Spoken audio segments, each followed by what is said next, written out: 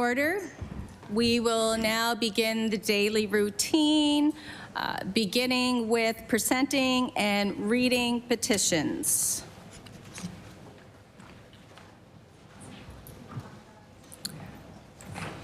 Presenting report, I recognize the Honourable Member for Cape Breton Centre, Whitney Peer. Thank you, Madam Speaker. I beg leave to table a petition entitled Former County in CBRM.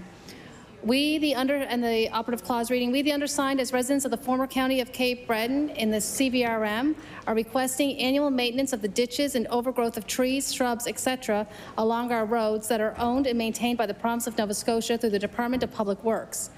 The lack of regular maintenance due to the lack of funding and equipment access has created serious conditions for residents, drivers, pedestrians due to the Due to the lack of maintenance and overgrowth, ditches have overflowed, causing flooding conditions, breaking up the roads, and damaging homes. The overgrowth has also made it dangerous for drivers to see on oncoming traffic when making turns, and makes it difficult for pedestrians to walk safely on the roads that do not have adequate sidewalks. Again, we request scheduled maintenance of these local roads and increase in funding to support this work, which is carried out by the hardworking individuals at Public Works. There are 142 signatures, and I have affixed mine as per rules of the House.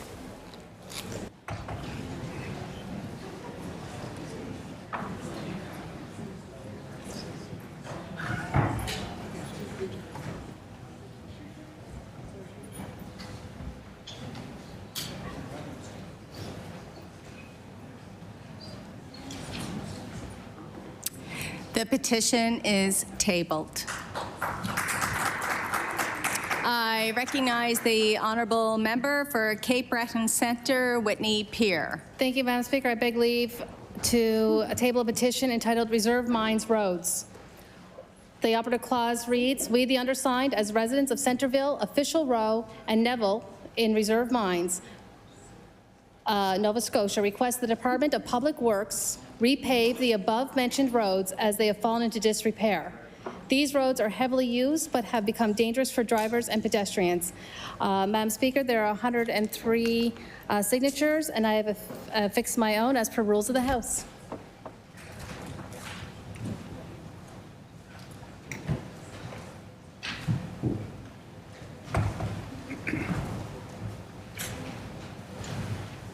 The petition is tabled. Are there any further presenting and reading of petitions? Presenting reports of committees.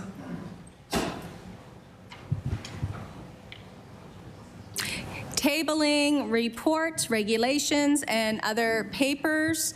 I recognize the Honourable Minister for Addictions and Mental Health. Madam Speaker, I beg leave to table the Review Board under the Involuntary Psychiatric Treatment Act Annual Report, April 1st, 2022 to March 31st, 2023. Thank you.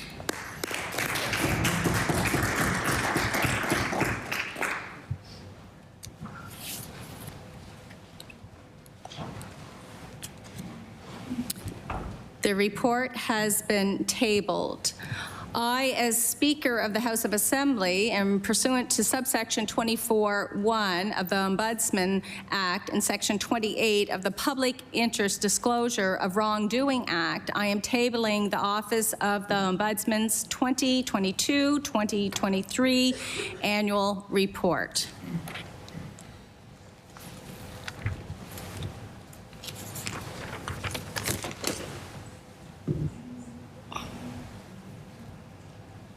The report is tabled. Tabling reports, regulations, and other papers. Statements by ministers.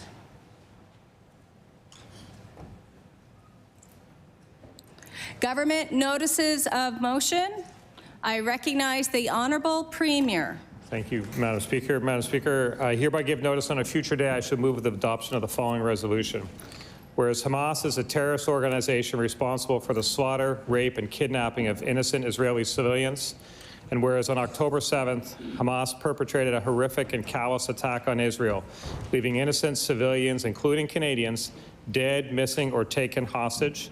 And whereas Israel has the right under international law to exist and to defend itself, and whereas Nova Scotians condemn the callous actions of Hamas, therefore be it resolved that all members of this legislature join me in solidarity against these vicious attacks and stand with the people of Israel and its right to defend itself.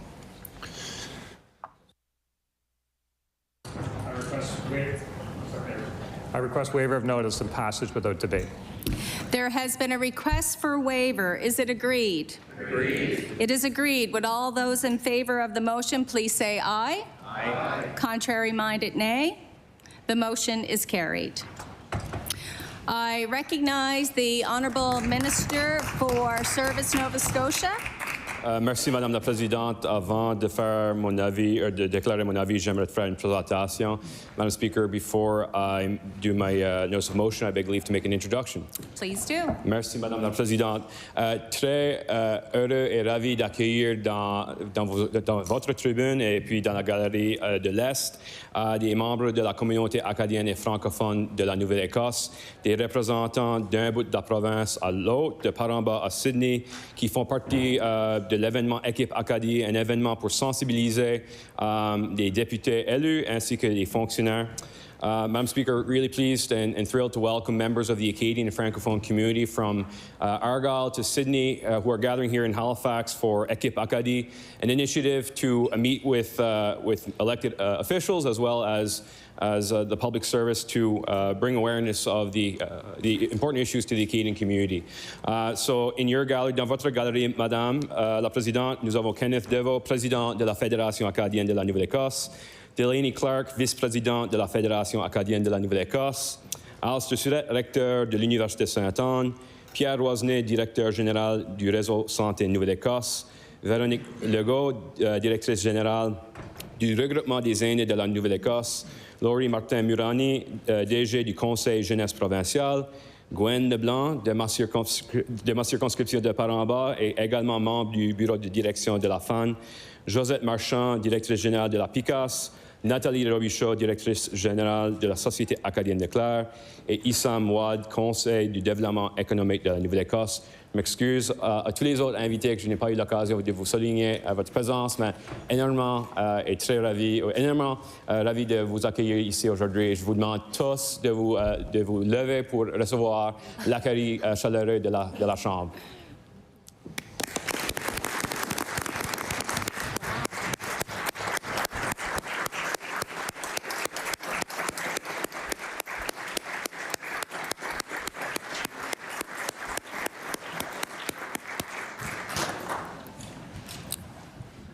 I recognize the Honourable Minister for Service Nova Scotia. Madame la Présidente, en date ultérieure, je demanderai l'adoption de la résolution suivante.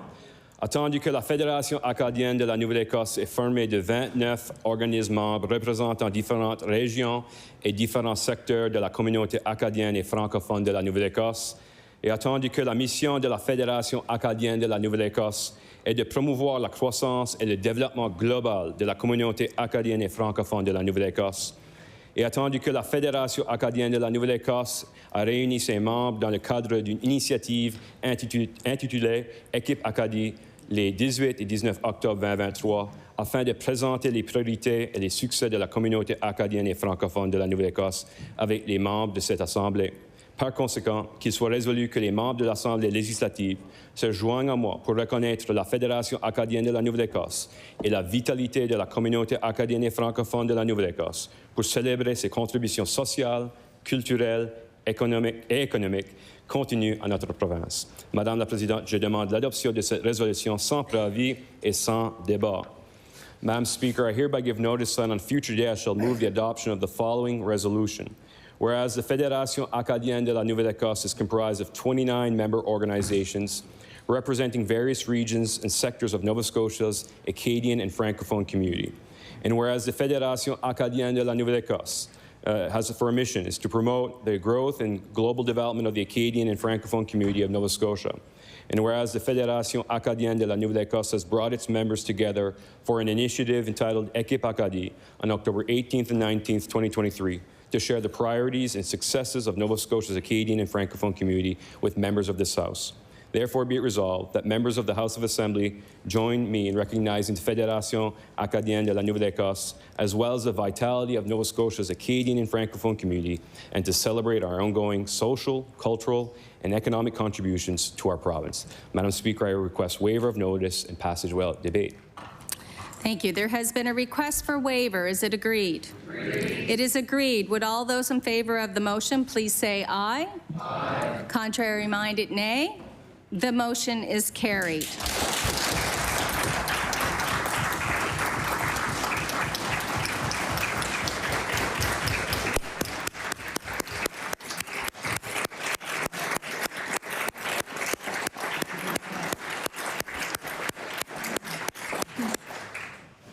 I recognize the Honourable Minister of Natural Resources on an introduction. Thank you, Madam Speaker. I beg leave to make an introduction.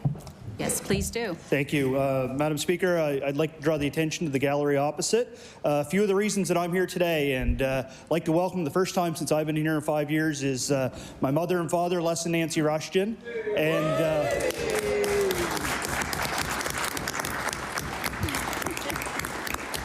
also with them today is somebody else that supported me 100% through both of my campaigns, my Uncle Bill, and also today with them is somebody that's no stranger to the hallways, my special advisor, Shelley Boone. So I'd like everybody to welcome to the House today.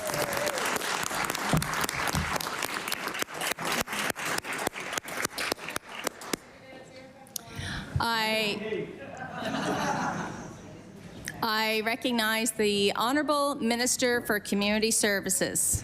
Thank you, Madam Speaker. Madam Speaker, I hereby give notice that on a future day I shall move the adoption of the following resolution. Whereas foster caregivers are among the most dedicated volunteers in this province, and we have been redesigning the foster care system to support the children and youth in their care, and whereas on October 15th to 21st is Foster Family Appreciation Week, an opportunity to recognize the Nova Scotians who are the backbone of our child welfare system, with special recognition to our first two hub home families, Debbie Kane and Evelyn and Russell McGuinness.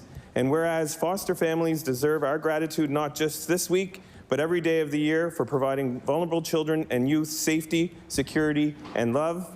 Therefore, be it resolved that members of the House join me in thanking Debbie Kane, Evelyn and Russell McGuinness, and all foster caregivers in Nova Scotia for everything they do to support the children and youth who need them. Madam Speaker, I ask for waiver of notice and passage without debate.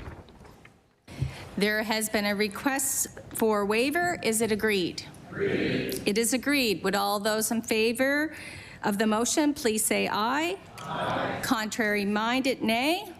The motion is carried. I recognize the Honourable Minister for Public Works. Thank you, Madam Speaker. Madam Speaker, I hereby give notice that on a future day, I shall move the adoption of the following resolution. Whereas our province was soaked by more than 3 months of rain in a single day in July, resulting in unprecedented damages to roads, bridges, and other infrastructure across our province. And whereas the record rainfall resulted in roughly $70 million in damage to provincial infrastructure, in addition to previous damage that occurred during the wildfires and Hurricane Fiona. Whereas crews stepped up, working long hours in less than desirable conditions to make necessary repairs to ensure our roads and critical infrastructure were safe for travel and the movement of goods.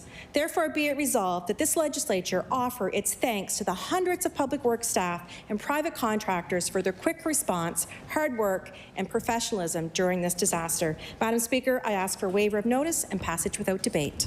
There has been a request for waiver. Is it agreed? Agreed. It is agreed. Would all those in favor of the motion please say aye? Aye. Contrary-minded, nay. The motion is carried.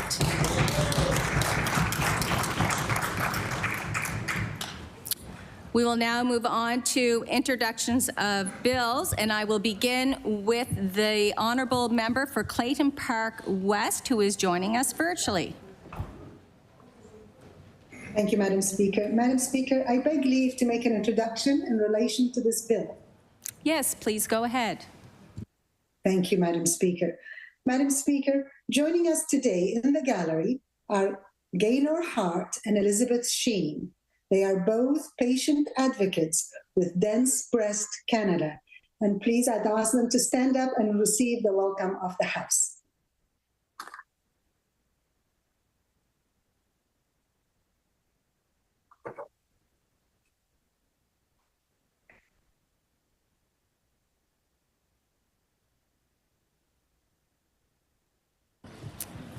The Honourable Member for Clayton Park West.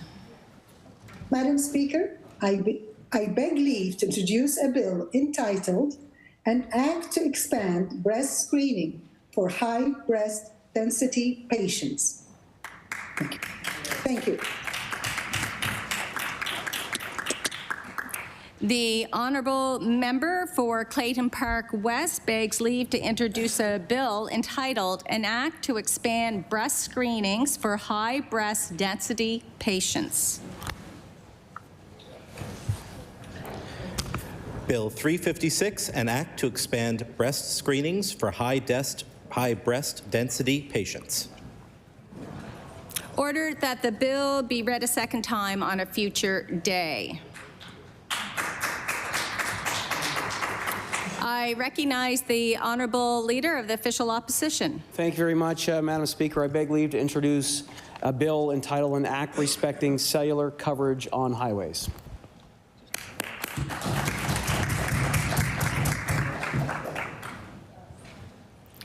The Honourable Leader of the Official Opposition begs leave to introduce a bill entitled An Act Respecting Cellular Coverage on Highways. Bill 357, an act respecting cellular coverage on highways. Ordered that the bill be read a second time on a future day. I recognize the Honourable Member for Bedford Basin. Thank you, Madam Speaker. I beg leave to introduce a bill entitled An Act to Establish a Flooded Homes Buyback Program.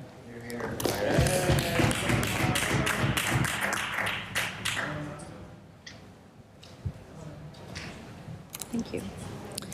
The Honourable Member for Bedford Basin begs leave to introduce a bill entitled An Act to Establish a Flooded Homes Buyback Program.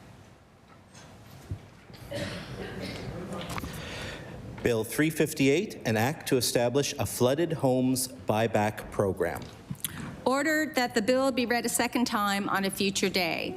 I recognize the Honourable Member for Cumberland North. Thank you, Madam Speaker. I beg leave to table a bill entitled An Act to Amend Chapter 7 of the Acts of 2011, the Fair Drug Pricing Act, respecting seniors' pharmacare program to remove late fees and seniors' copay fees. Thank you, Madam Speaker.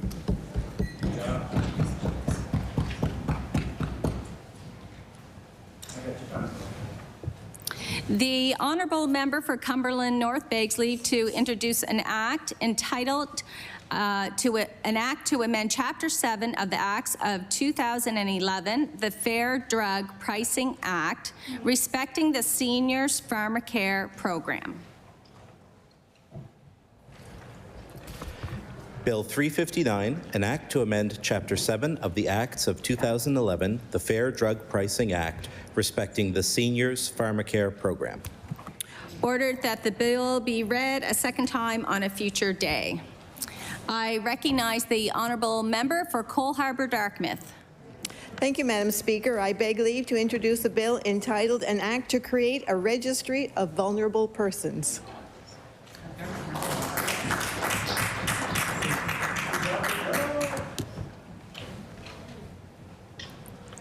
The Honourable Member from Cole Harbour Dartmouth begs leave to introduce a bill entitled An Act to Create a Registry of Vulnerable Persons. Bill 360, an act to create a registry of vulnerable persons. Ordered that the bill be read a second time on a future day.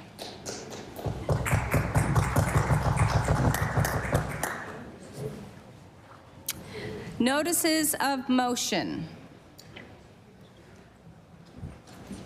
Statements by members. I recognize the Honourable Member for Sackville-Cobequid.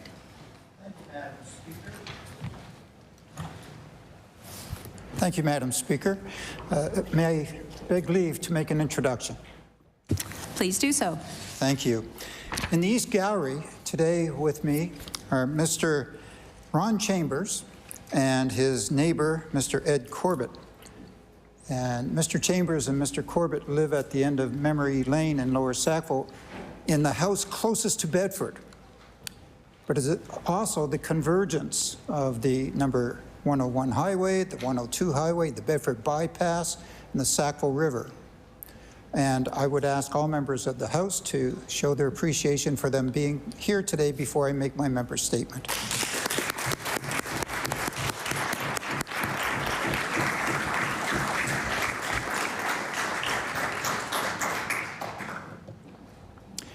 Thank you, Madam Speaker. I rise today to applaud Ed Corbett of Lower Sackville. On the evening of July 21st, 2023, longtime friend and caring neighbor Ed Corbett became a hero to Ron and Esther Chambers. Ed anxiously watched as Ron and Esther's home became surrounded by the floodwaters. As the water level kept rising, he quickly realized they had no way of escaping or being rescued from their home. Without giving it a second thought, he left the safety of his own home and swam over 12 feet of water in at least 14 feet deep water that was contaminated with furnace oil and other unknown debris. To be sure, they were okay. It was 12 hours before the water levels receded and they were rescued. Madam Speaker, I would like to ask all members of the House of Assembly to join me in applauding Mr. Ed Corbett for risking his life that night to ensure his friends and neighbors were safe. Thank you, Madam Speaker.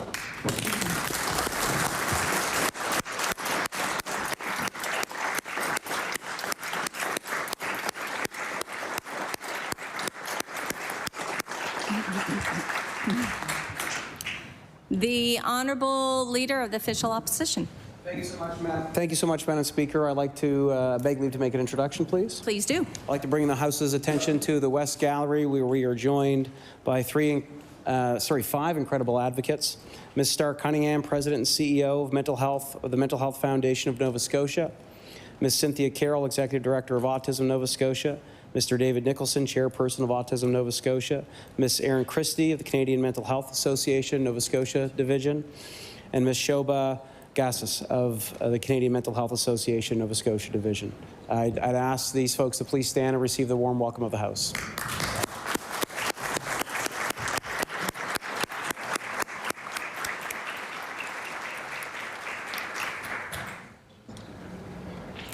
I recognize the Honourable Leader of the Official Opposition. Thank you very much, Madam Speaker. Today we are recognizing Invisible Disabilities Week from October 16th to the 22nd.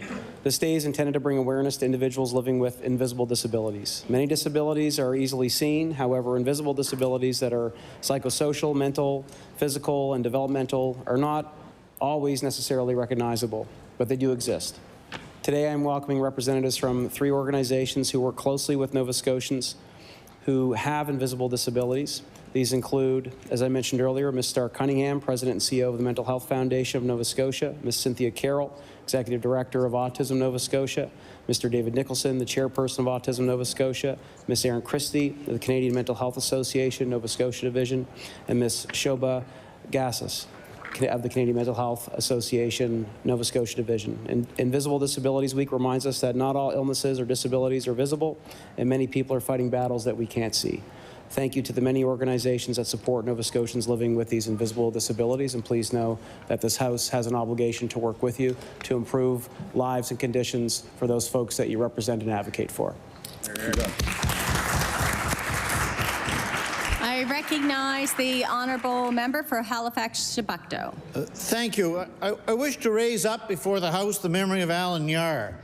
Al Yar was a legendary Dalhousie head coach for 4 decades in cross-country, track and field, and basketball. In a coaching career that began in 1963 when he first coached Dal men's basketball, he led the Dalhousie Tigers to 60 Atlantic Universities Athletics Association Conference Championships. He was head coach of the Canadian women's cross-country team at the World Championships in Belgium in 1991, Dalhousie Coach of the Year in 1987, and continued his involvement in coaching for many years beyond his 1999 retirement. Alan Yar was a long-standing member of the New Democratic Party in Halifax, Chebucto.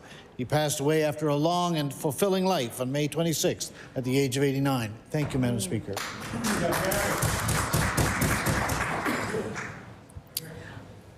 I recognize the honourable member for Sydney, member 2.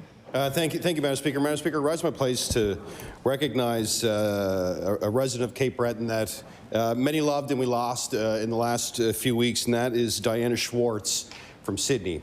She was the wife of Irving Schwartz, who many people would be familiar with. Diana was an advocate and a big supporter within the Jewish community in Cape Breton and beyond. She had a great love for the arts. She was a big advocate for the local library, and she made a lot of contributions to the Cape Breton Cancer Center. I can tell you, as a kid who grew up in the neighborhood, Irving and Diana were staples in our community for the work not only that they did in Cape Breton, but really the work that they did all over the country. So I rise in my place today to recognize a really beautiful woman. And she had a heart of gold, and she was so good to all of us growing up in the neighborhood, and she was so good to her family and her friends in the greater Cape Breton community. So I'm honored to rise my place to remember and celebrate Diana Schwartz. I recognize the honourable minister, or member actually, for Lunenburg, Bridgewater, Lunenburg West. Thank you, Madam Speaker. Madam Speaker, I rise today to recognize Bridgewater and Area Lions Club, whose members have supported our community since 1955. Our Lions champion kindness and work actively to contribute to life on the South Shore and help community members in need. The Lions also delight children with their wagon train at local events. This year, they installed an insulated pantry at Souls Harbour Bridgewater that is stocked with canned and dry goods as well as toiletries. They also support those who are sight and hearing impaired through the provision of new and reconditioned eyeglasses and hearing aids. They provide CPAP machines to people with apnea and give books to children to encourage literacy. Lions help community members with medical expenses, medication costs, and power bills, as well as providing significant support to many local organizations. They're important fundraisers and supporters of disaster relief and Lions Foundation of Canada dog guides. I ask the House to please join me in thanking the members of the Bridgewater and Area Lions Club for enhancing the lives of those that they support. Thank you, Madam Speaker. I recognize the honourable member for Halifax Citadel Sable Island. Thank you, Madam Speaker. I beg leave to make an introduction. Today I welcome Debbie Kennedy and Kelly Kunville here today to hear a statement in honour of their daughter and sister. Please give them our welcome.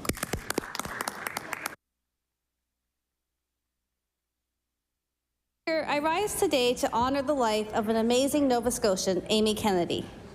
Amy was one of those souls who cared for others more than for herself.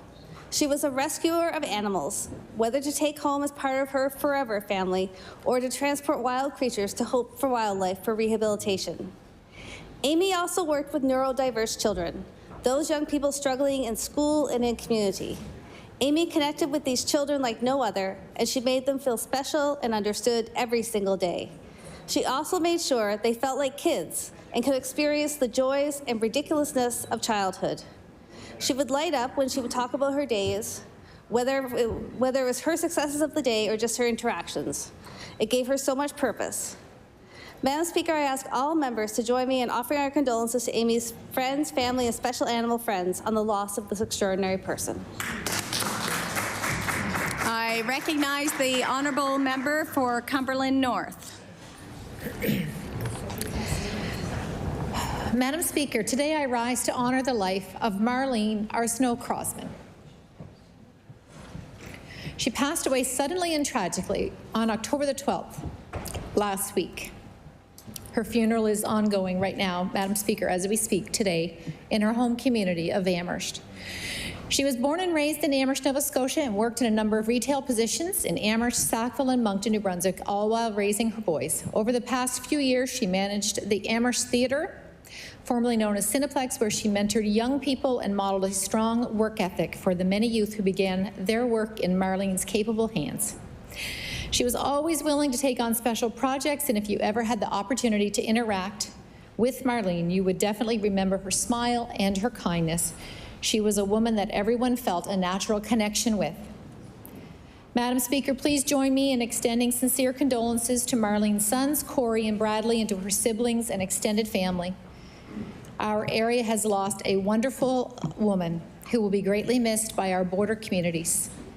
Madam Speaker, may I request my MLA colleagues to rise and honor Marlene Crosman in a moment of silence.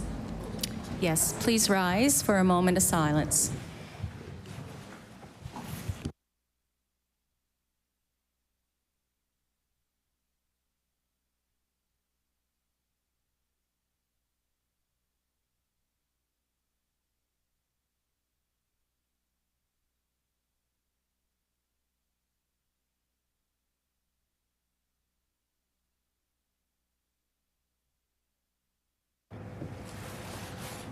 Please be seated.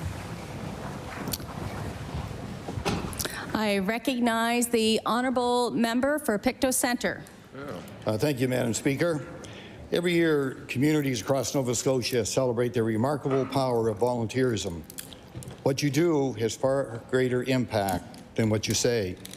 Volunteerism really is the selfless act of giving our time, skills, and hearts to make a difference in the lives of others and the communities we share. Volunteers are the unsung heroes of our society, dedicating their efforts to build a better world. Mike and Cindy McKinnon from Hillside, Pictou County have been volunteering for decades. My wish today is to recognize the McKinnons who continue to dedicate their time, resources, and energy to uplift our communities. Their generosity is seemingly endless. Thank you, Madam Speaker. I recognize the honourable member for Halifax Atlantic. Madam Speaker, when I was young, I took a chance and traveled the world, so I got to see a lot of beautiful places. I may be biased, but Sambro, Nova Scotia is one of the most beautiful and best communities in the world. Beautiful beaches, trails, coastlines, and people. It really has it all. They say that people make the community, and Sambro has some of the best people you will ever meet. Hardworking, welcoming, family-oriented, and a volunteer spirit. Well, Madam Speaker, the secret is out when the community of Sambro recently received the LG's Community Spirit Award, a long overdue recognition that they are one of the best. Congratulations to the family, the friends, the community of Sambro. Simply the best. Thank you, Madam Speaker. I recognize the honourable member for Dartmouth North. Madam Speaker, in recognition of Small Business Week, I'd like to congratulate Dartmouth North small business R&M Rubber Stamp for 60 years in business. R&M Rubber Stamp has been making custom rubber stamps, business cards, labels, and corporate seals in the HRM since 1963. They are currently located in Dartmouth's hub of commerce, the Burnside Industrial District. As a notary public and commissioner of oaths, I require several custom stamps, which I was happy to purchase from R&M Rubber Stamps. Just as their website says, they offer a quick turnaround, and they even deliver the stamps to my door. I ask the House to join me in thanking R&M Rubber Stamps for doing business in Dartmouth North and congratulate them on 6 decades of business. Thank you. I recognize the honourable member for Colchester Musquodoboit Valley. Thank you, Madam Speaker. I have looked forward to the opportunity of addressing you as such. Congratulations. Madam Speaker, recently, Camden Weatherby of Shorts Lake received an unforgettable phone call inviting him to join Team Canada in the WBSC America's Pan American Softball Championships in Colombia. Although the only Nova Scotia player, he had Colchester County Company as Stewiac's Garth Perrin joined as part of the coaching team.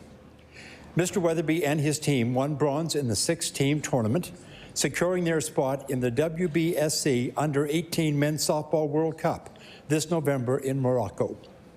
Madam Speaker, I ask all members to join me in congratulating Camden Weatherby, his teammates, and their coaching team, including Garth Perrin, on their bronze medal win. And I also want to wish them the best of luck in the upcoming World Cup. We will be watching and we will be rooting for them. Thank you, Madam Speaker. I recognize the honourable member for Kings South.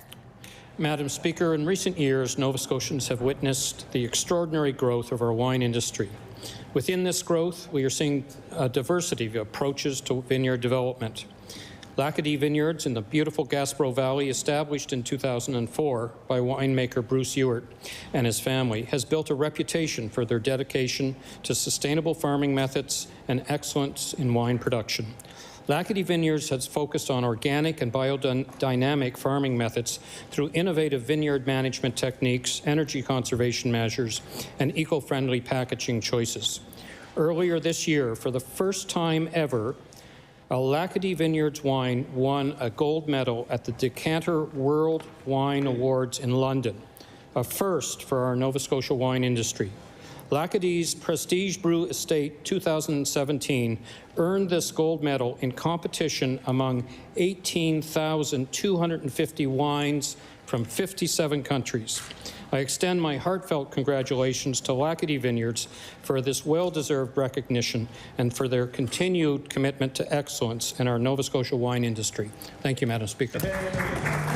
I recognize the honourable leader of the NDP party. Thank you, Madam Speaker. Madam Speaker, today I rise to mark a defining event which took place in Manitoba yesterday. For the first time in our country's history, a First Nations person was sworn in as Premier of a province. This is a moment for Canadians to celebrate.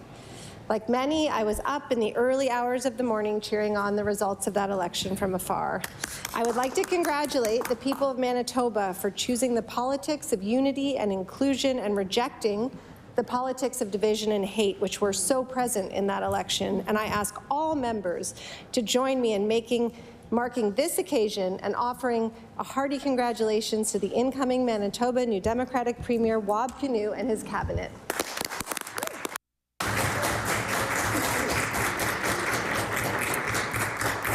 I recognize the honourable member for Sackville-Uniacke. Thank you, Speaker. Speaker, during this year's Small Business Week, I'd like to rise to congratulate a local longtime business owner, Al Parks, on 10 years of successfully operating his business in Mount Uniacke, the Mount Uniacke Self-Storage. Al was inspired to start his business after discovering and then binge-watching Storage Wars, and of course seeing a demand in the community for a storage solution. Soon after he purchased and started operating Mount Uniacke Self-Storage, and since then the business has flourished and expanded a number of times.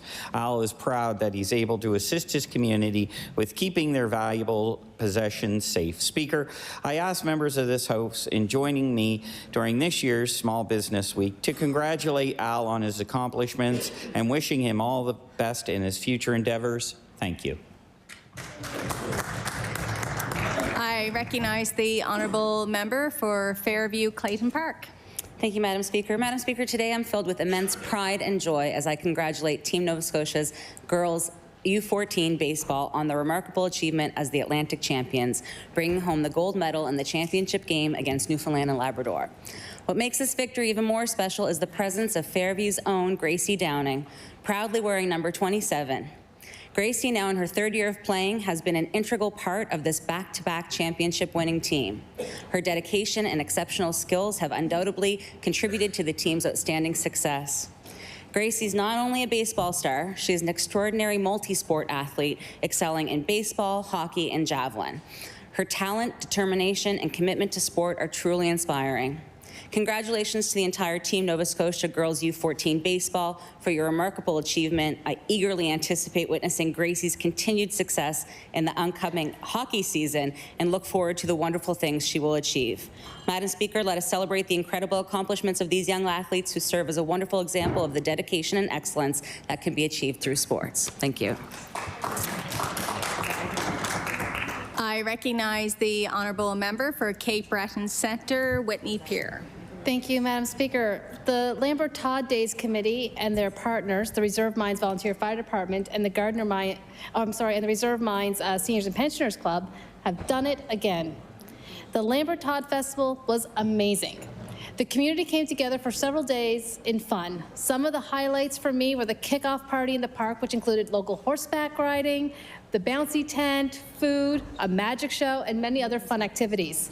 The delicious pancake breakfast hosted by the Reserve Mine Seniors and Pensioners Club, and the Volunteer Fire Department's Junior Firefighters Competition. The firefighters competition, Madam Speaker, was held on one of the hottest days and quickly turned into a water fight, which the kids did not start.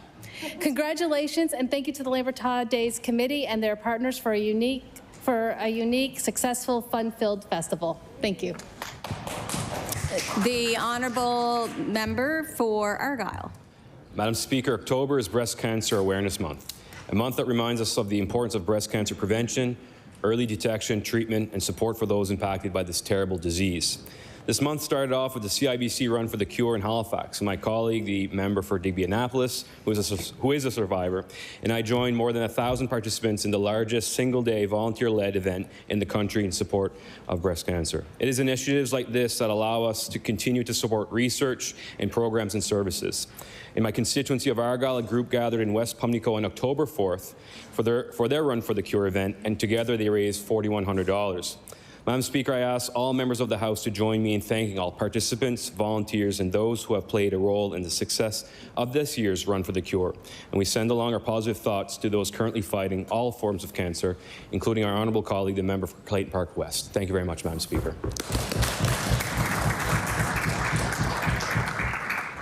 I recognize the honourable member for Cole Harbour, Dartmouth. Thank you, Madam Speaker. I rise today to recognize one of our valued Cole Harbour Dartmouth residents, Harold Northrup. Harold is a veteran who is a lifetime member of the Royal Canadian Legion. He is a life member of the Royal Canadian Air Force Association and a life member of the Korean conflict. Some of his numerous contributions to our community include acting as the treasurer of the Cole Harbour Place Building Committee, both during the build and following its completion.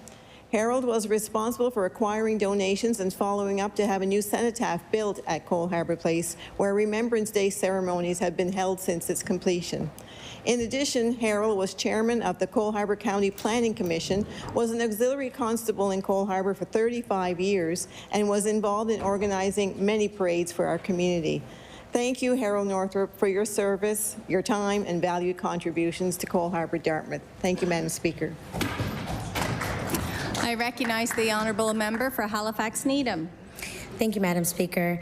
Between October 18th to the 21st in Halifax, Dalhousie University and the University of King's College, in partnership with the Black Cultural Centre for Nova Scotia, will host the University Studying Slavery Conference 2023. This is a major international conference on slavery's role in higher education and its legacies, which include the international movement for reparations and redress. This will be the first USS conference held outside of the U.S. and the first USS conference to foreground the history of slavery in Nova Scotia and Canada and the experiences of the African Nova Scotians particularly. Some keynotes will be from H.E. John Mahama, former president of Ghana, Dr. George Eliot Clark, the poet and professor, among many others. I'd like all members to welcome the many visitors to our wonderful city, and as well, thank you to Dalhousie University, the University of King's College, in partnership with the Black Cultural Centre, for hosting this conference. I recognize the honourable member for Glace Bay, Dominion. Thank you, Madam Speaker. Madam Speaker, I believe the recipe for economic success is held by McFadden's Bakery in Glace Bay. The third-generation family-owned wholesale bakery has been operating since 1948 and is now managed by Darren and Stacey McFadden. In 2014, they completed an expansion of 2 facilities, giving them the ability to complement their product base, and now they employ more than 90 people. You have most likely seen their products across Atlantic Canada, Ontario, and the Magnet Islands under the brand name of Mum's Bakery. The basis for McFadden's recipe is the community support demonstrated by its commitment to supporting local fundraisers and topped off with a healthy craving by the community, for sure.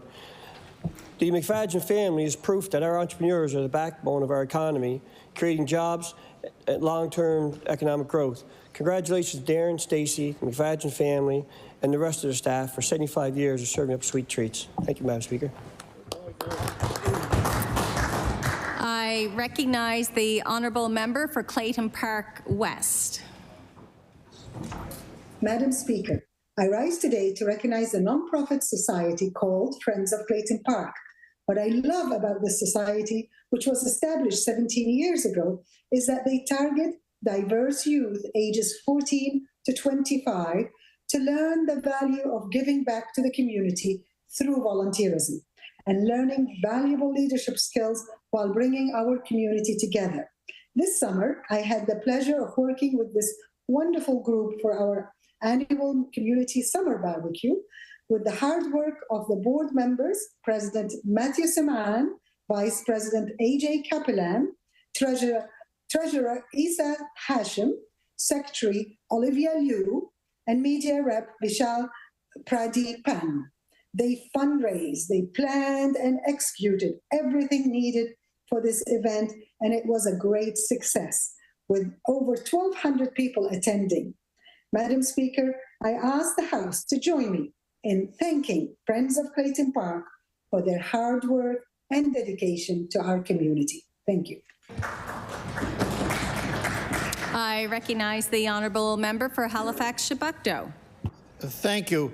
I wish to lift up the memory of one of Halifax's great musical presences, Walter Kemp, who passed away on the 9th of June at the age of 84.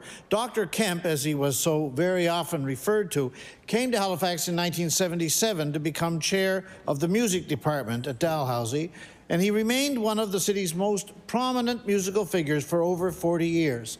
A legendary choir master directing the Dal Chorale and the Royal Nova Scotia Tattoo Choir, Dr. Kemp was also an accomplished organist at both St. Paul's Anglican Church and the University of King's College Chapel. Additionally, he was conductor of the Gilbert and Sullivan Society and artistic and administrative director of Opera Nova Scotia. We in the NDP are proud to work in our provincial party office with Carol Grimmett, Dr. Kemp's daughter, and I'm sure the House joins our party in extending every sympathy to the family and friends of Dr. Kemp. Thank you. I recognize the honourable member for Hants East. Madam Speaker, the annual Constable Heidi Stevenson Memorial Golf Tournament took place on May 26 at the links at Penn Hill and Shubenacadie.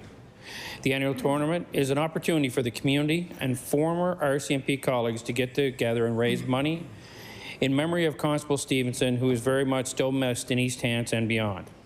This year, over $10,000 was raised to be given to the East Hants Crime Prevention, which will be used for bursaries for East Hants High School students in Heidi Stevenson's memory.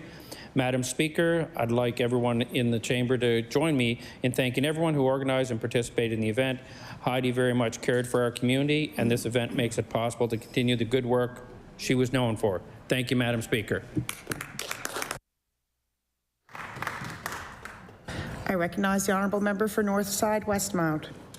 Thank you, Madam Speaker. Madam Speaker, volunteerism is alive and well in the community of Northside Westmount. And today I would just like to recognize several groups that put on major events in our community over this summer season. Starting off with the North Sydney Fire Department and their hard work and dedication to put on Canada Day events for the community. It was very well attended and very well received. Also, the Canada Day Committee in Petersfield Park that puts off just an amazing event to celebrate Canada Day, and I thank them for their efforts. The New Deal Development this year, for the second year in a row, put on their Heritage Festival with lots of music and entertainment in the community of City Mines, and it was wonderfully attended, and it was a great addition to the community. This year, Father Doug and his committee put on the Highland Games, City Mines Highland Games, the first time in City Mines, and it was wonderful. Finally, the Northside Boys with their Show Your Ride event, wonderful event and lovely attendance, and the Northside Gals who continue to volunteer in our community. Thank you. I recognize the honourable member for Halifax Citadel Sable Isle. Madam Speaker, I'm sure that everyone in this chamber has heard stories from their constituents about not having consistent access to nutritious and affordable food. This past Monday, October 16th, was World Food Day, and I want to recognize some of the groups in Halifax Citadel Sable Island who help bridge gaps to food access in times of heightened need. In my constituency alone, people in need of a meal for themselves or their family will turn to the Halifax Community Fridge, Connections Halifax, Feed Nova Scotia, Lang House, Out of the Cold, Phoenix Youth, St. Matthew's United Church, St. Mary's Basilica, Meals on Wheels, the Halifax Public Library, St. Andrew's United Church, Spencer House, food banks at SMU, Dal, and the Nova Scotia College of Art and Design, and Square Roots. And I'm sure I probably missed some people and organizations doing this good work along the way. Madam Speaker, I ask that my colleagues in the House join me in recognizing World Food Day, as well as the responsibility of the province in ensuring Nova Scotians have consistent access to affordable and nutritious food. I recognize the Honourable Premier.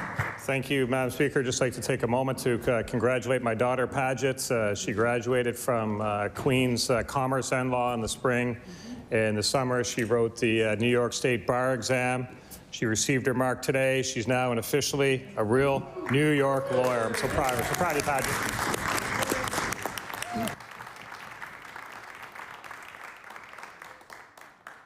I recognize the Honourable Member for Clare. Mr. Speaker, recently Nova Scotia acknowledged exceptional volunteers from across the province, each representing volunteers from their community. Clare's representative was George Philip Comeau, an unwavering volunteer for the Terra Fondo, our area's mountain bike ride.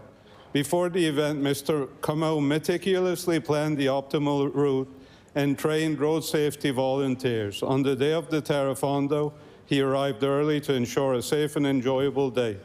Mr. Comeau also dedicates his time to the Littlebrook Fire Department, the Clare Rails to Trails Association, and Southwest Nova ATV Association. I invite all members to join me in recognizing George Philip Comeau for his award celebrating his contributions to promoting outdoor activities and safety. Merci. I recognize the Honourable Member for Dartmouth North. Madam Speaker, yesterday was World Menopause Day. And as a member of this assembly who is in the throes of menopause, I feel I am a good person to stand up and speak to this for a moment. Menopause exhibits symptoms in many ways, many kinds. It could be hot flashes, it could be raging hormonal mood swings, it could be irritability, it could be lack of sleep. But seriously, it's all very serious, and it can seriously affect the way people with uteruses go about their lives and are able to do their daily business, care for their families, etc. When I was in Ghana last 2 weeks ago representing the Commonwealth Women's Parliamentarians, we actually had conversations about this very thing. In certain countries, it's very much taboo to talk about menopause or talk about anything to do with women's health or health of people with uteruses. And so I'm standing today to say, for those people who are about to experience menopause or who are experiencing menopause, I see you. It's a serious health issue, and we need to focus some attention on it so that people can live their best lives all the way through the change of life. Thank you for that. I can sincerely relate. I now recognize the Honourable Member for Truro, Bible Hill, Millbrook. Oh, I can change the list. I now recognize the Honourable Member for, it's not, Millbrook, no, it's not on, Guysborough, Tracadie. It's not on here, sorry. Thank you, Madam Speaker, and this is my first chance to stand up and formally congratulate you on your historic appointment, so better late than never. Congratulations. Madam Speaker, I rise today to congratulate Russell Borden of Hazel Hill on his recent retirement from Fanning Education Centre, Canso Academy.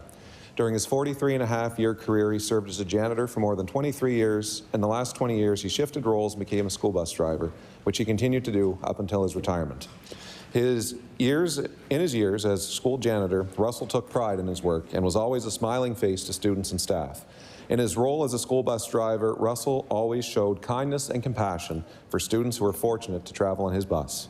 Known to the students as Uncle Russell, he had a wonderful send-off to retirement from all the students and staff with posters, cards, applause, and some tears.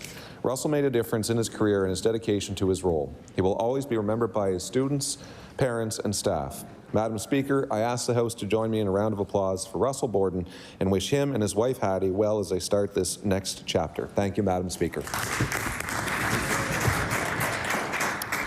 I recognize the honourable member for Sackville-Uniacke on an introduction.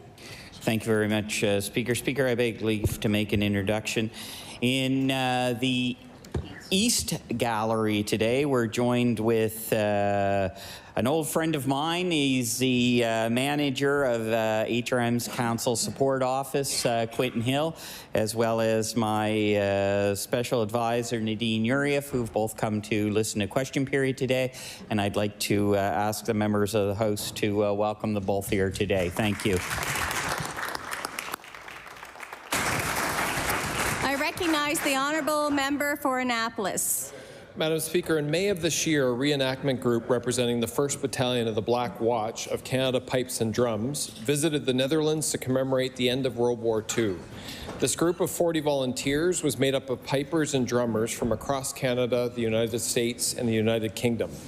Their ambitious itinerary had them performing official ceremonies across Holland, including a full remembrance service at each cemetery where a Black Watch member was buried. My constituent Pipe Major Andrew Kerr led the group, and he tells me that everywhere they went, the Dutch people showed their legendary respect for the Canadians. Madam Speaker, I invite all members of the House of Assembly to join me in thanking Pipe Major Andrew Kerr and all members of this group for their efforts to ensure the sacrifices of Black Watch members during the Second World War were not forgotten. Thank you. I recognize the honourable member for Dartmouth South.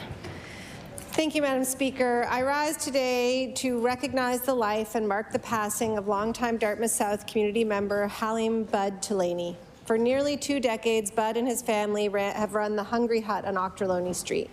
Bud was known for his friendly waves, hard work ethic, and fierce loyalty. He was genuine with his love and care for community, generous with his smiles and kind words for his customers. As with many Dartmouth businesses, the Tulaneys are fixtures of our community. Many remember Bud from his days as a child running around the Tulaneys' Prince Albert Road corner store. Bud loved Dartmouth, and Dartmouth loved him right back. He will be deeply missed. I asked all members to join me in offering condolences to Bud's parents and his siblings, Raymond, Hannah, and Salim, and on a happier note, to welcome them back as the Hungry Hut reopens this week. I recognize the honourable member for Truro, Bible Hill, Millbrook, Salmon River.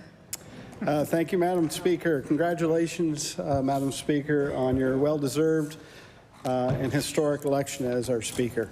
Madam Speaker, today I recognize the Brazilian Jiu-Jitsu world champion who happens to be from Truro, the talented Jake McKenzie. Jake's passion for martial arts began at only 12 years old.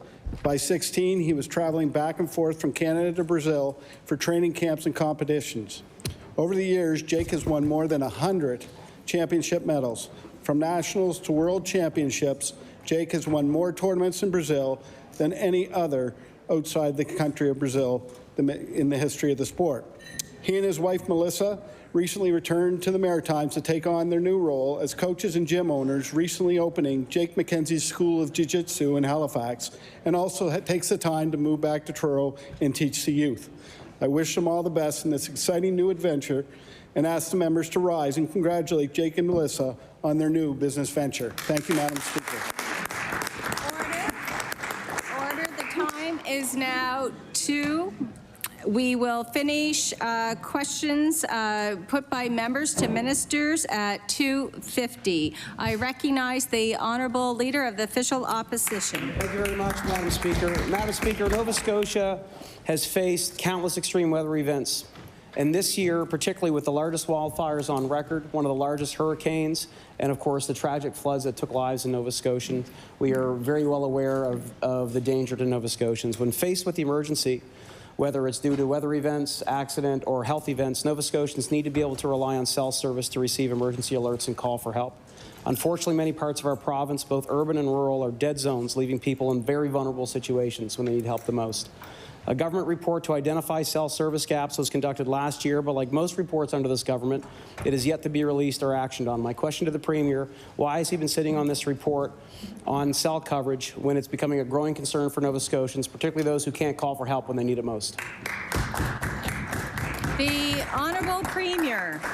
Thank you, Madam Speaker. Thank the member for the question. Obviously, yeah, the past year we had Hurricane Fiona, we had flooding. We had the fires, and we had definitely the tragic flooding with loss of life, and that's just in the past year for sure. So we know that there are more of these to come. There's no question. We need to be prepared as a province. Having an adequate, reliable cell network is part of what is necessary for sure. I know Build Nova Scotia is actively engaged in this file right now and putting a plan together to make sure that we cell service is there for those people that need it, particularly in those cases of emergency. The Honourable Leader of the Opposition on his first supplementary. Thank you very much, Madam Speaker. This government wouldn't release the report that we do have on cell gap analysis. Unfortunately, Nova Scotians had to go through the cumbersome Freedom of Information process to receive that, and I'll table that. What it discovered was that 21,000 households lack cell service in their homes, and there's more than 1,000 kilometers of primary roads that are dead zones in this province.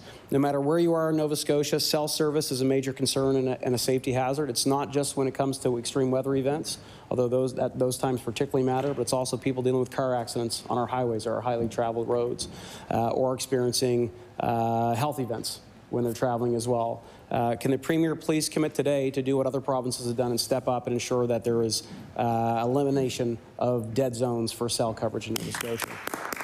The Honourable Premier. I want to thank the member, and of course that report that was prepared is informative. It helps Build Nova Scotia move forward with the plan. We know the issues exist. The issues with cell coverage have existed in this province since cell phones were developed, and I don't think that ours is a government that's known for resting on these issues. We're a government of action. We feel the urgency on the cell phone issue. I think incredible progress has been made around internet service, but certainly cell service. We need to catch up, and we feel that urgency as well, Madam Speaker. The Leader of the Official Opposition on their final supplementary. I'm happy to see that the government is taking some ownership over this. Before today, the government simply pointed the finger at the federal government and said that it was up to them. But we know that governments need to work together, particularly on big ticket items like internet coverage and like cell coverage. But even on their own, other provinces like British Columbia have stepped up and provided legislation that would ensure cell coverage on highways in British Columbia. And this is done not just because it's so annoying for everybody when we lose coverage when we're traveling, but because it can be a life and death situation for many individuals when they can't call for help, particularly if they're alone or stranded. Can the Premier please commit today that his government will engage in an action plan to address the cell coverage gaps in Nova Scotia? The Honourable Premier.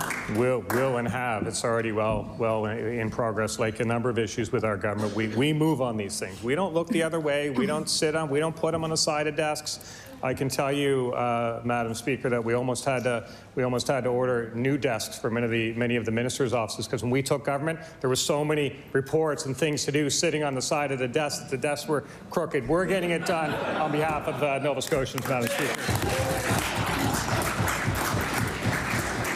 I recognize the Honourable Leader for the NDP party. Thank you, Madam Speaker. If the Premier is ready for action, I've got a project. My question is for the Premier. Yesterday, he told this House that he wasn't aware that any hungry children would have to ask for food from teachers in order to receive it in school. The Premier and his government continue to maintain that every child who needs food in school receives it. If the Premier doesn't think that hungry kids are asking for food in schools, how does he think they're being fed? The Honourable Premier. Thank you, Madam Speaker. Look, poverty, child poverty, these things are issues that nobody can accept. We're deeply concerned about the issues that are facing families and certainly children in this province. Yesterday, the member said that children have to raise their hand and ask in front of their class for help. I know a lot of teachers, Madam Speaker, and I don't know a single one that would put a child through that. I know lots of teachers that take food to school, to give to children, to take things, school supplies. I know our teachers are stepping up in every single way to support those kids in front of them. I don't know a single teacher that would say to a student in front of an entire class, can you please raise your hand if you need support? That's not true. I don't accept that. I do accept that there's a lot of work to do in this province. I recognize the Leader of NDP. A Nova Scotia Health report from last fall found that in some schools, students have to approach a teacher or administrator for free meals, and this approach risks, quote, singling students out, unquote. I've tabled that report. Also last fall, an executive director from the Department of Education told a government committee that a child would receive food if they, quote, come to school and present themselves as not having food or being hungry, and I'll table that. And I'll ask the Premier again, does he think it's acceptable that a student is required to present themselves as being hungry? The Honourable Premier.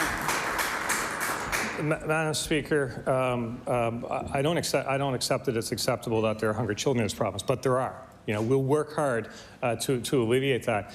I think what the member is missing is that in classroom situations, in many situations around this province, teachers actually talk to students. Students approach teachers quietly, and I know teachers approach students quietly. It goes both ways, and there is absolutely no question in my mind that a student may approach a teacher quietly and say, you know, teacher, I'm hungry. And I absolutely know that that goes the other way, that teachers say, you know, can we have a little chat? Or is there no question that happens in our society. But I am not accepting of the fact that any teacher in our province, I'd like to know who they are if it's happening. There's no way it's happening, says in front of an entire class, raise your hand and present to the class that you want food. Let's talk about the real issue and stop with the theatrics on this issue. The Honourable Leader of the NDP. I have a better idea than demonizing teachers. Why don't we have food in schools for all children who need it? Madam Speaker, Nova Scotians are confused by this government's response to this issue. My messages, my email inbox, my phone is filled with messages from parents and teachers who know that not every child who needs food in school receives it. They don't believe it. According to the Executive Director of Nourish Nova Scotia, the provincial partner for school-based healthy eating programs, we're not always reaching the students who are in greatest need of access to food. That is clear, and so I will ask the Premier again, does he stand by the minister's statement that every child who needs food in school receives it? The Honourable Premier. First off, Madam Speaker, I actually think that to suggest to this House and to Nova Scotians that there are teachers in this province that would request a student to raise their hand in front of an entire class, that's actually demonizing teachers. I would never say that to the House. I support teachers. Order. The Honourable Premier. Yesterday, the member made a statement, and we can get the Hansard and get the exact words, but the gist of it was, and the theme has continued today, that students are expected to raise their hand, I believe was the phrase I heard yesterday, and suggest that they need food. I don't accept that that happens in this province, and I believe that anyone who actually uses that language is demonizing teachers, because teachers are far more compassionate to do that to a student. There is an issue with child poverty in this province. There is an issue with family poverty in this province, and we are working hard, and I'm happy to talk about the real issues and the real solutions if we can just get past the sound bites and kickouts that the member opposite looks for. The Honourable Leader of the Opposition. Madam Speaker, once again during natural disasters, we saw that the emergency alert system in Nova Scotia was not being used in an effective manner that could have potentially been life-saving to Nova Scotians. We've heard this from family members and advocates of those that were most severely impacted with loss of life during the floods. The mother of one of the victims said publicly that we should be ready to go with an EMO system that can be delivered within a timely manner. My question to the Minister of Emergency Management is, when can we expect the emergency alert system to be updated? Time is of the essence, and this can be life-saving. I recognize the Honourable Minister for Municipal Affairs and Housing. So, Madam Speaker, first of all, you know, like all Nova Scotians, we're heartbroken at the loss of life that happened in the event of the floods. One of the things coming out of that was that the Premier has instructed our department to do a review of the emergency management protocols that we have, the National Emergency Management System, which we use. How are we using it? So that's underway right now. We've done 2 rounds of consultations with fire chiefs, with EMO directors, First Nations, first responders of all sorts, and that work's underway and not completed yet, but it's certainly underway. I recognize the honourable leader of the official opposition. Madam Speaker, we've actually heard from those that have been advocating on behalf of family members of the victims that they're not satisfied with this process. We've heard that this consultation is happening behind closed doors and that there's no accountability. I'll table that. We've heard from another advocate who said it saddened me greatly to have only received 1 response to my correspondence on this issue. And we've heard as well that the people of our province don't want excuses. It doesn't matter how legitimate they want to be. They want accountability and acknowledgement of the system failures. They want change. So, Madam Speaker, if the minister is moving forward with this in a proactive way, why are advocates and family members of these folks not being included in the consultation process? I recognize the Honourable Minister for Municipal Affairs and Housing. So thank you, Madam Speaker. What I can say is, again, our hearts go out to the family members and all of those involved. And what we are doing right now is going through the process of trying to sort out where we need to be on this and talking, as I said, to repeat the answer the first time, to talk to our first responders of all sorts. We've done that in 3 different sorts of engagements right across the province. We continue to do that work, and when we're ready with where we know we want to be with that, then we will speak to the family for sure. I recognize the Honourable Member for Northside Westmount. Thank you, Madam Speaker. Madam Speaker, on October the 6th, the Minister of Public Works told reporters that rerouting and emergency plans are in place should the Chignecto Isthmus be compromised by a severe storm. Madam Speaker, the rerouting plan is merely a working group to develop a plan. And to no one's surprise, the department won't release the details of the group's work, but they will release it when the time is right, and I'll table that. Well, Madam Speaker, the time is right now. We are potentially one storm away from the Chignecto Isthmus being wiped out by Nova Scotia. It's no longer an if, it's a when. And this government needs to update Nova Scotians immediately. My question to the Minister of Public Works, does this government have a legitimate plan should the Chignecto Isthmus be compromised? Thank you.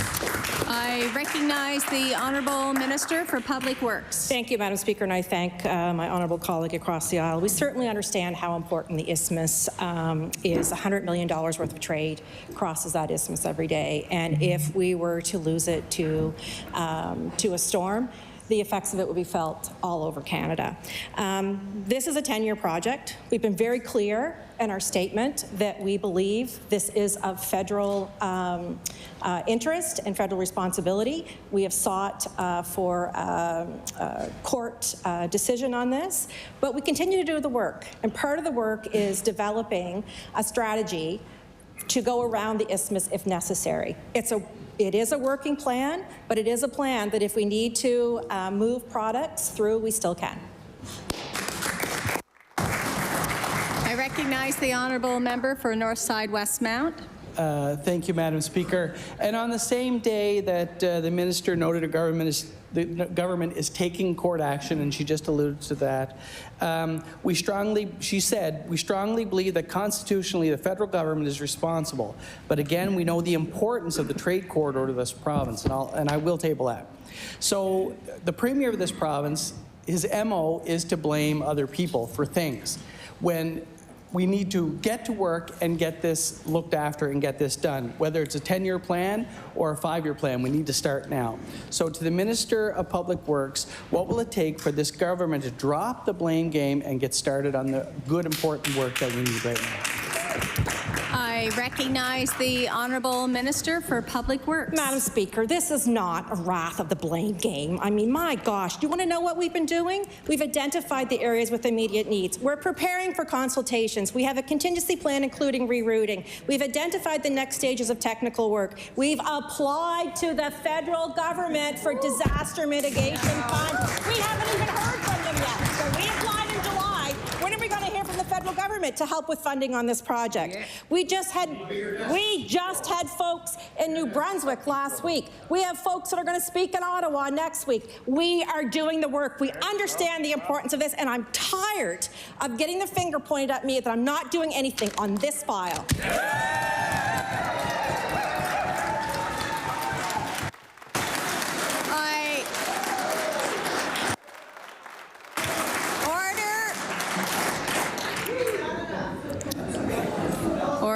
Order. The Honourable Member for Bedford Basin. Thank you, Madam Speaker. On the night of July 21st, Bedford Basin experienced extensive flooding. On Union Street, many residents barely escaped with their lives. There was no warning the Sackville River was flooding. But even if there was, some residents didn't have cell phones, some don't speak English, no one came to warn them. Residents waded out of their homes in chest-high water in the middle of the night, some with disabled children, some with disabled parents, some in bare feet. They left family heirlooms behind. They were fleeing for their lives. Both the exits off Union Street were flooded and impassable. Now, residents say the Minister of Housing, who came to visit them, which I really appreciate, told them he couldn't help them move from their flooded homes by buying them because we're in a housing crisis. Madam Speaker, what will it take for this government to care about the residents and the safety on Union Street? I recognize the Honourable Minister for Municipal Affairs and Housing. So thank you, Madam Speaker, and thank you for the question. I mean, we care about residents of every part of this province, and we're provisioning. We lined up the DFAA program almost immediately for flood victims, something that I think when Dorian happened, it took 4 months for that DFAA program to show up. And Fiona, we unprecedented support. So we're supporting flood victims everywhere. I'm very proud of the actions this government has taken to support the victims of all of the events that we've had in the past summer and in this past year, which have been unprecedented, Madam Speaker. I recognize the Honourable Member for Bedford Basin. Thank you, Madam Speaker. When we ask about this government buying these severely damaged homes, the answer keeps changing.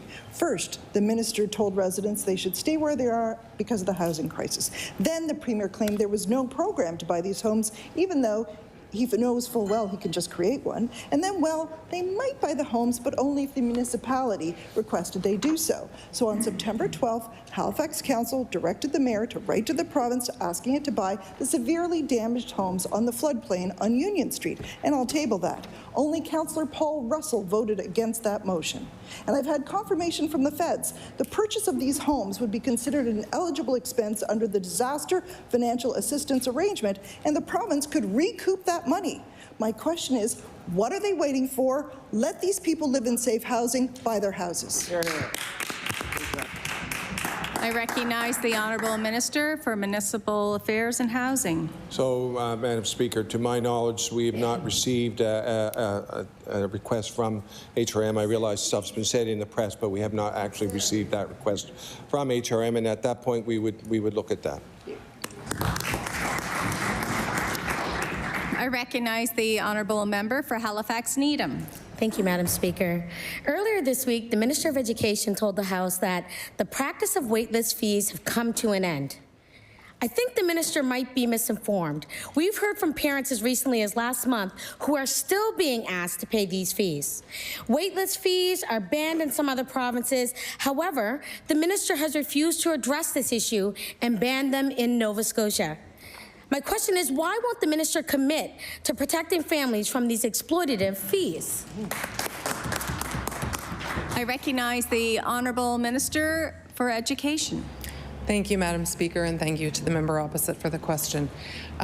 So, Madam Speaker, let me make abundantly clear that we are not in support of daycares or childcare centres issuing fees to parents or families associated with wait lists. And, Madam Speaker, that's inconsistent with the work that we're doing to provide accessible, affordable, inclusive, quality childcare across Nova Scotia. But, Madam Speaker, this reflects a bit of a trend, I think, because on this issue, I've not actually heard from from any of the members opposite. And as I said last time this question was asked, if they would bring it to my attention, I would be more than happy to address it. But this actually is consistent with the theme around food, because I have not heard from a single member of that caucus on food either, despite the fact that we've heard the leader of the NDP mention that her inbox is flooded with that issue. Thank you, Madam Speaker. I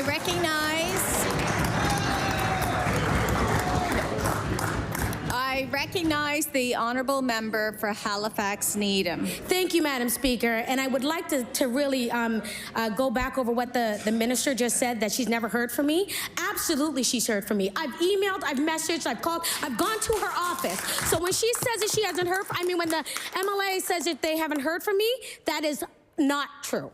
So I want to say, Madam Speaker, a report released this spring found that nearly half of all Nova Scotian children live in communities without adequate access to childcare, and I'll table that. This government has previously set ambitious targets for the creation of new spaces, but continues to fall short of these promises. So, Madam Speaker, we have seen this government drop the ball on their promised childcare spaces. When will Nova Scotian families have access to the care that they need? I recognize the Honourable Minister for Education. Thank you, Madam Speaker, and thank you to the member opposite for the question. So, Madam Speaker, I do recall very clearly the member opposite reaching out on multiple occasions about the CUPE strike. And, Madam Speaker, I recall a really good conversation that we had about 2S LGBTQIA+ and support for those students. But, Madam Speaker, to address the question that the member opposite asked, we are making incredible progress on childcare in Nova Scotia. Madam Speaker, we have increased spaces by 2,000, over 2,000 new spaces. We have increased our ECE wages from 14% to 43%. This is a 5-year transformation. We are making progress. We are building spaces and increasing access to childcare across the province, and we'll continue to do that work. Thank you, Madam Speaker. I recognize the honourable member for Timberlea Prospect. Thank you, Madam Speaker. I'd like to know what the government is doing to prepare our communities for the next big flood, next big hurricane, next big disaster that is now becoming the norm. We need to deploy known practices now to mitigate the risks associated with climate change, especially when it pertains to our infrastructure.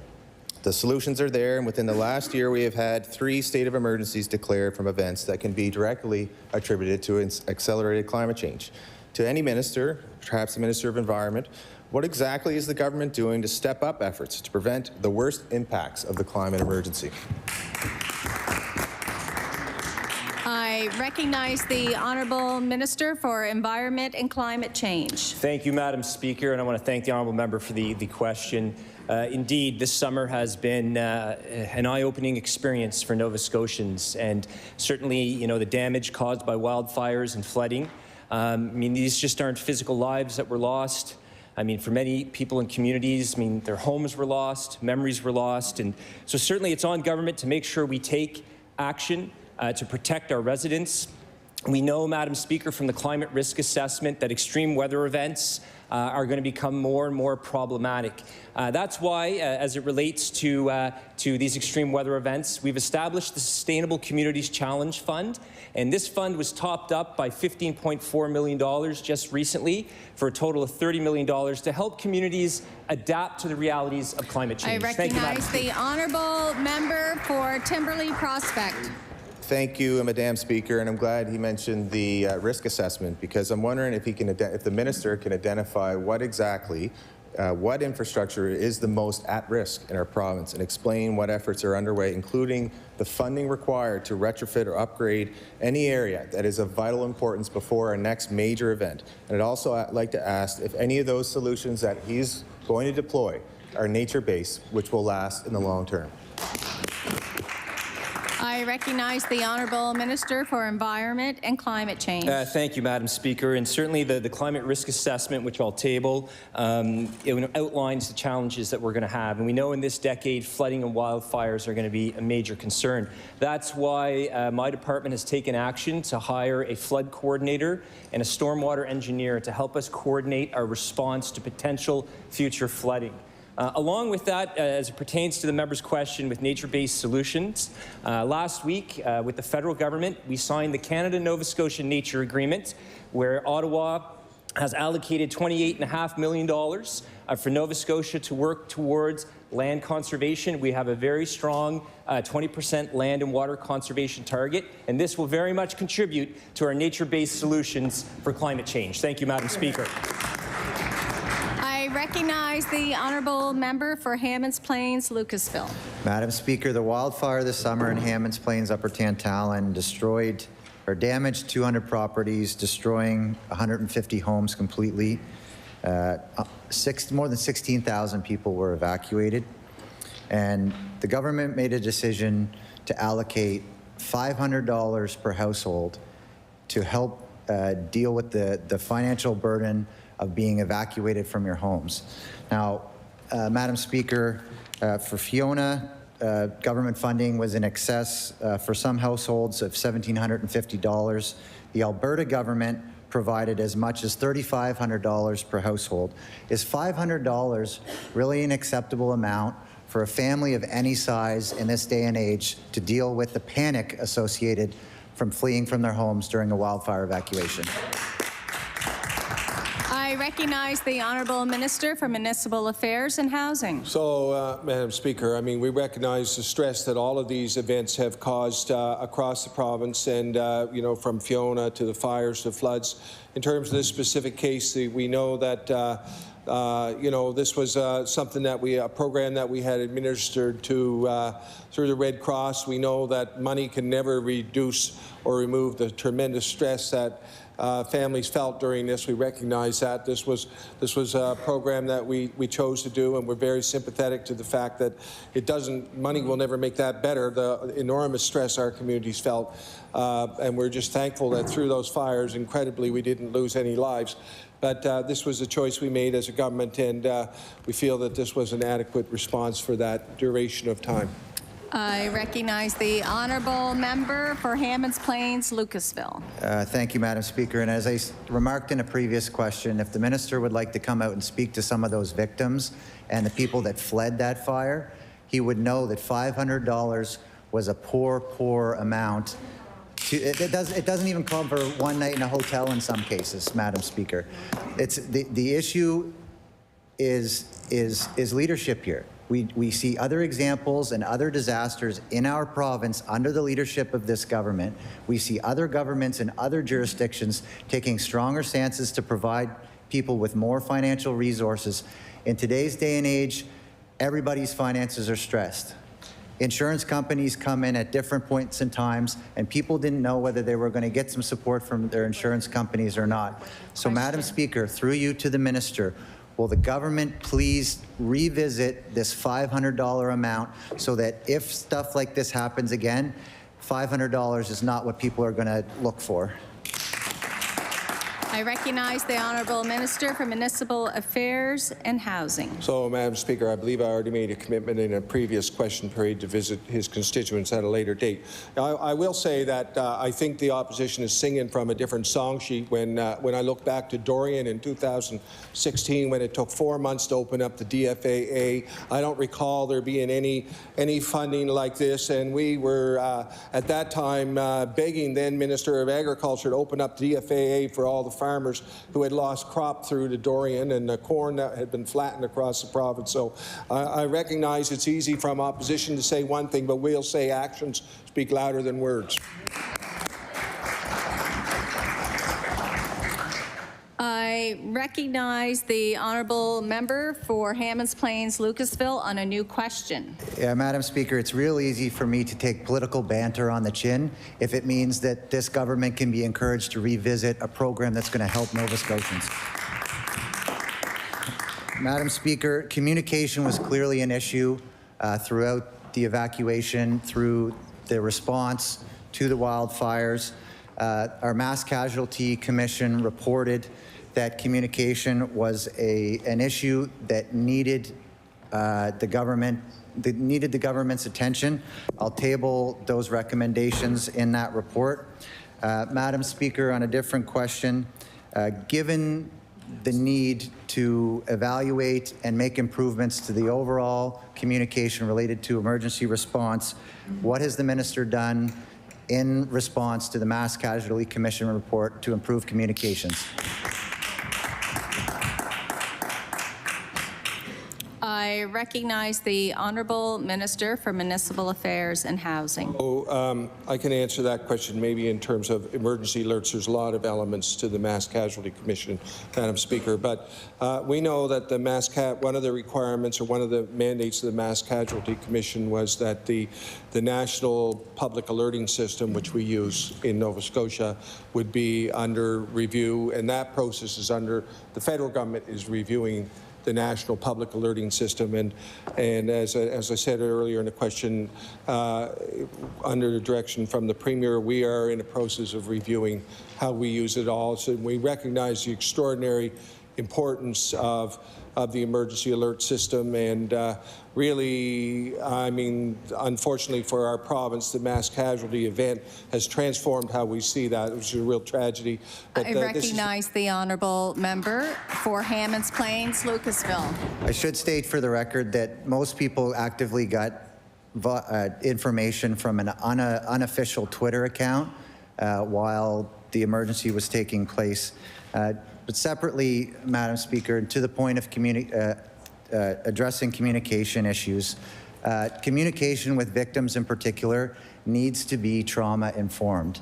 And during the chaos of the wildfire, victims of the wildfire were invited by Halifax EMO via email to come on a bus tour to see if their house was there or not. This, Madam Speaker, is not trauma-informed. And while this is coming from the Halifax office, it's up to the minister to ensure that this happens across the province. Will the minister do so? I recognize the Honourable Minister for Municipal Affairs and Housing. Thank you, Madam Speaker. Honestly, I'm not quite sure what the question is in terms of what Halifax EMO did or didn't do. We certainly respect all our EMO municipal partners and note that Halifax EMO stepped up and worked very hard as across the province we've seen our municipal partners do. We have a lot of respect for the EMOs and whatever actions they are taking. Thank you. I recognize the Honourable Member for Cape Breton Centre, Whitney Pier. Madam Speaker, my question is for the Minister of Service, Nova Scotia.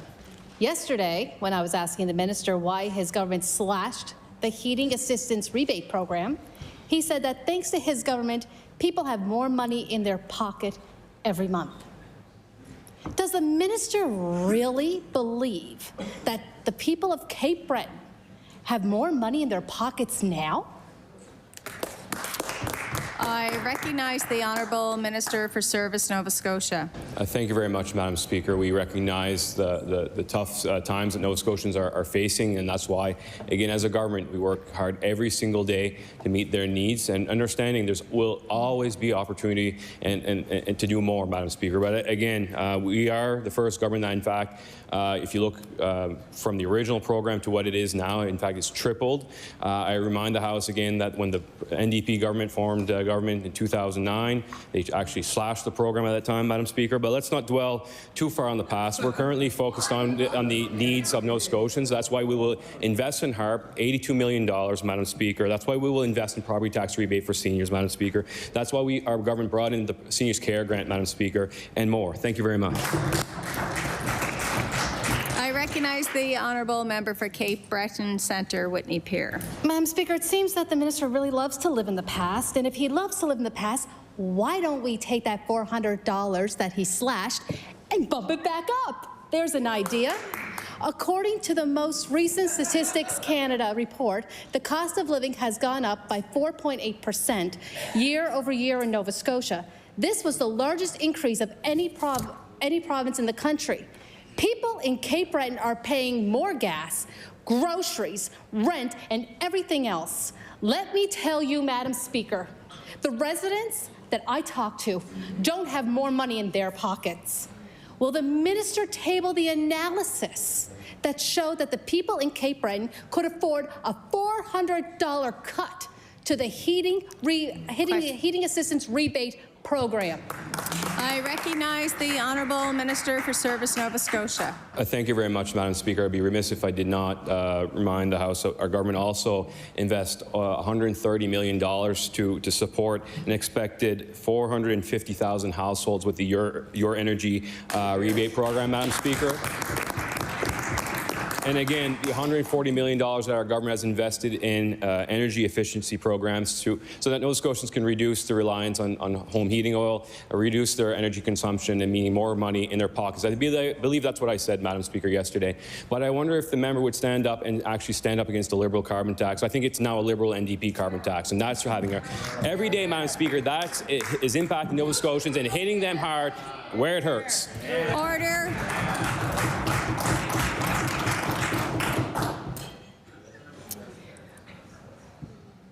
I recognize the Honourable Member for Timberlea Prospect. Thank you, Madam Speaker. And earlier, the Minister of Environment and Climate Change cited the Climate Action Plan, and I'd like to draw the Minister's attention to the commitment number 12, which I'll table, which says they will strengthen and coordinate responses to coastal and inland flood risk by investing in natural flood protection and implementing the new regulations under the Coastal Protection Act in the year 2023, Madam Speaker, and I'll table that. And notwithstanding a recent press report that does refer to the topic of coastal protection, I want to ask the Minister of Environment and Climate Change, is it still a promise by this government in the plan to actually have the regulations in place in this calendar year? And if it isn't, why should we believe any of the other commitments in the plan? I recognize the Honourable Minister for Environment and Climate Change. Thank you, Madam Speaker. On September 29th, the Nova Scotia government launched the most recent consultations on coastal protection. This is a targeted consultation for coastal property owners to engage in discussion with government in terms of what coastal protection should look like. The general public, of course, is invited to participate in that as well. We have a multi-pronged approach to adapting to climate change. We have 68 goals in that plan. And Madam Speaker, I'd like to table for the House our most recent update and where we're at in accomplishing the goals. And one of the goals, of course, is coastal protection. But here is a clear update to the House on where we're at on climate action. Thank you, Madam Speaker. I recognize the Honourable Member for Timberlea Prospect. I think I'll take that as a no, but he has 2 months left, so we'll see. Just a review on the consultations that took place under the Coastal Protection Act. We actually consulted in 2018 before the Act even passed. It passed in 2019, and then there were further consultations that the whole public could participate in anticipation of proclaiming the Act in 2021 with regulations. This is important not only to protect the environment from building, but actually protecting people from the environment and actually having disaster happening on their homes, Mr. Speaker. And this, Madam Speaker, pardon me, and this is not happening in some distant future. Our caucus has talked about the last year and all the disasters we have faced. These are places that are dangerous to build, and this was deemed by certified professionals. Can the minister state why, after 2 years of their government, they still don't believe in the urgency to take action and protect our coastline? I recognize the Honourable Minister for Environment and Climate Change. Thank you, Madam Speaker. Certainly a lot of work has gone into to coastal protection, and that's that work I certainly appreciate. In the previous 2 rounds of consultation, we had an opportunity to hear from municipal units. We had an opportunity to hear from engineers and specialists, and that's feedback that we appreciate. It's feedback that we value, but we didn't hear, in terms of clarity, the views of coastal property owners. 40,000 individuals, families that will be impacted by these extreme weather events that we're seeing. So it's really important we take the time to listen. Listening is very, very important, and it's something as Minister that I value. Thank you, Madam Speaker. I recognize the Honourable Member for Bedford Basin. Madam Speaker. Earlier this week, I had a call from a resident who was one of those who experienced flooding on July 21st, and he's concerned about filing a claim by October 31st for assistance under the Disaster Financial Assistance Program. Now, most of us know you have to have your insurance company sign off on some documents to be able to file, but when this constituent bought the home he's in, he got a new insurance company. He wanted the same kind of premium policy that his neighbor had, and he told the insurance company that. He asked for the most complete flood coverage available. That's what he was told he was getting, only to discover after the flood that the insurance company did not, in fact, give him what he asked for, so he's decided to sue this company.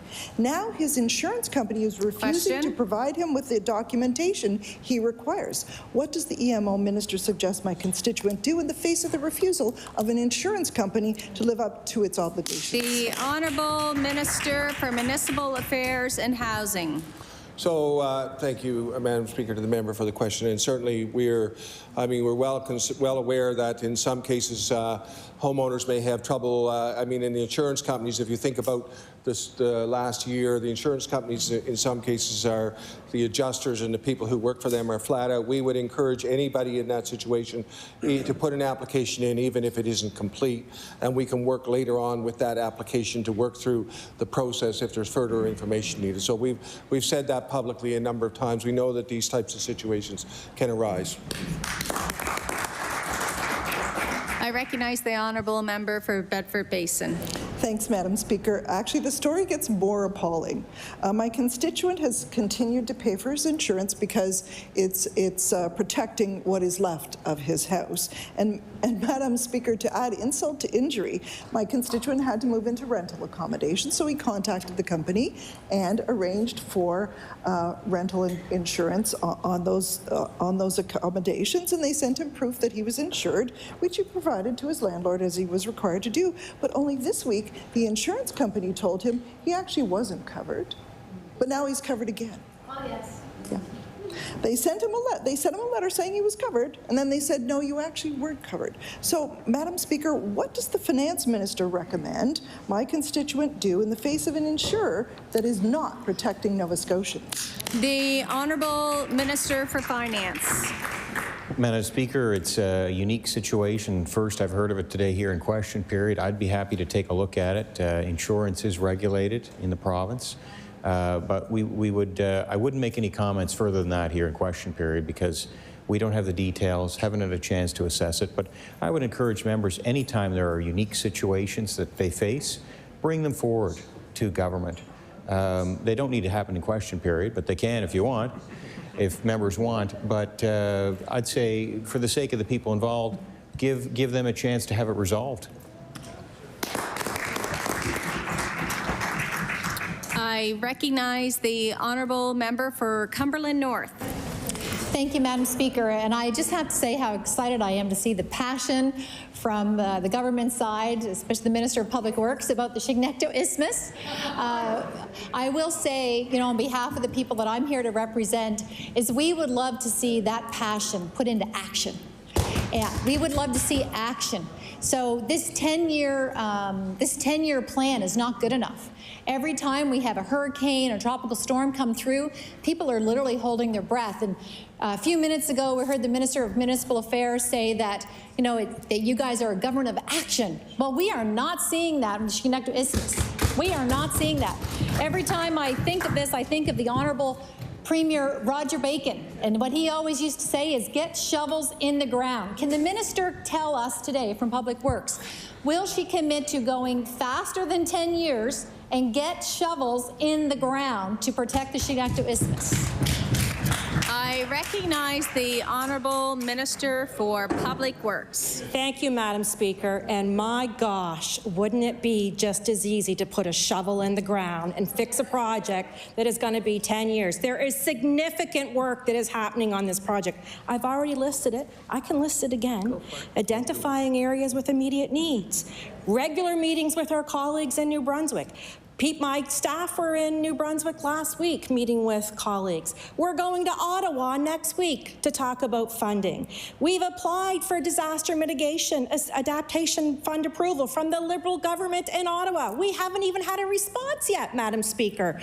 I am definitely passionate about this project. I've worked darn hard on this project, and I will continue to work hard on this project. I recognize the honourable member for Cumberland North. Thank you, Madam Speaker. And again, I'm so excited to see the fervor and her colleagues cheering her on. But the people of Cumberland North, and I believe all Nova Scotians, want to see is action. We want to see put some of that energy into actual action, boots on the ground. You know, we had visits from the member from Yarmouth. We had visits from the member from Halifax, Citadel, Sable Island. We have not had a visit from a member of the government to come and actually look at the Chignecto Isthmus and see the tides for itself. Let's see you come. Let's see actually money put in the budget. We have seen the Minister of Finance and Premier allocate $0 to the Chignecto Isthmus. If it's really that important to this government, why are we not seeing funding? Cumberland, yes. So my question again is to the Minister. Will the minister commit to putting money into the Chignecto Isthmus and fast-tracking this timeline? We cannot wait 10 years. Honourable Minister for Public Works. Thank you, Madam Speaker. And there are a lot of people working on this very significant, large file. A lot of people from Cumberland North, a lot of people from Cumberland South. The member from Cumberland South talks to me about this project. We've had multiple conversations, and just because there's not a Facebook post doesn't mean someone hasn't been there to look at it.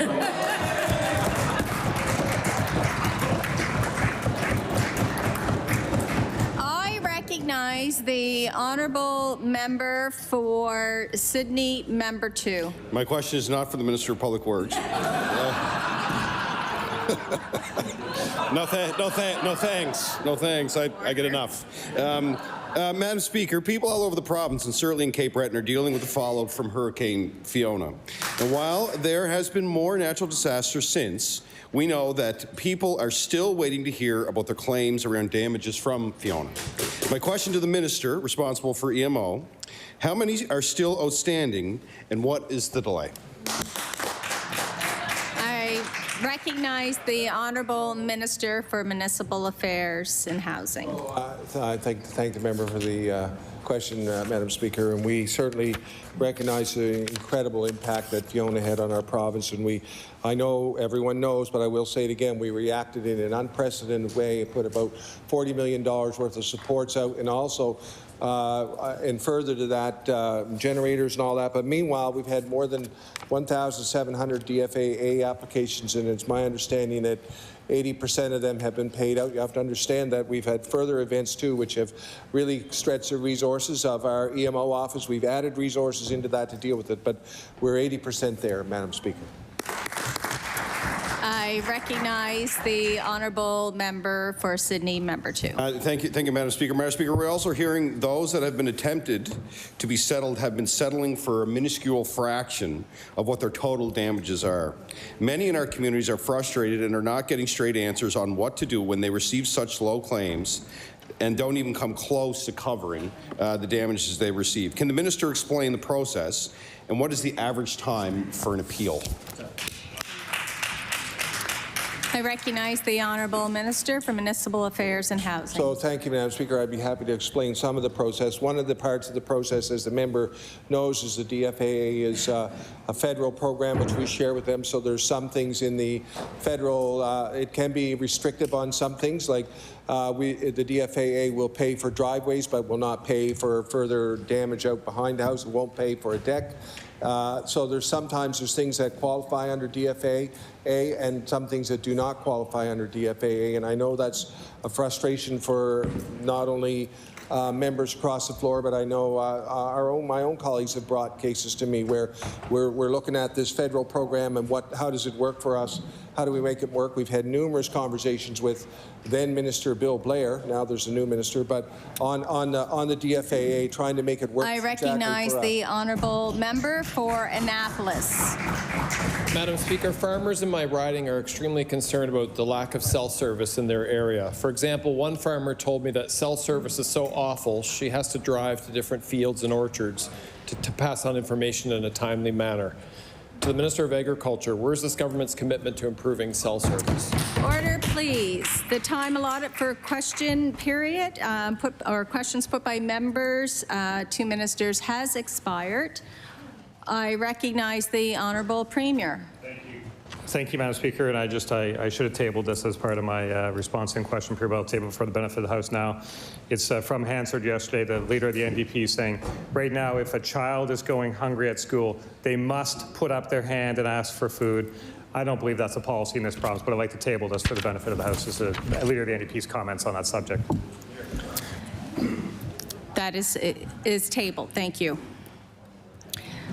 I recognize the honourable member for Hammonds Plains, Lucasville, on a point of order. Thank you, Madam Speaker. And I just wanted to raise a point of order and remark that during question period, in an exchange with the minister responsible for EMO, I asked a question related to leadership on trauma-informed and communication, and he seemed to take it and respond to it in a way that asserted that I was categorizing the work that EMO offices do and perhaps a lack of respect for the work that they do. I wanted to clarify this. Order. This is not a point of order. I'm sorry.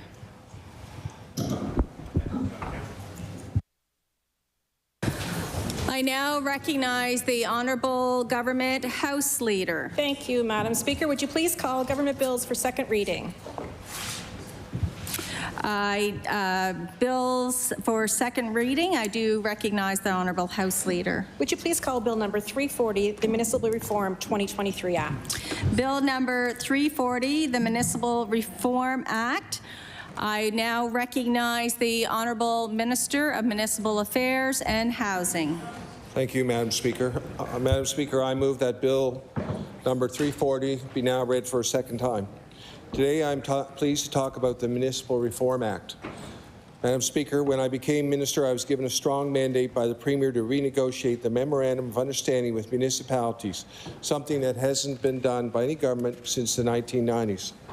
Madam Speaker, a new service exchange agreement will mean more support for Nova Scotian municipalities, and that will help build safer, more vibrant communities with more opportunities for housing, better roads, and infrastructure improvements.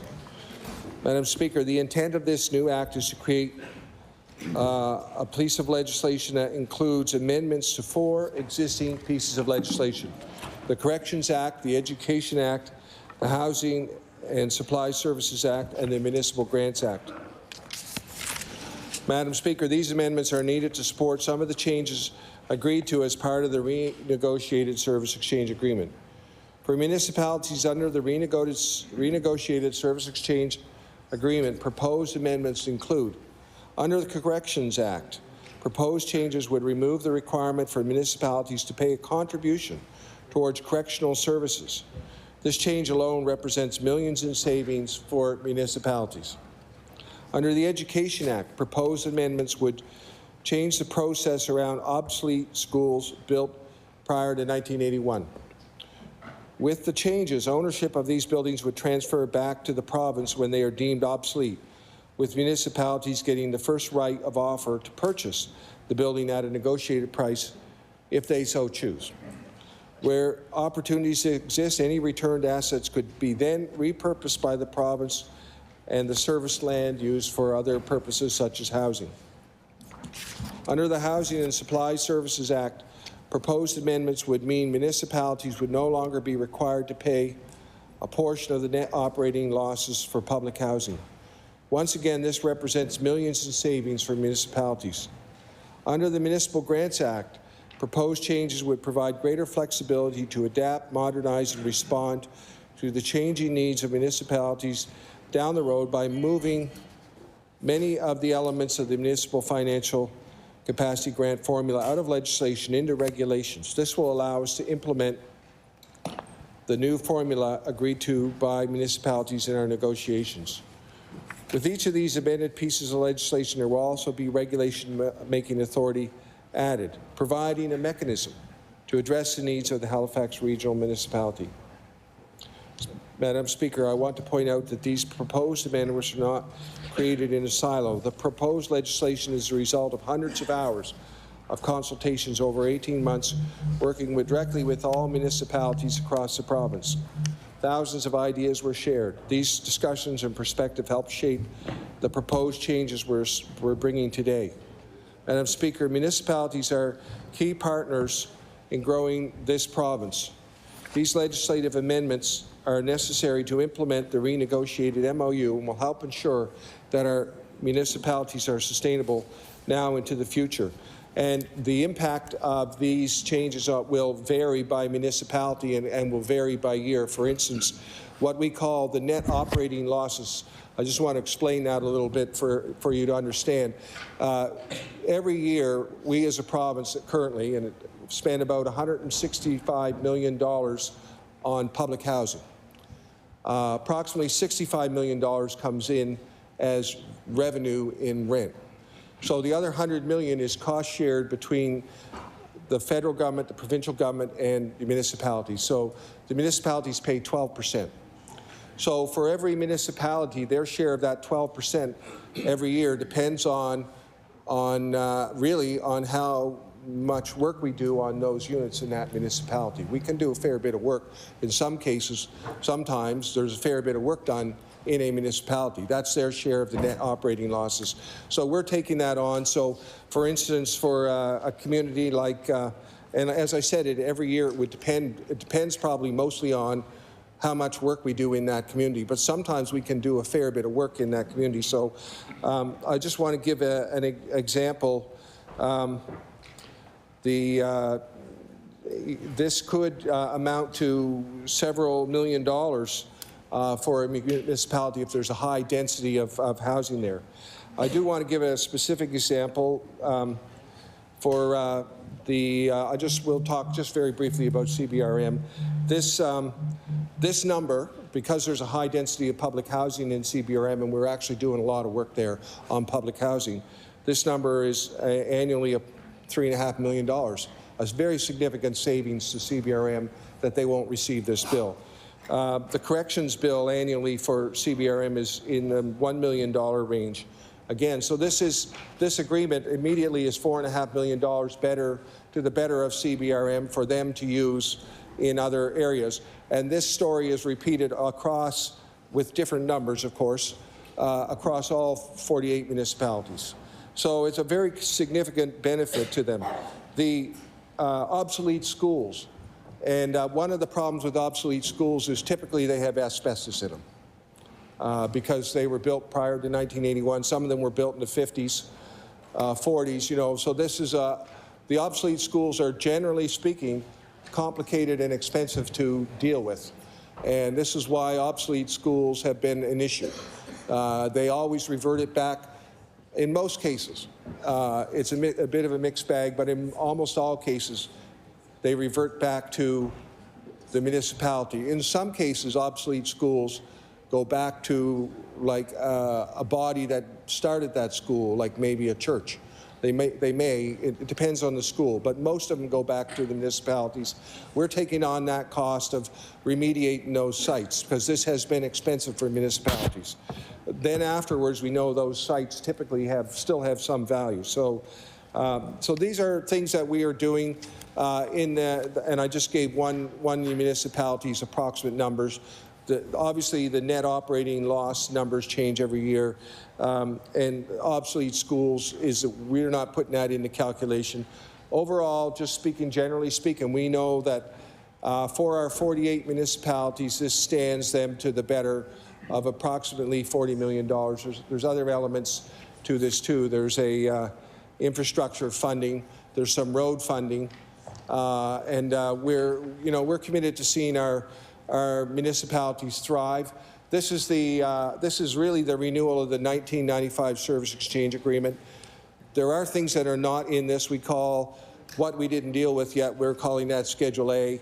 and we will continue to work on that. That'll be the second iteration of this agreement, which deals with some other issues. So we haven't gotten to that yet, but I just want to assure everyone in the province that this is a great deal. We instructed our staff, really. I know in the last year, we always talk about what other governments did and didn't do. But the reality is the NDP government took a swing at this, I think, in 2013. And I believe the previous McNeil government did some work on it in 17, 18. We picked up on that work. We didn't throw that work away. We used that work to move forward. So in terms of what we were doing, and meanwhile the NSFM had done a lot of work on this. They had a roads committee that did a lot of work on it. So there's been a fair bit of work going into the whole thing, and it's really a really good step, a very beneficial move to our municipalities. So with those words, I look forward to hearing comments from my colleagues. I recognize the honourable member for Sydney, member 2. Thank you, Madam Speaker, and I'm honoured to get it up on my place and provide some commentary on this bill. And I believe a few others are, and obviously, you know, for me, this is something, the minister's right. We were talking about this. I was minister in 2017, and we started some of that work back then. And the government previous to that was doing some work. So there's always been some sort of conversation around eventually getting to a point where the relationship would be such that it was one of sustainability for municipalities, one that had a stronger relationship with the province, and a reflection of the fact that the province has a role to play in communities that are all very unique. You know, you're dealing with 50 municipalities across the province. You've seen some amalgamations in the years, and you've seen some pretty heavy debates on some amalgamations that never happened. So it's always a moving target when you're looking at a lot of this stuff. So I know a lot of work goes into it. But I will, and I'm going to take some time today to talk about a number of things with the bill, and a lot of the focus is going to be on the CBRM, who did not sign on this. They did not approve what was presented. And to be honest, Madam Speaker, the relationship and the conversations have been very frustrating for the CBRM.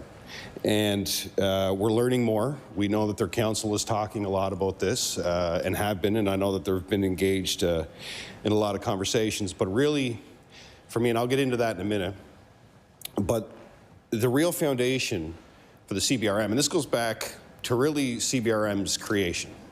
And CBRM was created under the same foundation, under the same idea and goals as Halifax, the two super cities. This was back in 1995. So I didn't even have my license then, Madam Speaker, but I was engaged enough because I had family who were municipal councillors at the time. And some folks in here, Madam Speaker, they would remember that time. So it was agreed that you had a number of towns within, you had the city of Sydney, and then you had a number of towns in Waterford, Northside, et cetera, that were all financially, some of them were financially strapped at the time.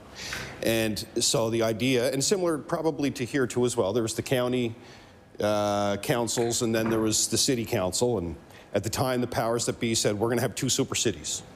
One of them is going to be Halifax, and one of them is going to be CBRM. That was the name they finished off at. So this journey from 1995, and if you look at the CBRM, which was heavy industrial, a long, proud history of steel making and coal mining, and our communities were built on immigration. We had people come from all over the world.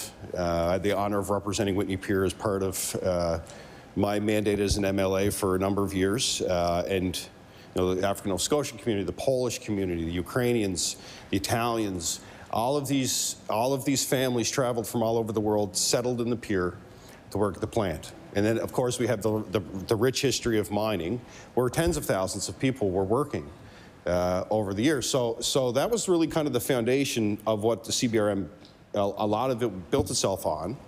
Where Halifax was a little more modern in the sense that you had military, and you had, you know, a lot of the government offices and a lot of government buildings. So there was a stronger foundation. And I'm not taking that away from Halifax. I think That's important. Halifax is the capital. We want every community to be strong across the province. So, but again, I say these were both created at the same time, under the same foundation, and expected to be treated the same. And they're treated the same in the sense that, like, if you're gonna look at the uniqueness and the size of Halifax as your largest core and your largest population, you have CBRM, which is over 100,000 people, which in this bill is being compared to the closest city, I believe, and I have to go back and look at my number, so I may get this number wrong, so, please somebody correct me if I'm right, but I think, and the MLA from Truro may be able to answer this for me, I think Truro is probably the second largest population center outside of CBRM in Halifax. So, and I think that's around a population of 10,000. So when you're looking at a service agreement and a memorandum, and you cannot compare the CBRM, which is 100,000, has one of the largest, like, and I'll use a number of examples, has full public transit, has, I think, the second largest police force in Atlantic Canada, has a full career and volunteer fire service.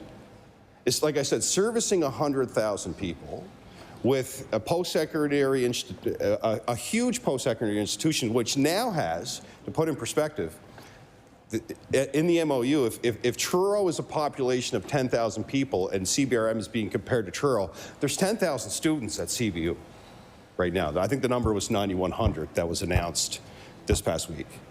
So really, a lot of what I'm going to be talking about today is, you know, I think the history is important, because as somebody who's lived there, and I love home, and I love what I do, and I love representing the community, I've seen a big transition. So we went through years and decades of decline, as many communities did across Nova Scotia. You know, the other communities are industry-based. You know, you look at Pictou, you know, you look at some of these mining communities, I'm sure MLAs could have lists a mile long.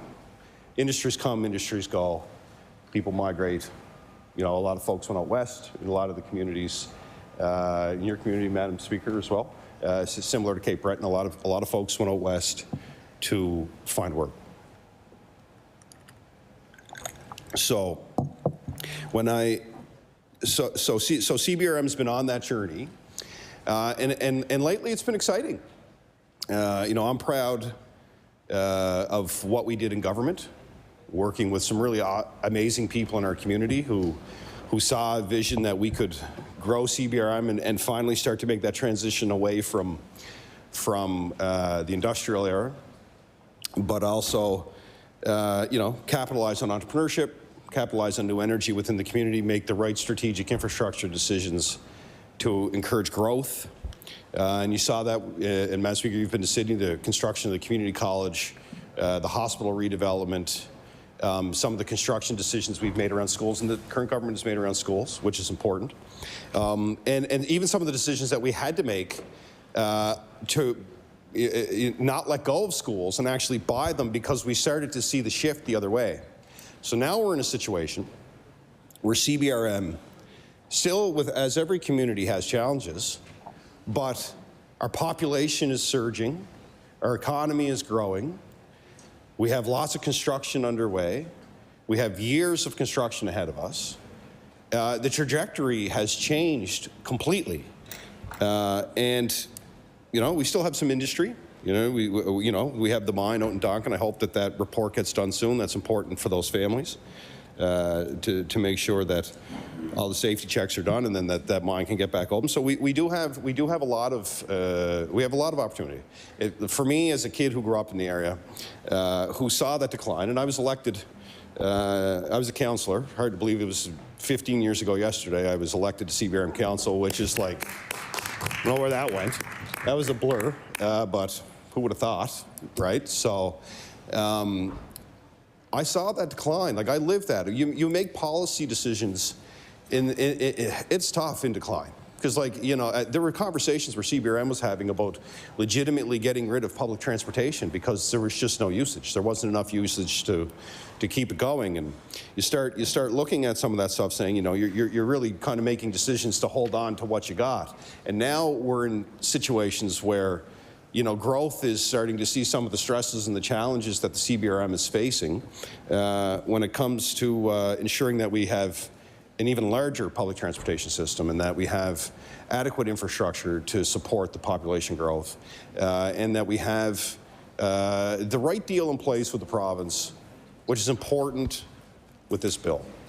And I know I got to get back to the bill here at some point, so I kind of had a look that I was and that's really kind of the importance for me with the bill, is that, you know, again, like I can go on all day about, you know, a lot of the positives and a lot of the challenges that we face, but you know, I've started to hear about the negotiation on this, and to me, and I'll argue, and this is why I can never not support this bill, and it's not any shot at any other community. If this works for their community, that's great. But you're dealing with a population of 100,000 people in a major urban core of, and the second largest population center in the province, and you're comparing it to a community that is a tenth of its size, that don't have half of the services that CBRM has to provide to its residents.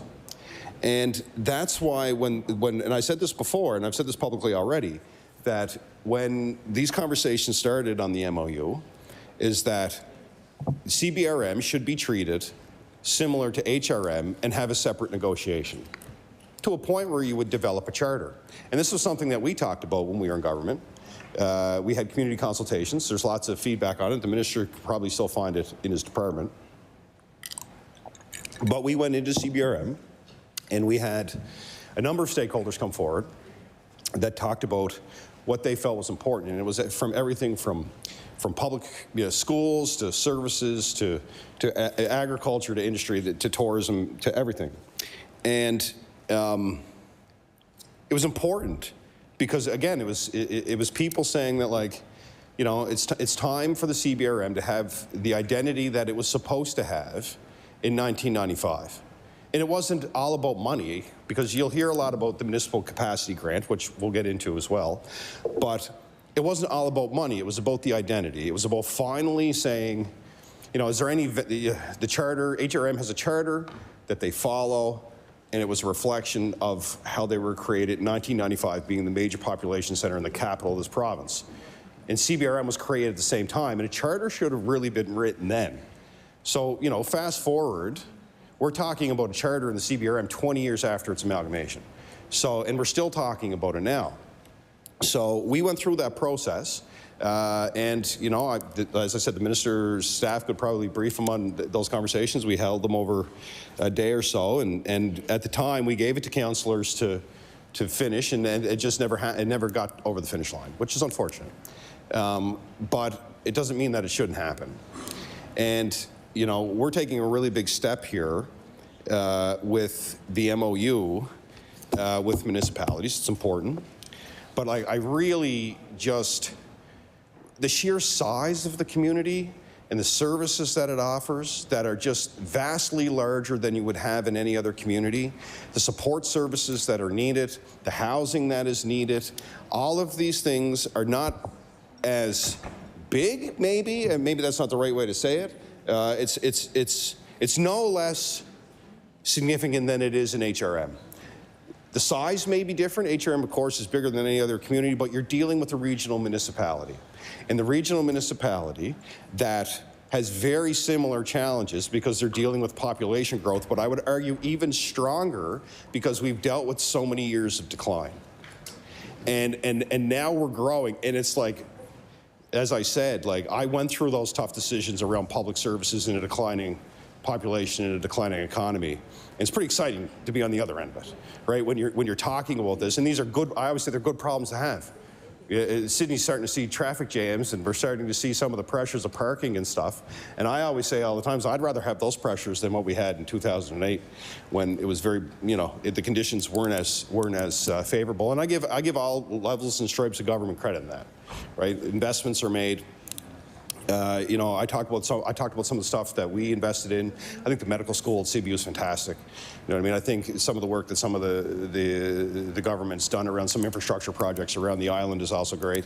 So it's a case of, like, you know, governments have made various decisions to support projects that would support the growth of the community, and ultimately support the growth of the community that supports the services that make people want to go there, right? Adequate public transportation, opportunities for kids, infrastructure for families, all of these things. And these are challenges in communities all over the place. But in the CBRM, as I said, going through so many years of decline, and now you have this really golden opportunity to really reflect the CBRM for what it is, a regional municipality, give it that identity in paper, you know, develop those policies, sit down and have an independent conversation with them about their own separate negotiation. And I think it's critical. I really do. And here's my challenge, is that we're starting to get indications that the conversations with CBRM didn't go well at all. And I think there's a number of points, and I'm sure you'll hear more from council. I wasn't part of the deliberations, but there are some aspects, and you know, the minister talks about 4.5 million in savings. I forget the exact, I should have wrote it down. But you got to remember, those correctional fees and stuff, they were never revenues for the city. They were flow-throughs. So you collect them and you transfer them. So they're not savings. Like this idea that the municipality is going to save this money, they're not saving the money. It was never their money.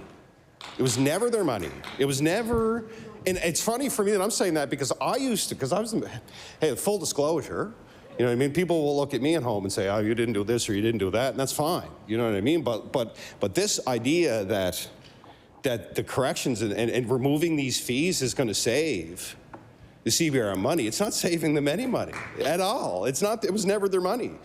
Unless, and again, I can only speak for myself, but I think council will say it, unless the government is encouraging them to keep charging them, in which the province would collect the money, and then if the CBRM didn't adjust the tag, just keep collecting the 4.5, so actually people will be charged twice for it. So this government doesn't have to take responsibility for it. So if people started asking questions of why CBRM didn't reduce that, all the government has to say, well, that's the CBRM, right? So this is part of the MOU conversation. So when I heard the minister say that, it's like red flags immediately. Like, that is not a savings for people at all. That is just removing that fee, and it's a flow through. The CBRM never saw that money. Although they argued to me all of the time, full disclosure, that when the capacity grant was 15 million, this argument was that, well, we're collecting, you're giving us 15, but we're giving you 17 back. But it was never CBRM's money. It was always a flow through. So again, so that's something important to know when the minister says that, is that money was never CBRM's money. It can be CBRM's money if CBRM decides not to take that out of their tax rate, which I think the government may be encouraging them to do. I can't say that officially because I wasn't there. So we'll wait for council to say some of this stuff, because I'm sure as this gets closer, they're going to deliberate on all of this stuff. So that was the one thing that I heard the minister say. But again, I've also heard that it hasn't been. There's been this talk that every municipality has signed off on this. That's not true. Not every municipality has signed off on this. The CBRM has not signed off on this. And what I do know at this point is that there was a deadline of early October for the CBRM to hold a meeting, pass a motion that they wanted something different, or take what you get. And I know the CBRM tried to reach out to the government, and they never heard back. So the deadline has passed, and Madam Speaker, I'll have, as we get into more readings on this, I'll have documents to table, all this stuff. Again, I wasn't in these deliberations. I can only go off of what I've been hearing at this point, but of course, I'm happy to provide. We'll have more information. There'll be lots of speakers. This is great. We're going to have a conversation about Cape Breton today. Not too often that happens, Madam Speaker. A couple hours about the CBRM. It's going to be great. John White's going to get up. I encourage my members on the government side to get up and talk about their communities. Yeah. We all get an hour. I know. Good. Good for you. I can't wait to respond to the member from Glace Bay, Madam Speaker. So, anyway, I hope they do. because I think they realize how important this is too. And I think they realize this is, hey, this is we're political parties. And we talk a lot of politics. And we fight with one another, especially the Cape Brenners. We get really catty at one another at times. That's part of it. Hey, who got protested more than me and the former member from Glace Bay? It was like a daily thing in Cape Breton. What's that? Yeah, I'm channeling my inner Alfie McClary. Yeah, but again, this is something that's important, regardless of political stripe. This is important to the politicians in Cape Breton, and we have a great relationship outside of the politics. But I'm going to say this to the folks on the other side: you got to stand up on this one. This is about home. You know what I mean? There's no votes up here. The votes are home, and right now, what I'm seeing in this, and I've heard this too. I'm not saying this come from I don't know if it came from the minister or staff, that they told the CBRM, you can raise your taxes, you have the room to do it. That was the other part of this that came out of these conversations, that you have a window to raise taxes in a community that already arguably has the highest taxes in the province.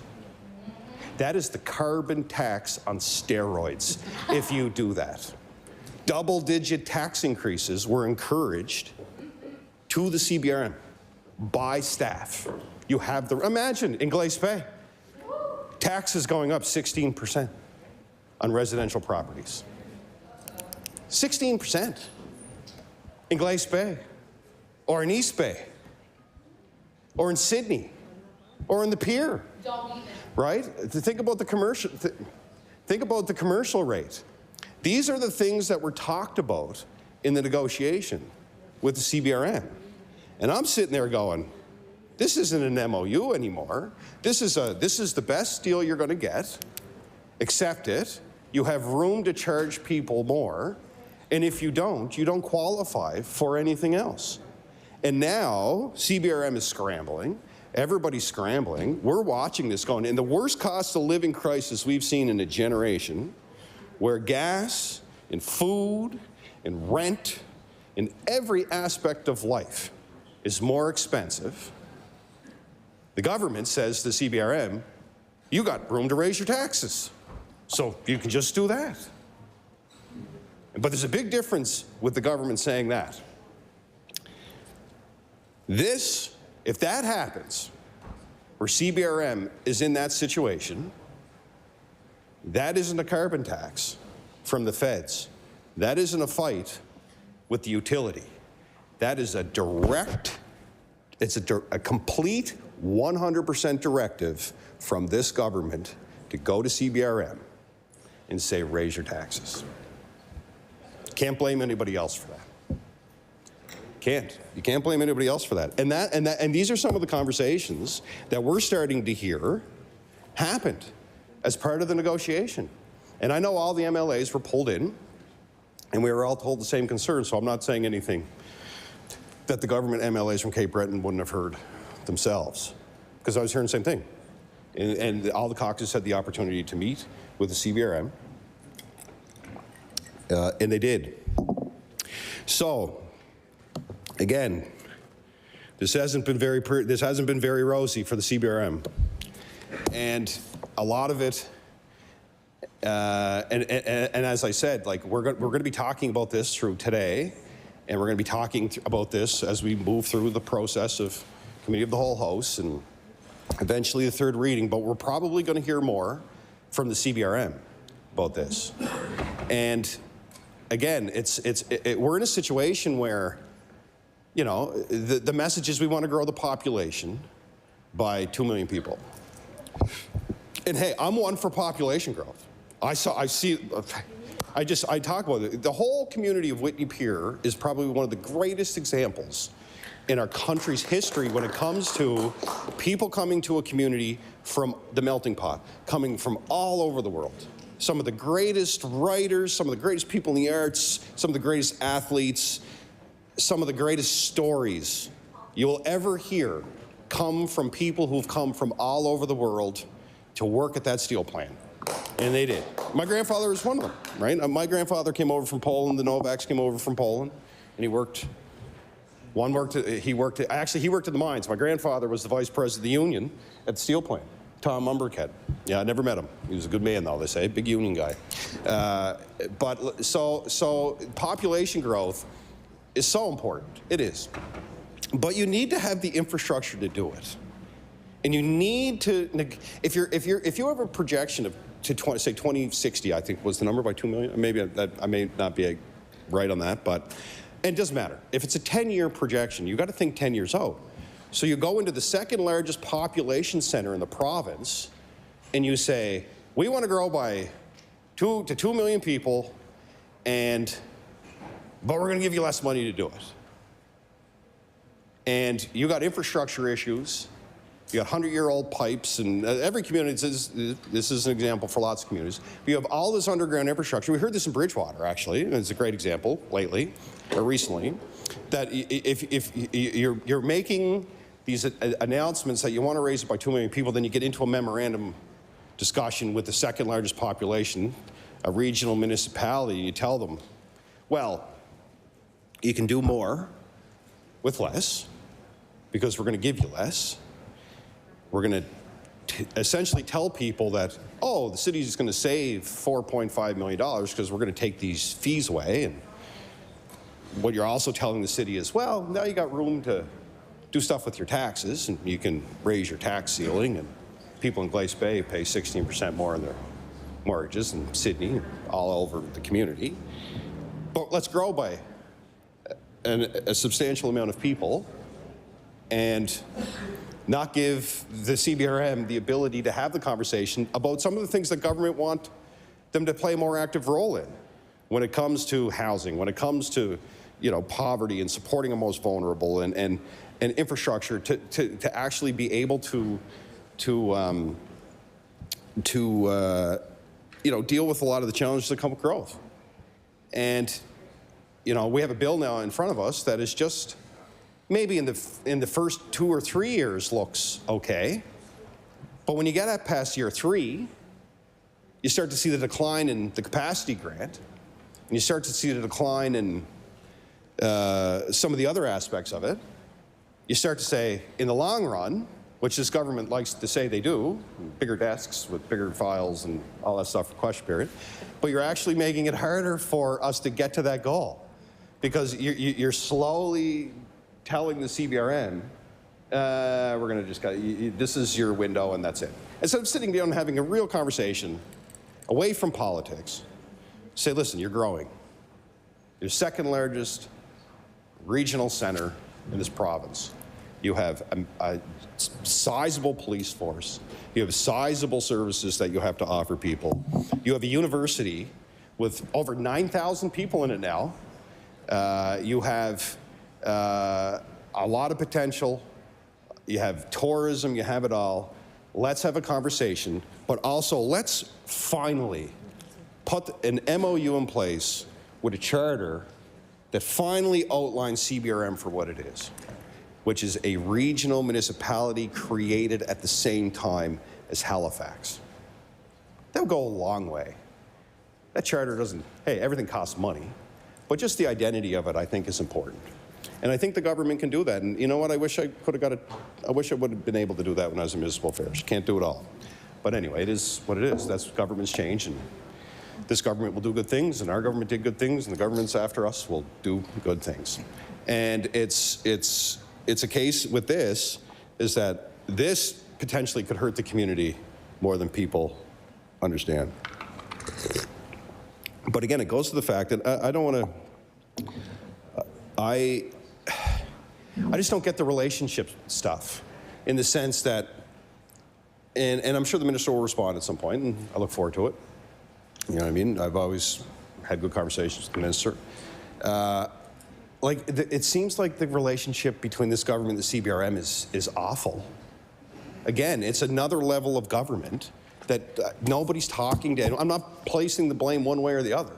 It's a case of, here we are again in another conversation, which I can predict is going to blow up into another public fight between a level of government and this government, like it did with the federal government. Although sometimes they like the federal government and sometimes they don't, Madam Speaker. Depends on the situation. Depends on the dollar amount, I think, sometimes. It does. No, it's true. Listen, I'm not trying to be You know, I'm not trying to make jokes about it. It's obvious. You can just go to the paper, right? Carbon tax. None of us like the carbon tax. But the public fight matters. It was like the utility. I was the energy minister for 3 years. We negotiated hard with Nova Scotia Power every day. We had rate stability for 8 years, 1% a year. My 3 years we were there. Proud of that. Proud of the work of staff in the energy department, all the people. I don't take credit for nothing myself. Good people do good things in the bureaucracy and everywhere else. You just do your job. So another public fight looks shiny and good in the newspaper, but guess what? In both of those cases, Nova Scotians lost. They lost in their pocketbooks. They lost. Government, they lost. What's it breaking? I look forward to the comments from the minister from Inverness. I left you out of the conversation. I left the tax hikes out of Inverness in my conversations. But the point being is that, you know, we'll all sit here and jar about our records. I'm proud of our record. Rate stability. I'm proud of 1.2% increases below the level of inflation. We negotiated hard for people. Brought in a lot of the very programs that all the ministers talk about in energy efficiency. Mi'kmaq Homes, solar program, best in the country. A lot of good people do a lot of good things in government. So the point being is that here comes another fight. And at this time it's with home. So it's a little more, it's personal for me in the sense that, like, it has taken us so long to get to this point. And, like, being in the government side for 7 years and making the decisions that nobody else wanted to make. And again, there's a few of us that were elected on the government side at that time, so it's, you know, we all wear it. But this government hasn't had to make any decisions like that in Cape Breton. They have not lived the protests. They have not lived closing the hospitals. They have not lived any of it. I lived every bit of it because what we saw was what potentially could be on the other end, which is we could really stimulate the economy. We knew healthcare needed a jolt. We knew the doctors wanted the infrastructure that they knew that they needed to recruit more people. We made those tough decisions, and I can tell you, it was tough going to Sobeys for months. It was tough. And you know what? Some people laughing here, but they weren't easy on us either. Some of the MLAs in Cape Breton. Now everybody wants their picture, Madam Speaker. Everybody wants their picture, right? And it's like, I'm very proud of that. Was it tough? It was super tough. It was tough on my family. It was tough on all the families that were involved with those conversations, because people didn't understand that we were moving away from what I said before, was that we were very heavy industrial. We knew we needed to pivot. And that pivot, at times, and hey, listen, like any development, you run into snags and things happen, but that pivot for us in the community was just a lightning bolt of confidence in people who were investing money in our community, who were like, finally somebody's making decisions on this stuff. And it was exciting. And then the protests stopped. And then everybody rallied together. And some of the MLAs in this room were at those protests and protested all those projects. I don't forget, I remember every face that was in those crowds, let me tell you. So when I see those pictures on social media, I kind of laugh. But all of this, back to the MOU in the bill, yes, I'm getting there, so there is a point to this, Madam Speaker. The point is, we go through, make these tough decisions. And now here we are. And this is the next step. We've taken the community into a different direction. People are excited.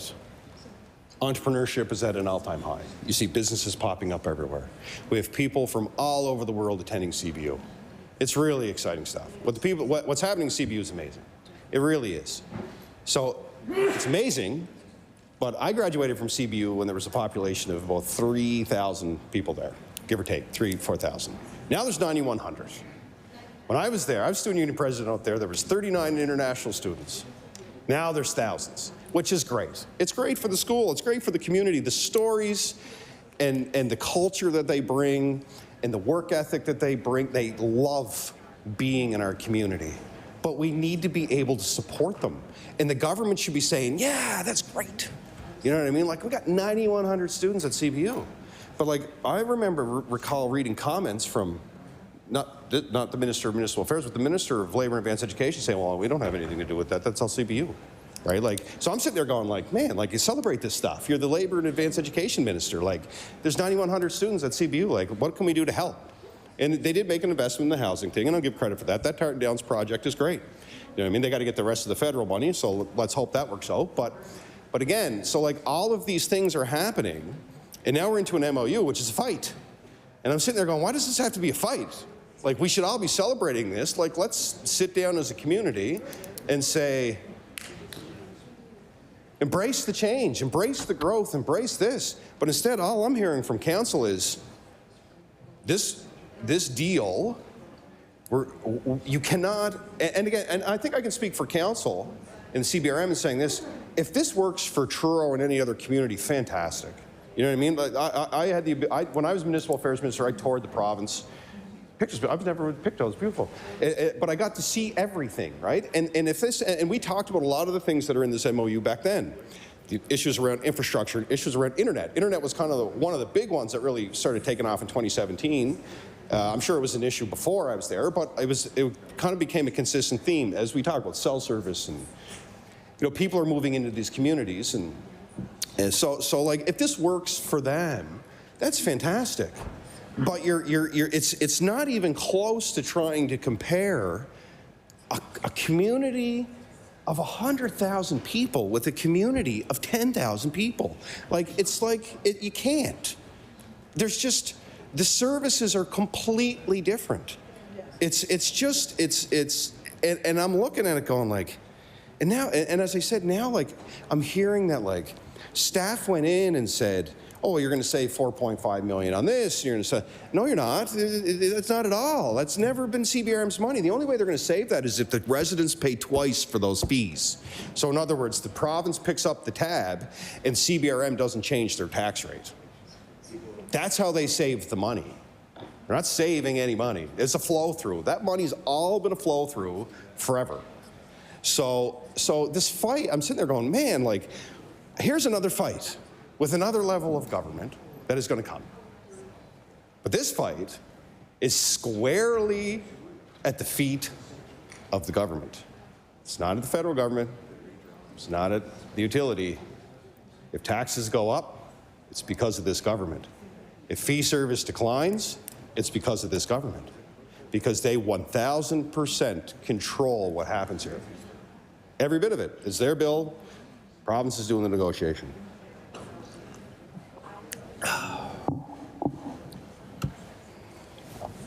So, where do we go from here? I think the most important thing that the government needs to do is pull CBRM out of this. Pull them out of it.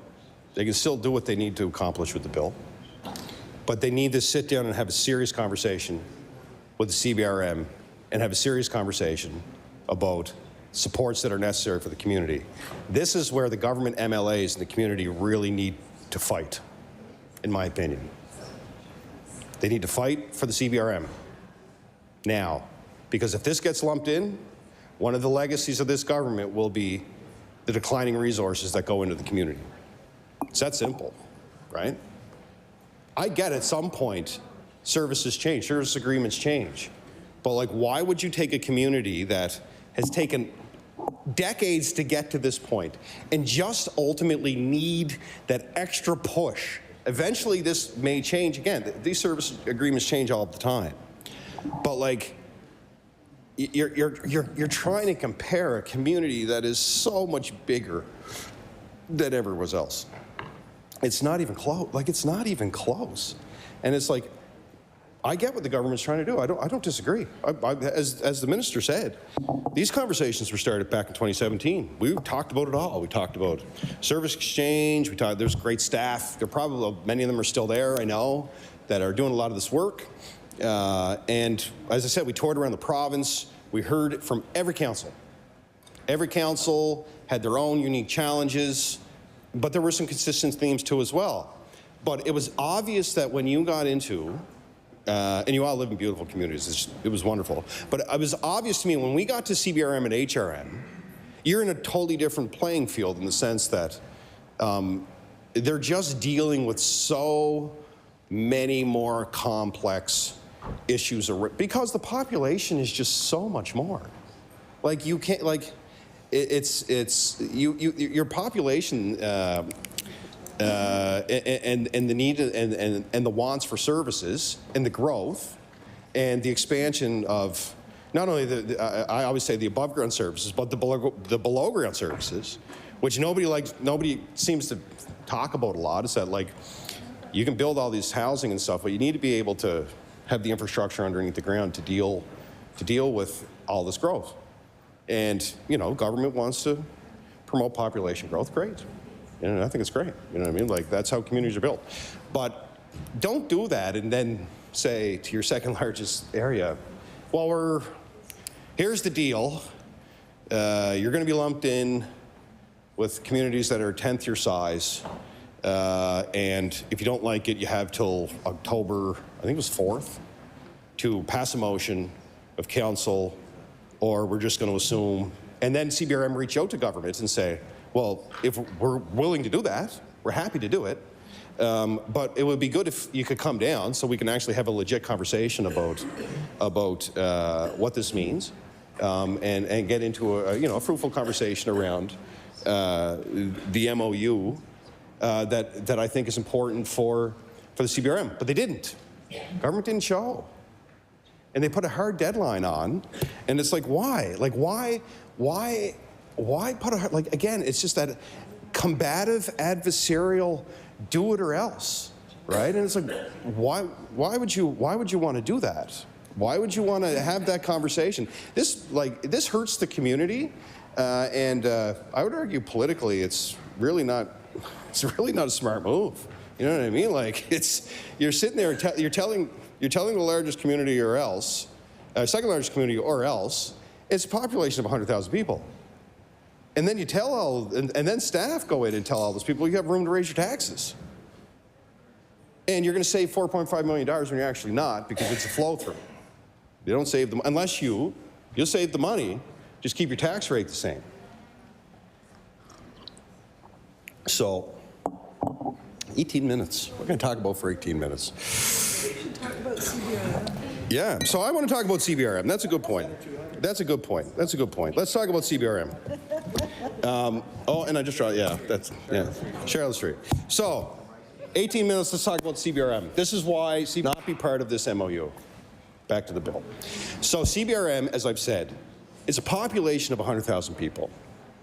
It's a university with a population close to the second largest community that's indicated in this MOU.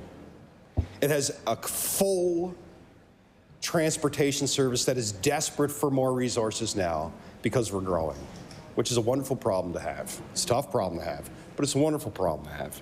We have people coming from all over the world, essentially rewriting the story of what many of the communities of Cape Breton are. Communities that were built on diversity and culture and hard work and industry and family and tradition. And now we're seeing it all over again. It's wonderful. I'm so proud of home. I'm so proud to raise 2 little girls there who love their home. And again, so my colleague makes a good point. So you have police service that, and I'm going to check this for sure, but I'm almost certain is or is close to the second largest police force in the Atlantic region. You know, I was the chair of that board for years. Like, I'm proud of the work that the Cape Breton Regional Police Service does, but they need the resources, right? So that's a challenge. And as we continue to diversify how we support our most vulnerable, those conversations are important. So you have police and fire that are legit, that are like legit, like hundreds of people that are in these, and we have volunteers too as well. I want to shout out to our volunteer firefighters. We got a lot of them in the CBRM too, and all over the province. But we're running full-fledged, you know, services that are way larger than you know, the wonderful communities that just don't have the population that we have. Yeah, and you're saying that they're the same, and it's just not the case. So, you know, we've seen such wonderful progress in the community, and we've seen lots of great infrastructure. But, and as I said, this government has made some good decisions too as well. Yeah, like we, you know, and you look at the MOUs, and my colleague just made an excellent point. So every government does something when it comes to this stuff. So I can say this about us when we were in government, because this has always been a battle for, this has been a lifelong battle for the CBRM. It has been. Since 1995, CBRM has fought for that identity that they deserve. And he's a Justin, that's right, from the north side. So we've fought this and debated this, and I've been on the government side, so like, hey, you know, this has been a conversation when I was here. They've fought this identity that we were created at the same time as Halifax. Just at least accept the community that it is what it was supposed to be, a super city, which it is in the sense when you start looking at the size and the comparison of the other communities that are mentioned in the MOU. So this has been a lifelong journey for the CBRM. So when we were in government, we made some decisions around it, and they weren't MOU. We talked about it, as the minister said, but we made the investments that they needed, and they were done under collaboration. We sat down with the mayor and council, the premier, multiple times. Stephen McNeil was happy to go to Cape Breton and meet with the mayor, and he did. And that's another thing. The premier has rejected meeting after meeting with CBRM council, which has been public and in the news. And the CBRM at the time came to us and said, we need help because we're federally responsible for wastewater. This is millions and millions and millions of dollars. So we gave them their portion. We gave them their portion. It was tens of millions of dollars that we took the pressure off of the CBRM at the time. That was a decision because they're a regional municipality. It was unique to them. The infrastructure that they needed was necessary. There's still some challenges around that when it comes to the operations of them, but we sat down and collaborated with them. And then we talked about other projects. In the MLA, former premier from Timberley, Charlotte Street, redevelopment. They sat down with us and said, we need to rebuild our core. So we did that, and I give him a lot of credit for that. You know, at the premier at the time, he saw the importance of that stuff. We increased funding to volunteer fire departments all over the board at the time, and this government has done it too through their grants, but we started the process. We started giving them more because it was stuff that the CBRM was saying to us, saying these are some of the challenges that we have in our community. Infrastructure, transit. So transit was another one. We started to see the population growth. We started to see the construction happening, and then CBU really started getting into we started to see the first influx of international students come in. So we bought buses, and we bought more buses, and we bought more buses, and then we gave the money to build the terminal. And then we started looking at the electrification of buses. So we started thinking about all of this stuff along the way. Then we all knew that the CBRM needed a big economic boost. So we moved to community college. And boy, am I proud of that. And Fred, the MLA from the north side, big proud he's the principal, Jeff McClellan, Steve McNeil, a whole bunch of people were involved. But I'm proud of that. And then we said, we need to be a more inclusive community in a place where everybody should belong. And we built Horizon Achievement Center. And then we built Haley Street. And then we did the accessible ball fields on the north side and in Dominion. And I'm going to get to the bill. That's right. But the point I'm making, Mr. Speaker, you're right to bring me back. I know I was going off a little bit. The point being is that every government makes these decisions. So this government has made the decision on the MOU. This is how we're going to navigate our relationship with councils. Great. For many of them, they could be very happy. I can't speak for communities. I know enough that when I went on tour that I'm sure that the MOU probably reflects some of the work that they want and some of the things. And I believe, I forget, there was a 3-panel group that really kind of came forward with recommendations. But, and again, so for many communities it could be great. But this isn't good for CBRM, and CBRM did not approve this, and CBRM did not sign off on this, and I know that that is the message. But they did not. They're not even close at this point. So the best thing the government could do, take a step back, remove CBRM from this. This is my message to the MLAs in the island too. Take a step back. Have a conversation. I know one of the steps have happened, and I'll give the UNSM credit, or the UNSM. I'm speaking NSFM. It used to be called UNSM. People are probably laughing from the UNSM or NSFM right now if they're watching. But I know that there was consultations on this because there was one point that the CBRM was going to take over all the provincial roads. That was part of the deal, and I'm sitting there going, and that still might come, and I'm sitting there going, they don't have the capacity to take on all the roads. And I would argue, and nobody's talking about this, you would see massive layoffs in the Department of Transportation if that happened. Because the CBRM does not have the capacity to take on hundreds and hundreds of kilometers of roads. And I think every MLA in rural Nova Scotia would agree with that. So I think there's been some changes around that. Again, we'll hear more as we go, and I'm sure you're going to see a crew at Law Amendments. People will be up talking from all municipalities. So, you know, I don't want to take away from the work either, because I know the NSFM, and I've always had a great relationship with them, so I know they're watching, and I would ask them to say, you need to take a step back on CBRM. NSFM should too, and look at this bill and say, there is no comparison between a community that has 100,000 plus and a community that has 10,000. There's no comparison.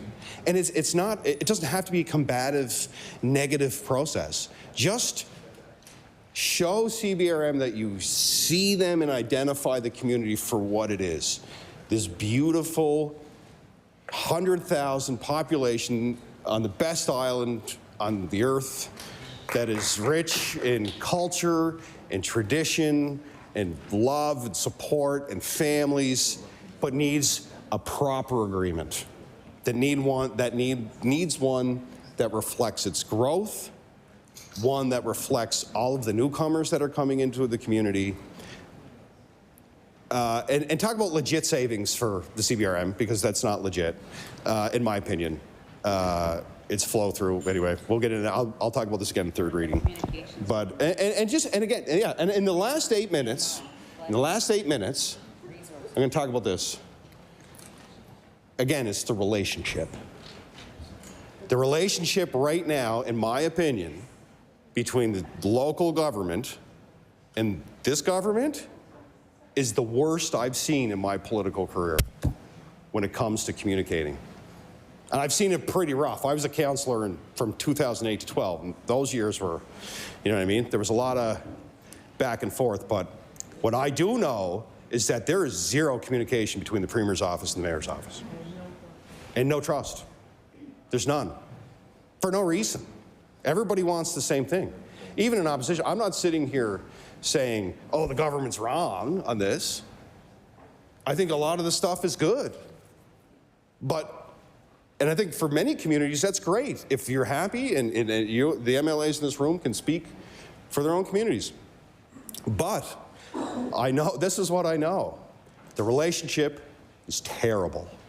The communication is terrible. The response back from government on requests to CBRM are not being answered. They're not being responded to. MOU, this is the best example probably of late. It seems to be this confrontation all of the time. But again, this confrontation isn't by an external factor. It's not the federal government saying, we're going to impose a carbon tax, so we're going to fight you publicly on it, and the carbon tax is still going to show up. Or it's not Nova Scotia Power, oh, we're going to raise your power rate 7%. On the MOU, I'm going to get there. Now we're into an MOU. And this is a direct fight as a result of the decisions of the government. And I'm telling you, it's going to be a fight. And the residents are starting to pay attention. And the rumor's starting to get around town. Government wants to raise my taxes 12 to 16%. It's a conversation with Tim Hortons. All the major decisions are made there. Tim Hortons, jokingly in Sydney. And people are starting to talk about it. What? Wait a second. The government's going to raise my taxes 12%? And this is what they're saying now. What's this MOU all about? What's this negotiation all about? Why is CBRM always fighting with the government? I do. Yeah, like again, and it's just like, you don't have to do this. You can literally today, the minister could say, you know what? I consulted with my Cape Breton MLAs. I'm going to give them their messaging like a communications person. I'm going to tell them exactly what they could do right now, Mr. Speaker. I consulted with the member from Glace Bay and the member from Victoria the Lakes and the member from Inverness and the member from Cape Breton East, and we all agree that we should pull back on this MOU and have a real conversation with the CBRM. Bring in all the MLAs from all over the island and have a conversation about a community that is growing, that a community that is in desperate need, first and foremost, of a strong, healthy relationship with the government, but particularly with the Premier's office. Again, I've heard that loud and clear. There's just no responses coming from the Premier's office to any requests coming. Why? Why? Like I don't get it. Hey, you get into debates with organizations and you disagree on this, that, or the other thing, but we ultimately get into this to help people, and all of these fights aren't helping anybody. Here's another fight that's not going to help anybody. Just respond back and meet with the council. They're the second largest council in the province. They deserve the right to meet with their Premier. Every right to meet with their Premier. Yeah, you got MLAs at the cabinet table, right? And I'm the guy. They're coming to a lot of the time on stuff, and I'm sitting there going like, meet with the Premier. You know what I mean? I'm the Sydney guy, so I'm close enough to City Hall, but it's a case of pick up the phone, respond to requests. CBRM doesn't want to fight. They want the community, they're excited. Everybody's excited about what's happening at home. But you have a council that's looking at numbers now saying, in the long run, this is a bad deal for us. In the long, that we're now engaged in a conversation that is not reflective of who we are as a community. Congratulations, and you know what else they're saying? Congratulations to the other communities if this works for them. They don't want to fight. They don't want to be into this conversation. They're good people. I served with them. I got a ton of respect for our mayor, right? They're trying their best to do what they can in a situation when our population is growing. All of these exciting things are happening, but they're the ones that have to make the decisions on the ground every day, and a lot of times deal with a lot of provincial jurisdiction, which is a whole other conversation for this house around housing and what the role of local government is. And they're dealing with all of this stuff. And they can't get an answer back from their Premier. And they can't get an answer back. They're said, do this or else. Here's your date. If you want something else, pass a motion to council. And they say, great, we'll do that. Come down and see us. Oh, we can't make it. Right? Again, I don't understand this necessity to fight. And another one's coming. Another one's coming. I can see it, but it can be stopped right now. It can be stopped, walk out of here in front of one of those cameras and say, we're going to pull back. We're going to have another conversation with the CBRM because of all of the fights that I've seen in here, with all of the public battles in the newspapers, this one has been picked by them. And the government is 100% responsible in this case. If the taxes go up, if the fees go up, it almost becomes like a Tory tax on the CBRM. It's true. You can talk carbon tax all you want, but this MOU that does not reflect the CBRM, I can't use names in here, but I have an idea. I know the new minister over there is having fun listening to me. I know he is. But again, this is 100% on the government if this happens. 1,000% on it. 100%. Can't blame the feds. You can't blame the old government on this one. Can't blame the old government. The old government spent $1 billion in the CBRM. Can't blame, that's right, can't blame Darrell Dexter and the NDP from 2009. This is straight up The government went into CBRM with an MOU. They said, you're going to save money, and they're not. They said, we believe that you should be in the same group as communities that are a 10th your size. So we're not going to reflect that you're the second largest municipality in the province. And this is the big one. You can raise your taxes. You have the room to raise your taxes. The new PC tax for the CBRM. It's a carbon tax on steroids, I call it, Mr. Speaker. It is. And it all doesn't have to happen. So this is the first time I give a full hour speech in here. And there's more to come. What a day for Cape Breton in the legislature. We're going to talk CBRM all day long. And I'll say this. I should have worn my Cape Breton tartan tie. I'll say this. 18 seconds left. None of this has to happen. Cape Breton MLAs need to step up here. They need to go to the Premier. They need to request a meeting with the CBRM with him. Get it done right. Or face what's coming. So you can stop it now or continue on. Order. Thank you, Mr. Speaker. I recognize the honourable member for Cape Breton Centre, Whitney Pier.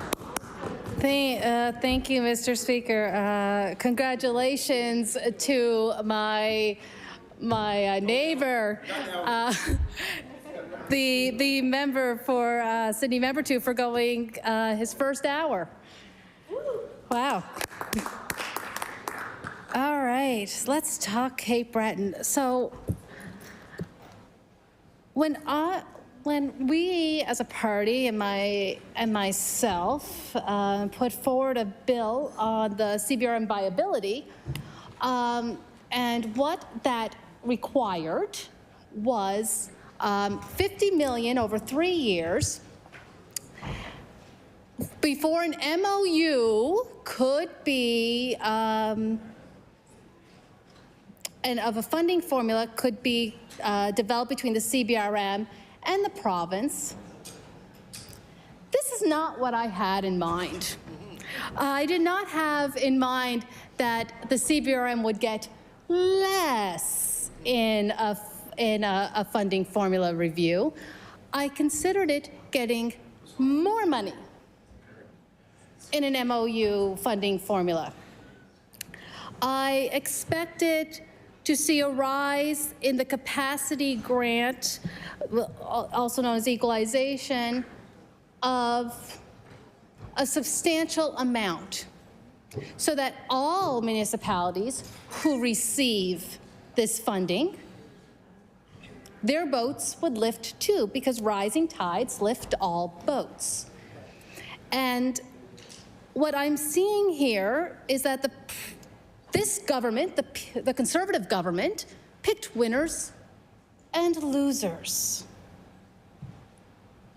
This government picks winners and losers in this MOU.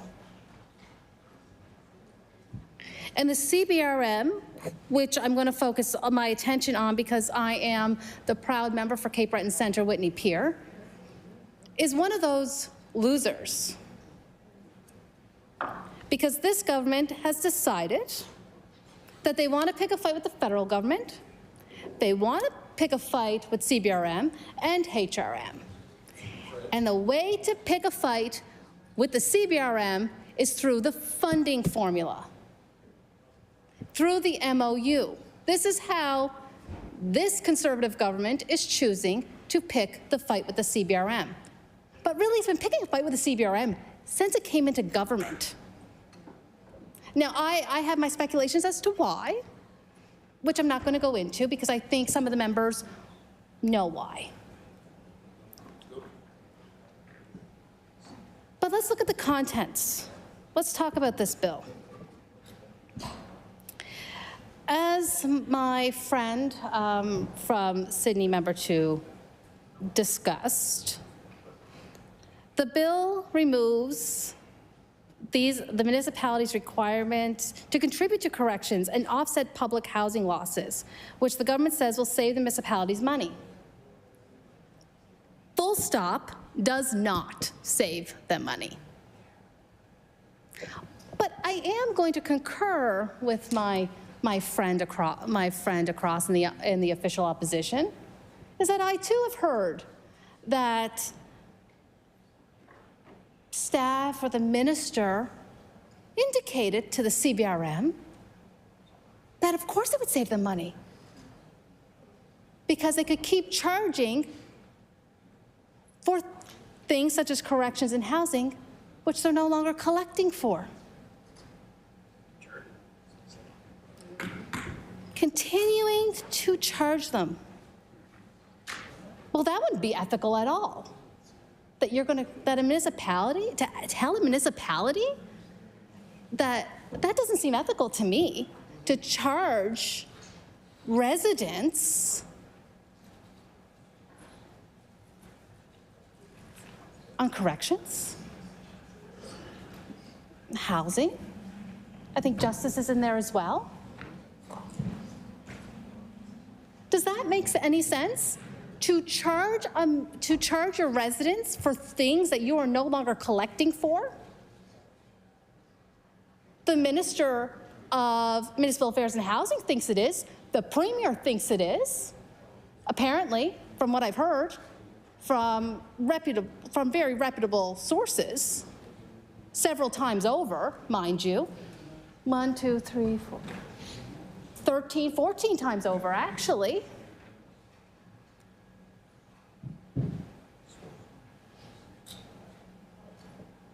Or, so they could not adjust their taxes and continue to charge things that they're not actually collecting.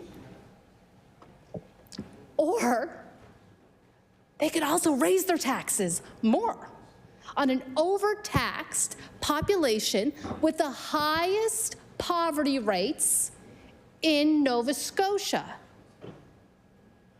1 in 3 families in Cape Breton are living in poverty. 1 in 2 in my riding. And yet this government was suggesting, from what I heard, that they could charge more taxes? Let me be straight with all of you here. The funding formula, the capacity grant equalization, is there to lower taxes, not raise them. That money is supposed to have comparable taxes and comparable services. So the whole idea of the grant is not to raise taxes, but to lower them and provide better services. But yet it seems that, from what I've heard from very reputable sources, this government is while talking to the municipality about the MOU, suggested raising taxes or continuing to collect on things that they are no longer collecting. That's an ethical I don't know about that. That seems to me, quite wrong. And I am sure my fellow Cape Bretoners across the aisle would feel the same way. I can't speak for them, but I would hope that they would. So there's a few other things here, and I have some things here from Mayor Amanda McDougall-Merrill, that she provided quotes that she provided to the CBC in an article that I will table after I've read it. And what she says is, what the article says is that the charges are part of a deal between the province and the Nova Scotia Federation of Municipalities, which represents municipal governments across the province. The changes proposed to this bill do not affect the Halifax Regional Municipality, which is involved with its own direct negotiations with the province.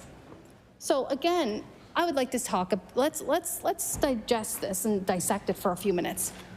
The HRM is getting its own separate negotiations.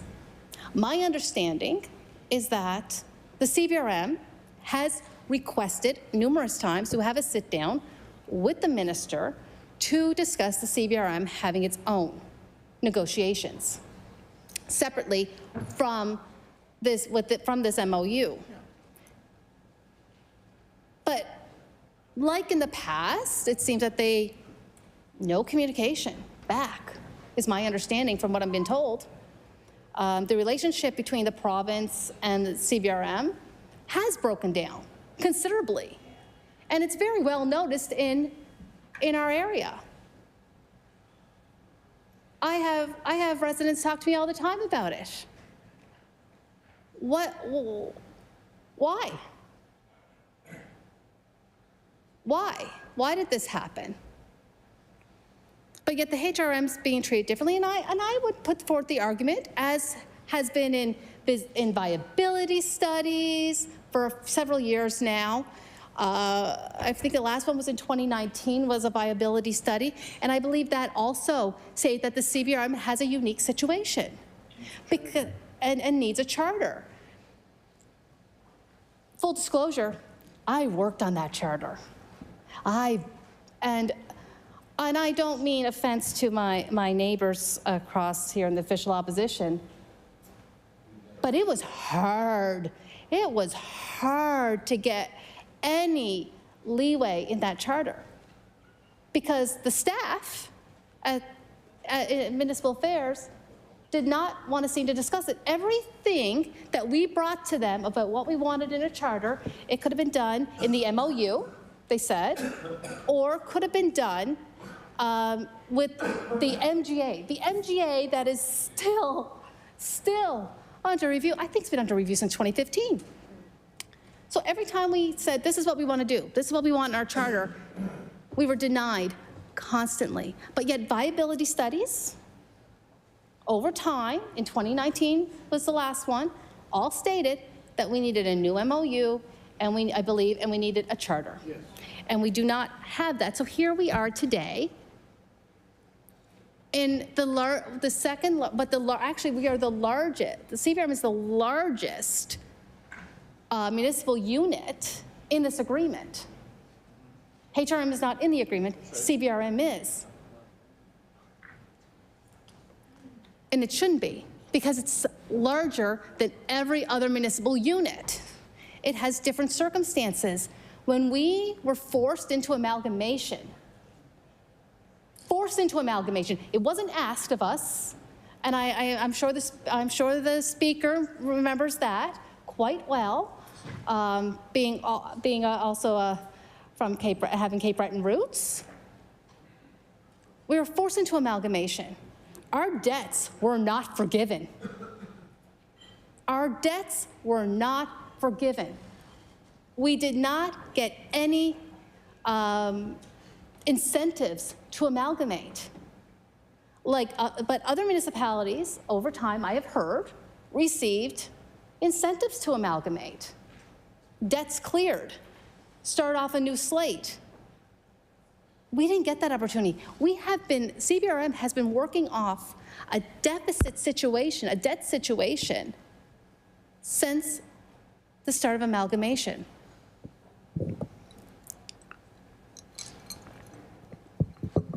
And yet in this MOU, it doesn't take that into consideration. But I actually want to track back to the MOU. And actually, no, I want to track back to how long has it been since the election? 2 years plus since our election. And I believe, and I go back to a bill that I had passed, or I had put forward on the table, I believe the Conservatives here took our idea here in the NDP caucus and used it in election campaigns as their own. Great. Fine, you took government, great. That means CVRM is going to get a better funding formula. Where is it? Where is it? Where is that promise that was made in the election? Because it's not in this MOU.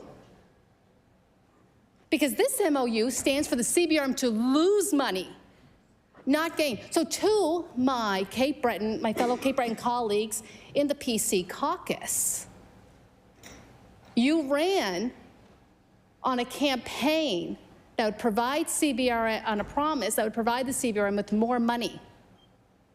And you delivered for only 1 year. 1 year, and then you took it away again.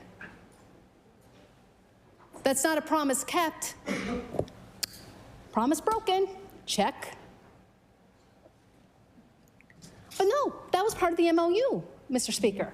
Part of the MOU is to provide funding. Part of the MOU is to provide funding. The PCs ran on it. My Cape Breton colleagues ran on it. The promise that if forming government, the CBRM would receive more money in funding that the CBRM government could use. Well, I don't know what's happening, but there's something happening over there. Something about the age of 6. But there was a promise made. And I was happy with that. Because I've always said, I don't care what bill gets passed, what you call it, who gets the pats on the back and on the shoulder. I care about what it's going to do for the residents of CBRM, in my riding, the residents of District 11 at the time when I was a councillor, and the residents for Cape Breton Central Whitney Pier. I didn't care that the PCs took our bill. I cared about the funding for the CBRM.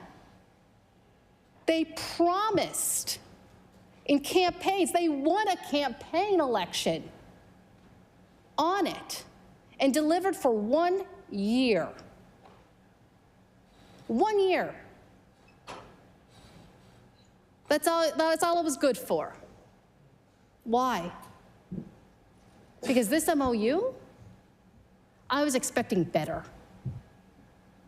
I expected better.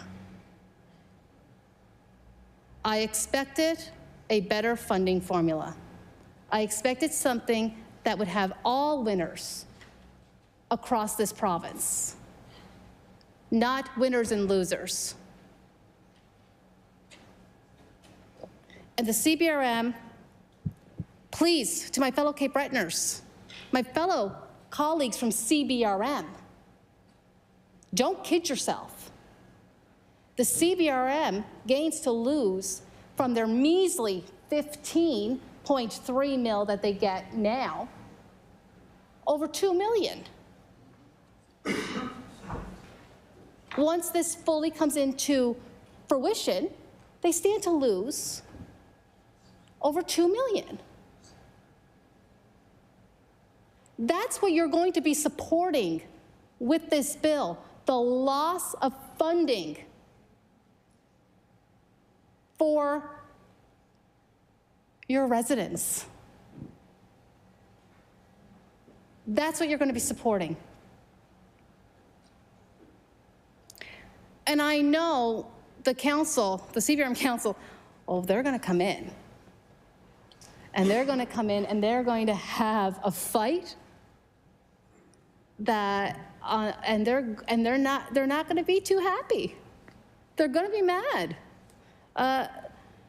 The mayor of the CBRM says that the province is what the province is offering aren't really savings at all, saying that the municipality will now save millions This is the mayor saying, quote, "That's wholly untrue." McDougall told the CBC in a phone interview on Tuesday. That's just a flow-through for collection. McDougall says if the municipalities no longer have to pay the province for jails and public housing, they will stop collecting to cover off the bill, as they should. They shouldn't do what I've heard from others that was suggested to them by this government to keep collecting. No, they're going to do the right thing. Stop collecting. So there you go. As for the province taking over old schools, McDougall said this would have been a help had it come much sooner. Quote, "For the CBRM, that would have been great about 20 years ago, because we've already taken ownership of all those schools, so that means nothing to the CBRM." So don't bring that up, because guess what? Means nothing. We've already unloaded those schools. We already dealt with the bills. I know. I was on CBRM Council dealing with them. I know the member for Sydney Member 2 was also dealing with those when he was on council. So, again, we're talking about. I'm going to quote from Saltwire. This is also so the mayor of the Cape Breton Regional Municipality says she will not accept a proposed $2 million cut in annual equalization money from the province. According to Mayor McDougall Merrill, this early funding, now referred to as the Municipal Financial Capacity Grant, is said to be dropping from $15 million to $13 million on the details from the proposed renegotiation of the MOU with the province. The long and short of, quote, "The long and short of it is this. It's a terrible deal for the CBRM," McDougall Merrill said. The, quote, "The new amount of funding that the municipality would receive is lower than what we receive right now. Lower than what we receive right now." Quote, "They did propose that we would offer a top-up for a number of years, but that would only be temporary." CBRM was already struggling with the $15 million. Already struggling with the $15 million. And now the PC government wants them to accept a further cut.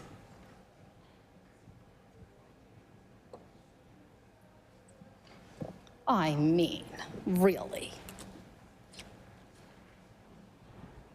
If I were on the government side of the aisle, well, for one, this wouldn't even get to the floor. I never would have allowed it. I'd have walked out of my caucus first. I would have walked out of my caucus before I ever allowed this to get to the floor. Because it's about my constituents. It's about my constituents. They put me here to do a job for them. I wouldn't be doing my job if I allowed something like this to get to the floor. I just wouldn't be doing my job.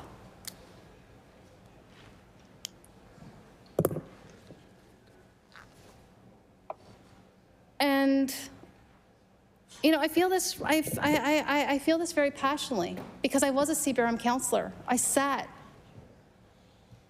in seats with councillors who'd been fighting this fight for years. I'd been fighting that fight for years. I watched Mayor Morgan fight that fight for years, and it nearly killed him.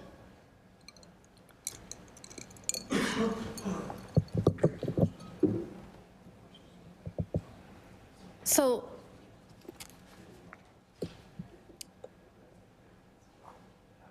what I'm saying, so this MOU is a slap in the face to the residents of the CBRM, because they asked all of us in Cape Breton, in CBRM, to bring back more funding, not less. And this MOU does not reflect more funding.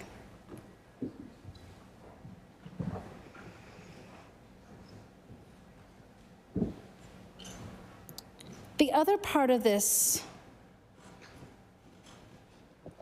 so the other parts of this I find interesting is that this bill will remove existing clauses related to the calculation and instead will send the rate calculations to regulations.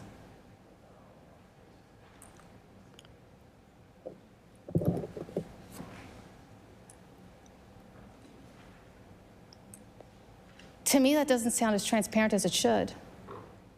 It sounds like lack of transparency to send everything to regulations. I mean, this government sends everything to regulations, so it doesn't have to come to the floor of this House. This government sends everything to regulation, so it does not have to hit this floor, so that we have no say in what is in that part of the bill, because it's in regulations. So how are we supposed to have oversight and transparency on how much this funding is getting calculated and where's the money going?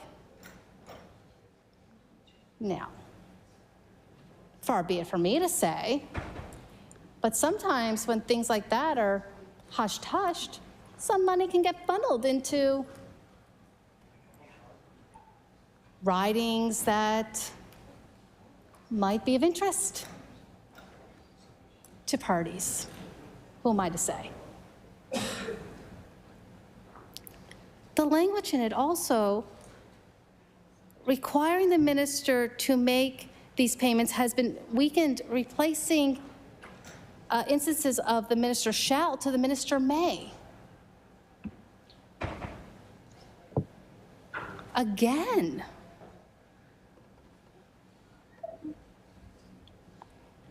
I mean, I don't think I think, so the minister shall make these payments, so the minister may make these payments. So shall means must, and may means what it is. You can do it, you don't have to do it. Must means this is, you have to. It's required. May is, meh, may, we may do it. We may not, depending on the day, how we feel, what have you, because apparently everything's in regulations when it comes to the funding formula.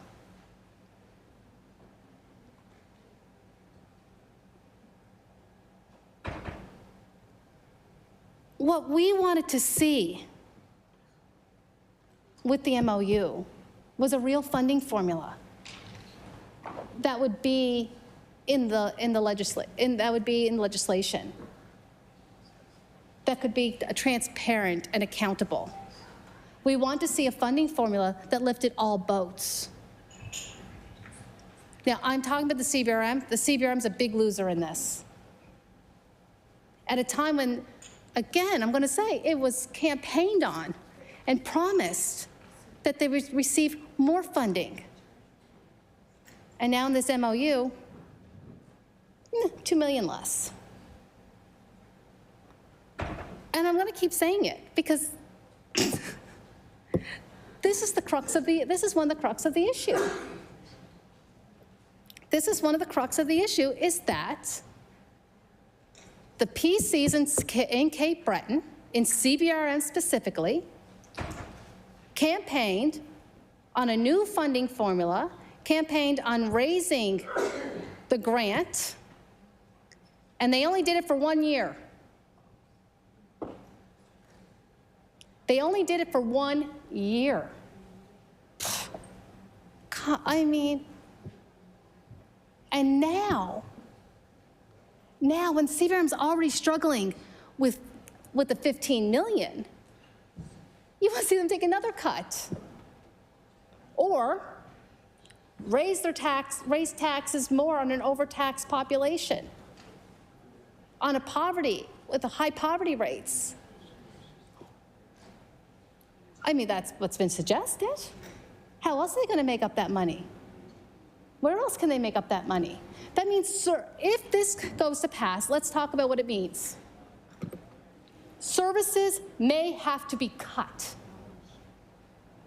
Transit, which is booming right now. That moratorium on sidewalks and new sidewalks in the CBRM, that's never going to get lifted, apparently, because there's not going to be enough money. Roads, local CBRM-owned roads, then are in serious need of repairs, may not get it. Water lines and sewer lines that are continuously breaking down because the infrastructure is so old may actually not get fixed at a rate that they need to. Those are just a few. Just a few. Fire service, CBRM is a majority volunteer fire service. Who are in need of equipment, who have to continuously fundraise. And you've got your career that are just centrally located in pretty much in Sydney, and there's a few scattered in other areas. But what does it mean for them? A police service that really is stretched because you've got a lot of area that is rural.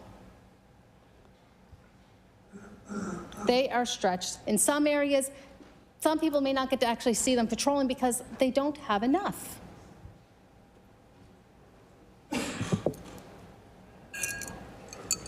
So further cutting the that grant, you're cutting services to our residents. That's what's going to happen.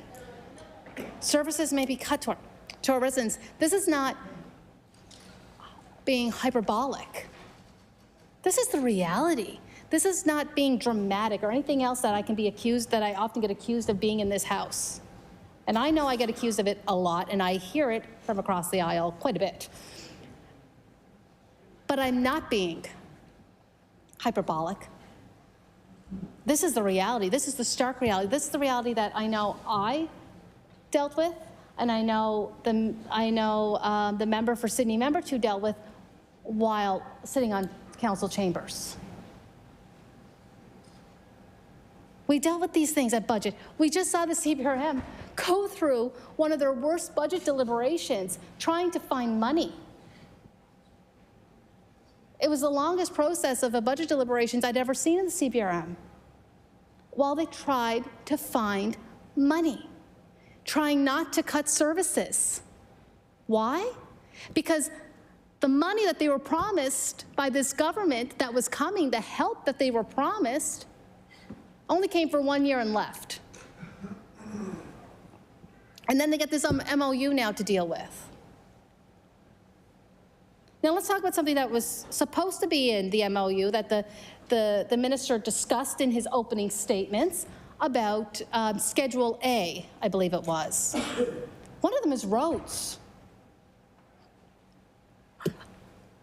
I gotta tell you something. I almost fell off my chair. And when I say I almost laughed, I don't mean I laughed in, haha, this is funny. I laughed in, I can't believe I can't believe this would even be suggested kind of laugh. You know, the laugh of shock. We will not pay, the province decided that they don't want to pave their own roads.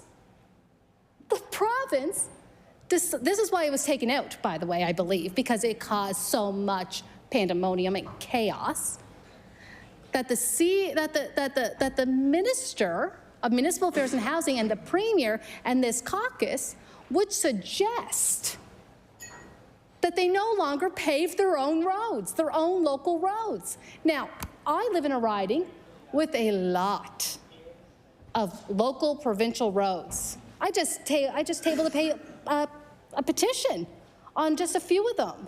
And I've tabled a few over time, and I will probably have tons more. But it was suggested that they're no longer going to pave their own local roads.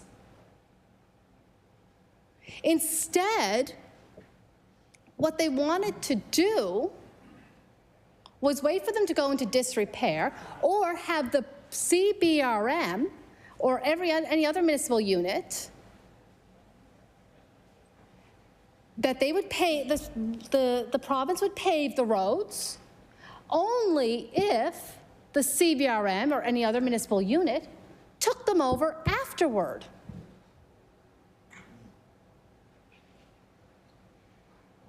Think about that for your own areas. Please, think about that for your own area, what that would mean. Could your municipalities afford to keep up maintenance on more roads than they already have? The CBRM can't. The maintenance of it, the plowing, they barely have money to cover their roads now. With the 15 million, measly, plus other revenues, but let's talk about that MOU, 15 million. Now you're going to cut to 13 and say, oh, by the way, joke's on you. We're also going to have you, in order to get your local provincial roads paved, guess what? We'll pave them, but you have them afterward.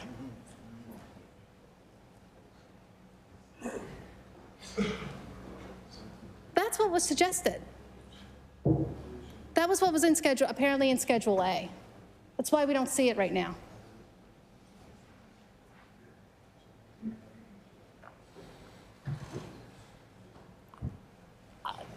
Thank goodness we don't see it right now, because if it was in there right now, I would hope, actually, you know what, I wish kind of it was.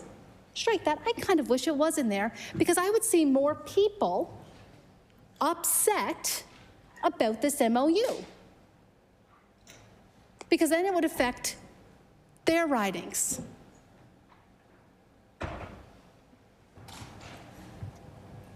But it's coming.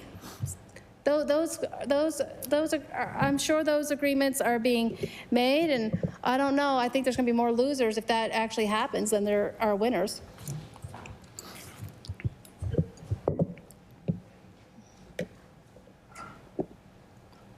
So we have a premier who's been rejecting meetings with the CBRM. We have an MOU that disregarded a campaign promise made. It disregards it. There was residents voted some of our colleagues in because they promised a brand new deal for the CBRM, more funding.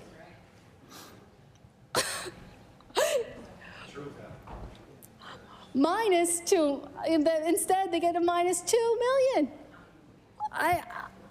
And I'm laughing because it's absurd.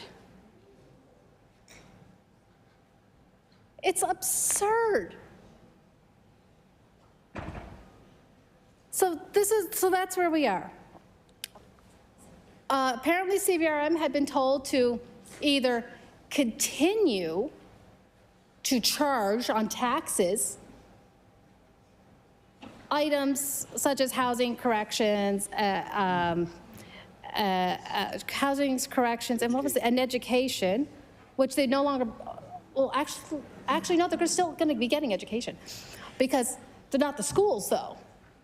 Because apparently also in this agreement is that they're still going to have to do collections for education and still have to pay their fees for education, which, by the way, are calculated differently than what the province. So the municipalities, I know CBRM, there's a different calculation of how the CBRM's portion of education is calculated than what the province is calculated. So there's an inequity there, but that part's apparently going to still stay in the MOU. Why? Because education's only going up. So that means they're going to have to pay more and more.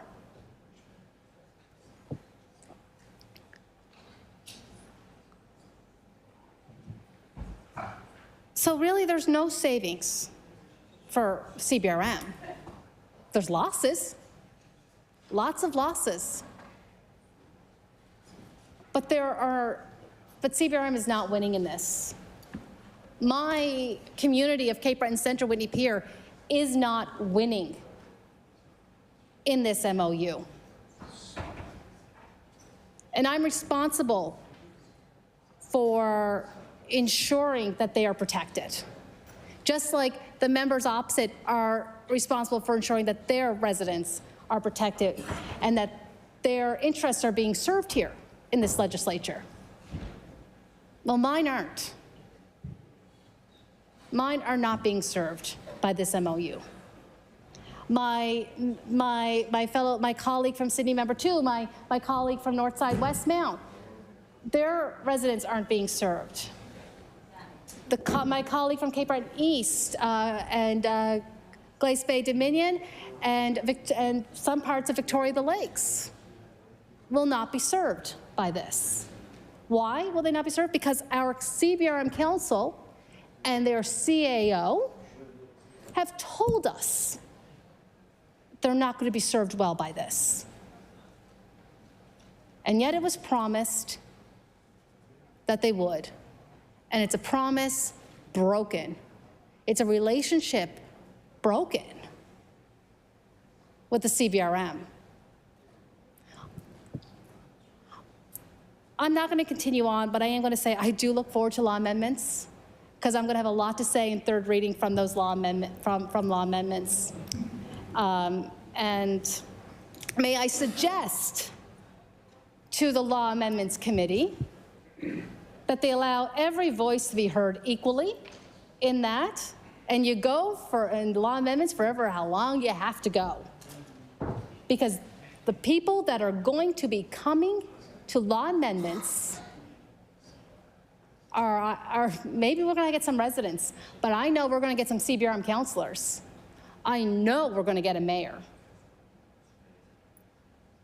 And I look forward to hearing them because who they're speaking for, keep in mind, they're going to be speaking for every single resident of the Cape Breton Regional Municipality. And with that, I will take my seat. Thank you.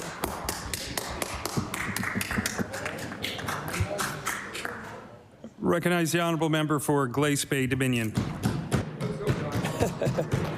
Thank you, Mr. Speaker. No, you know what? I'll start with this. In any other city outside of Halifax, the Cape Breton MLAs would probably fight beside each other. We would stick together, absolutely. I understand that anywhere in the city, anywhere outside of Cape Breton or Halifax, we would stick together. But you know, perspective is really something to me. I'm not going to get riled up here, Mr. Speaker. I'm just going to state the facts that I know because you know what the truth is? I'm a teacher. I'm not a politician. I'm not a career politician. I have not had a career in municipal politics like the member from Sydney, Member 2, has mentioned. So he comes in here with a lot of experience that I don't have, and that's great, and I'd appreciate him sharing with me. Absolutely. I talk with Darren Brookswagger quite often to understand this stuff because I don't get it. I really don't get it. But what I do know is that we met, Minister Comer, Speaker Bain, and myself met with CBRM Council, and what they asked us for was to open up the MOU.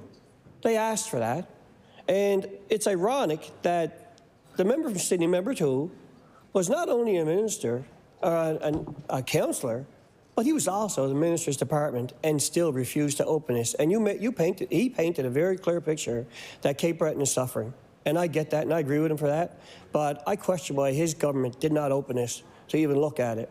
So, you know, one of the other things they wanted was a charter. They want the right to write a charter.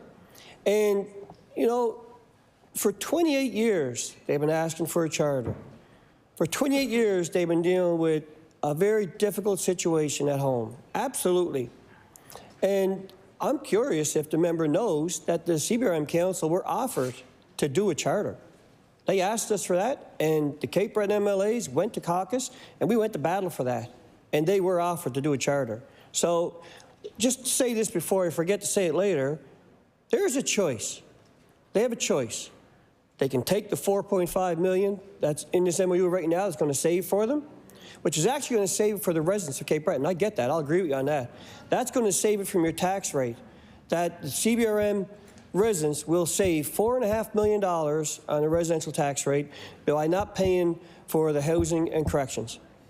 Okay? That's a choice that the CBRM Council has to make. And I wouldn't want to be in that boat because I get it. CBRM is struggling. I understand. I'll stand shoulder to shoulder with any one of them saying that. But at least they have a choice because this government opened up the MOU. This government engaged them all the way through, and I know they took part in every bit of the opportunity they had to negotiate. And I'm proud that they did that. I'm proud that Cape Breton stood up for themselves and spoke. But they have a choice to do that, or they can go and engage in the process of writing a charter. Now, I would like to hear later on if the member across the floor agrees with that, because he said today that they do deserve the charter, and I'll agree with himself. I'll agree with it. But I don't know the facts on what's going on inside council because I don't have the luxury of having that in my history. So, you know, Mr. Speaker, I want to tell you what it's like in Glace Bay and Dominion. In Glace Bay and Dominion, we have, well, entire CBRM, we have 1/3 of our homes are living in by a single individual. That makes it difficult to pay taxes, absolutely. We have on the board here where they could save $4.5 million. CBRM could do a rate increase, I guess you'd call it, to accept some of that because I understand it goes to the province. It's technically not a rate increase for the cash coming to the house, but it's a rate increase, I guess, nonetheless. I don't know the nuances of that. But what I do know is that choices matter. And when I was sitting at home and in my classroom with my students and they faced no option but to move away, I made a choice to step in and try and support those students. So they have a choice to stay in Cape Breton. Because I feel like the minister does across the floor, the member across the floor does, I believe Cape Breton is a very proud place to grow up, and I wouldn't want to live anywhere else. But those students that reached me every day and said, what do I need to work at West? They didn't see a choice. And this government I'm very proud of, has gone back and opened up an MOU that was unfair to us. And I really think I would lean into the charter. Personally, I think I'd lean into the charter. I don't know the nuances, like I said. But what I do know is that in my town of Glace Bay and Dominion, we have Morrison School. Morrison School was vacated and left to deteriorate. As a firefighter, I did not allow any of my officers or my firefighters to enter the building without a BA on because it was polluted with mold. You could land a helicopter inside the upstairs building now since Hurricane Fiona tore the roof off. And what does CBRM have to tear that down? Absolutely nothing. They have $120,000 to deal with dilapidated homes. That is not even going to tear down a part of that building. The people on McLean Street and Catherine Street that came out to meet with me when I was trying to find housing and viewed that building, they want that building gone. And now the government can take it down. And I'm sure the people on that area of town will be celebrating. Bridgeport School is another one. Bridgeport School was in very good shape. It was an excellent building. Now it's left dilapidated. The community is enraged over it. And thank God it's coming down now for a long-term care facility. But you know, Mr. Speaker, I don't think these people in these communities should be living with that choice because the CBRM obviously is cash-strapped. And I don't blame that on them. But at least we're offering to help. At least we're offering to help now.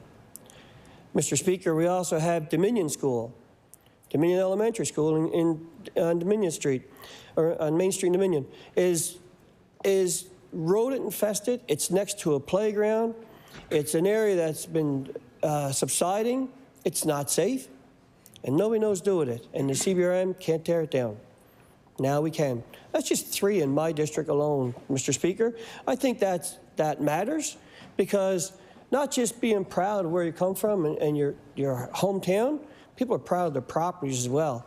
And if we are ever going to advance in Cape Breton, we need people to buy into that. We need people to start taking pride in what they have and where we are and who we are, because we can't continue to be negative if we want people to move to Cape Breton. We have to be proud. And I'm proud. I'm proud of my hometown, and I'm proud to be part of a government that is doing something to help. Is it everything? Nope, it's not. Could we offer buckets of money to Cape Breton? I'd take my truck up for that trip and pay the carbon tax. I would, just for that trip, to take the money back to Cape Breton. You like that one, didn't you? I would, just to take that money home. But I know that's not a reality.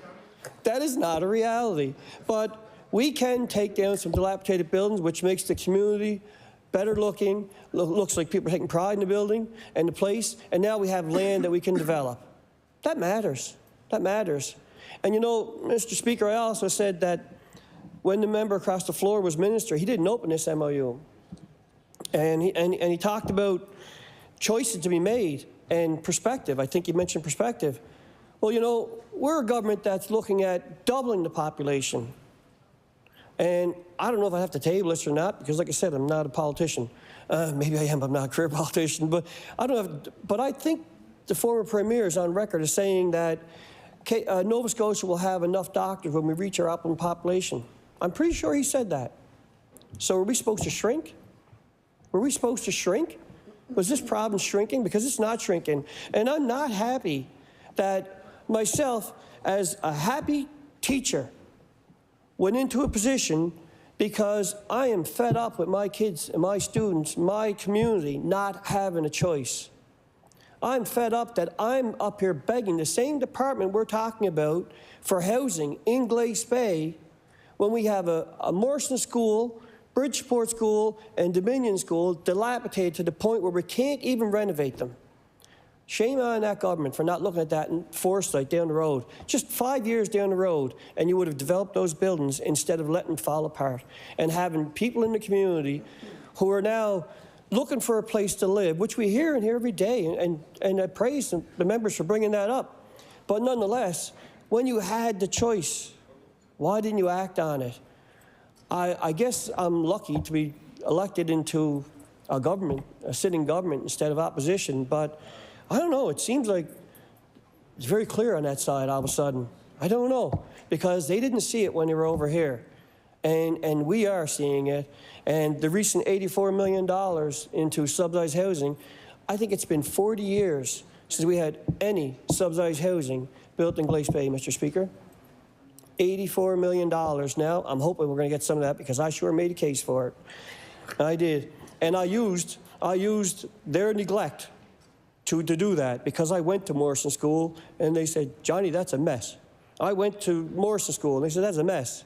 And I went to Dominion School and that's a mess. So now we're left with nothing more than the possibility of building, I guess. But you know, Mr. Speaker, it's choices. It's about a choice. I understand right now the CBRM is paying $22 million. Anybody can call me out on these numbers because I'm trying to learn. I think they were paying out $22 million and receiving $15 million. Now they're going to pay out $17.5 million and collect $19.5 million. I'm not a career politician, but to me that seems like a plus. I'm not an accountant either. I'm a teacher, so I can add.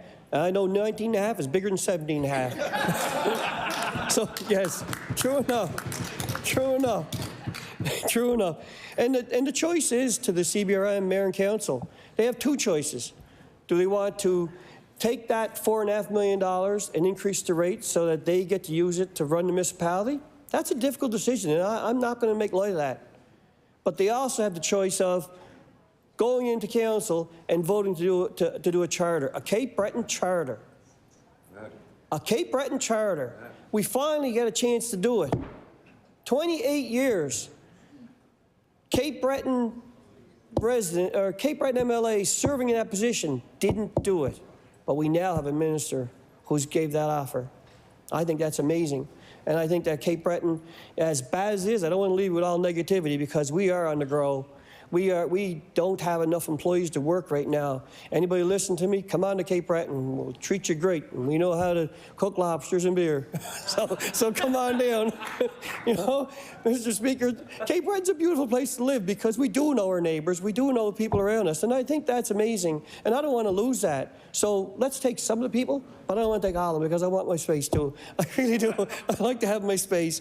But, you know, it matters what we do in public. It matters because for anybody who hasn't been to Cape Breton, it does matter.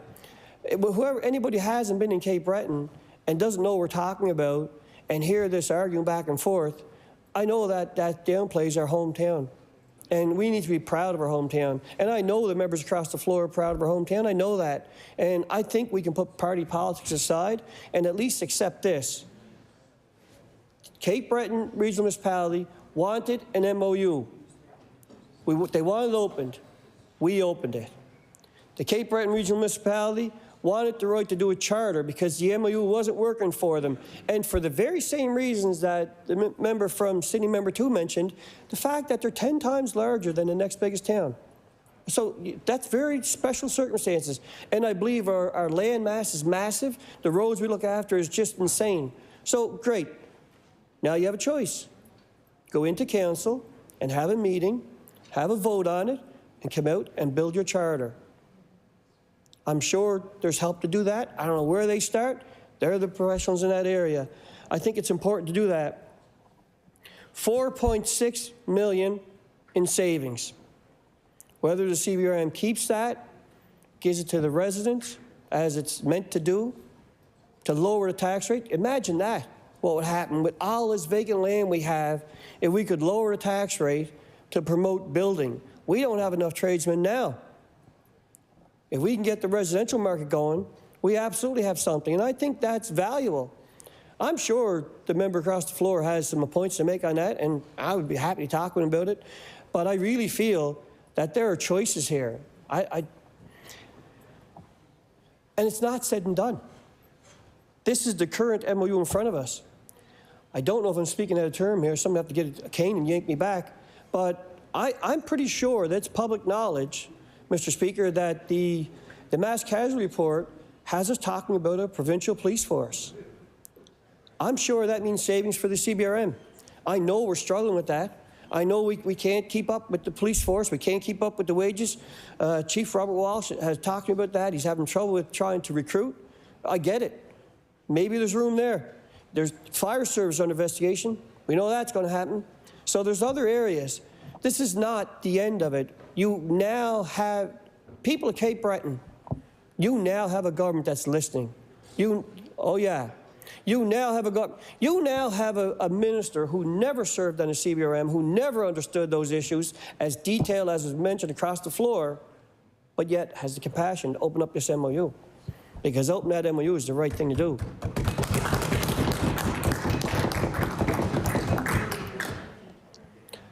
I do not think for 1 minute that I have the answers.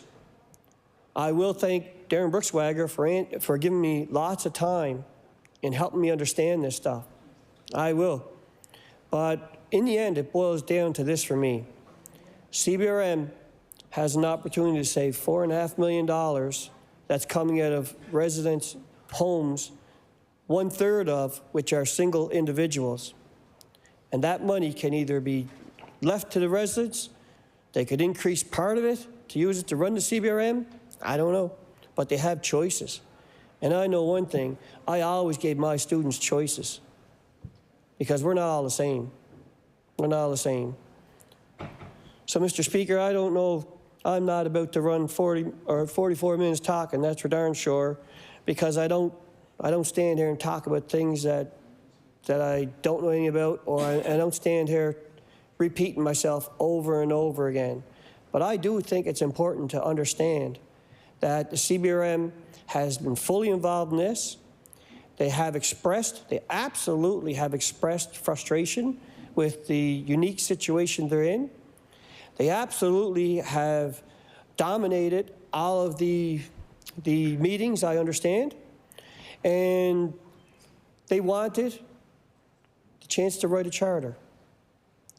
And you can check every one of those boxes because the Cape Breton MLAs on this side of the floor went to caucus and fought for that. We did fight for that. We fought hard to make sure that they had the choice. Now, I would like to know what CBRM is going to do. I want to know. Are they going to step out and go do the charter? Do they have it in them? Is that the best thing for them? I don't know if that's the best thing for them. I don't know if that's what the residents of CBRM want, much less mayor and council. I don't know. But that's not my job to know. My job here as a provincial MLA is to voice the opinion of Cape Breton.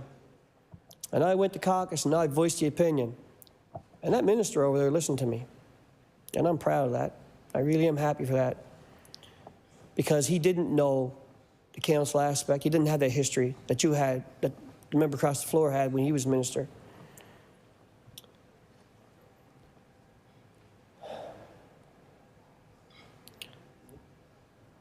I think I'm good, but I'm not. No, you know what? I'm not good. I'm not good. I'm not good. I'm not good because I'm standing here and I'm thinking about Morrison School, Morrison Junior High, which I taught at actually. And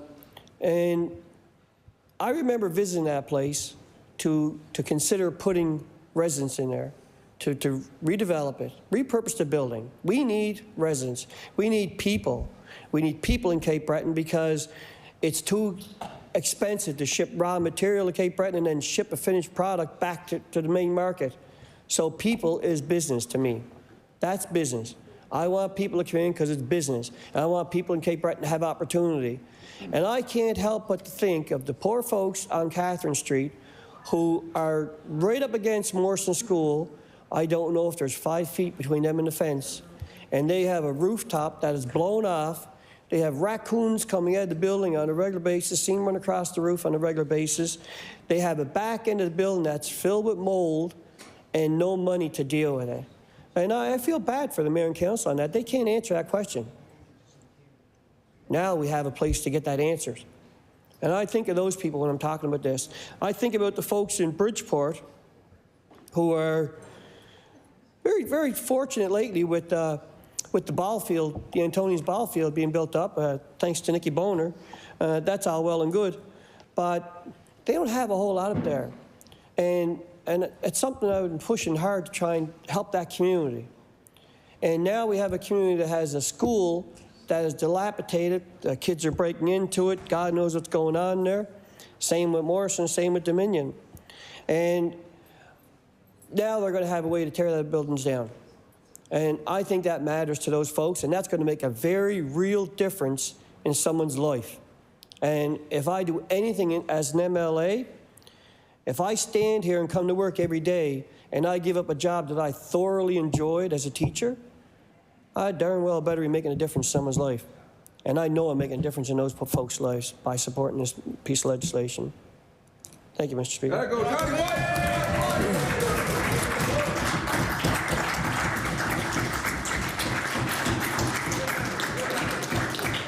I recognize the Honourable Minister of Service, Nova Scotia Internal Services with an introduction.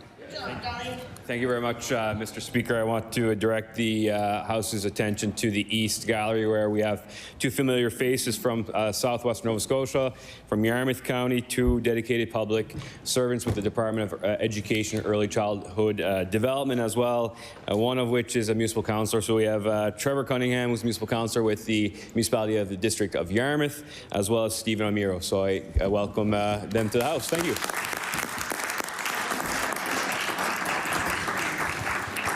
We welcome all visitors to the House. Welcome. I recognize Leader of the Official Opposition. Thank you very much, Mr. Chair. I'd also like to extend welcome to friends of mine that are in the Eastern Gallery, my councillor actually, Councillor Cunningham, who comes from good Tory stock, I know. And of course, Mr. Amiro, who during his time in education, I had the pleasure of working with him during my years in that department, but even more significantly, actually, was a student when Mr. Amiro was supporting all those kids in our schools growing up who needed extra help with learning, and particularly around reading. So thank you for your service, both gentlemen, to our community and our system. Mr. Speaker, I listened with interest to my friend from Glace Bay's comments, where he admittedly said, you know, he doesn't have any of the answers. And I have to say, Mr. Speaker, I do agree with him on that. I agree with him on that point. But I do also want to point out that that member has taken some liberties in rewriting some history of what's happened in Cape Breton Island. Because while that member can stand up in this House and point to my friend, the honourable colleague from Sydney Member 2, former Minister of numerous departments, and say that that member didn't fight for the people of the island. It's interesting because when that member goes back, he actually takes credit for all the big projects happening on Cape Breton Island that actually happened under a previous government. New NSCC building being built in downtown Sydney, the biggest expansion of healthcare infrastructure in a generation on Cape Breton Island. The Mariners Forum, new schools, and also the Horizon Achievement Center. The list goes on, purchasing homes from those who were flooded out of their homes, expansion to daycare. So I will ask the honourable member from Glace Bay, which I'm responding to here, when he stands up and levels these accusations, refresh himself on the history. And he can see it. Order. I'd ask the member to stick to the bill we're debating here. I recognize the Leader of the Official Opposition. Thank you very much, Mr. Speaker. I'm responding to the member for Glace Bay's comments on the bill directly. And I will ask him when he stands up and says that this member from Sydney Member 2 didn't do enough, look at the history and look at a lot of the projects that he's now taking credit for on the island. And he'll see. In relation to this bill, I grow increasingly concerned, Mr. Speaker, about this government's approach to municipal government, how they're approaching the relationship, their unwillingness to work with duly elected municipal leaders from one end of the province to the other. We have seen a real effort to not have to deal with these folks at all or to run roughshod over municipal governments. Despite the fact that very clear promises were made by this Premier and this government in the last election related to local decision-making and municipal government. And I think it's important to refresh the House's memories of those commitments, and I'll table this article. This was Ask the Leaders. The PC leader talks about decentralization, equalization payments for Cape Breton. And so these are promises that were made by the Premier to get elected. When it comes to decentralization, the author writes, you're cited as indicating that you are a big proponent of local decision-making and would not rule out decentralizing some services, including health care and education. The promise made by the Premier. Not only will I not rule it out, I will do it. And now look at what's happened. The exact opposite of that's happened. He complained in this article about the amalgamation of the Health Authority. He further centralized that by actually getting rid of an independent board on health with healthcare professionals on it and centralizing control of the Healthcare Authority in his office with a partisan appointee, Karen Oldfield, who's a lawyer, has no experience in healthcare. Promised to bring back school boards. That hasn't happened. And now we see with local governments in this very week, in recent weeks, their approach to supporting local decision-making. Running roughshod over HRM and saying, you don't know anything about housing, we're going to take it over. And the minister who represents Kings North in rural Nova Scotia and the Premier who represents Pictou West in rural Nova Scotia are now going to make all the decisions related to housing development in HRM. Does this sound like decentralization or supporting local government? Let's talk about CBRM. Myself and my caucus colleagues had the great opportunity to head to CBRM and actually meet with municipal councillors there, the CAO and several staff and the chief of police. And I was quite taken aback by what I learned there.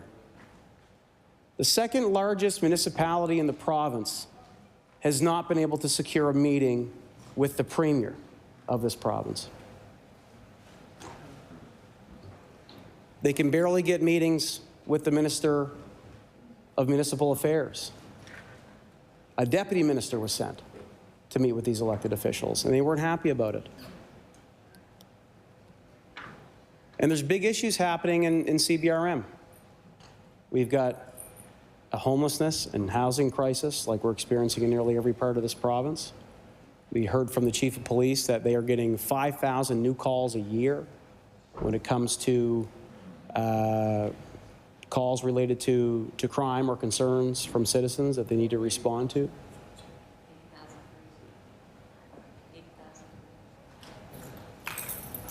80,000 calls. 80,000 calls a year. I'd like to thank my honorable colleagues for reminding me of that. CBRM also has the highest tax rate in Nova Scotia, and when you add on top of that, it has the lowest income. This creates a major cost pressure for folks in CBRM who are already dealing with a cost of living crisis, increasing cost in housing, interest rates, food, gas, all these things.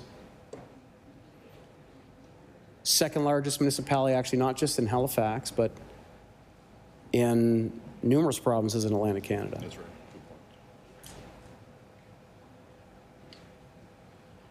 And they reminded us about promises that the Premier made to them when it came to funding.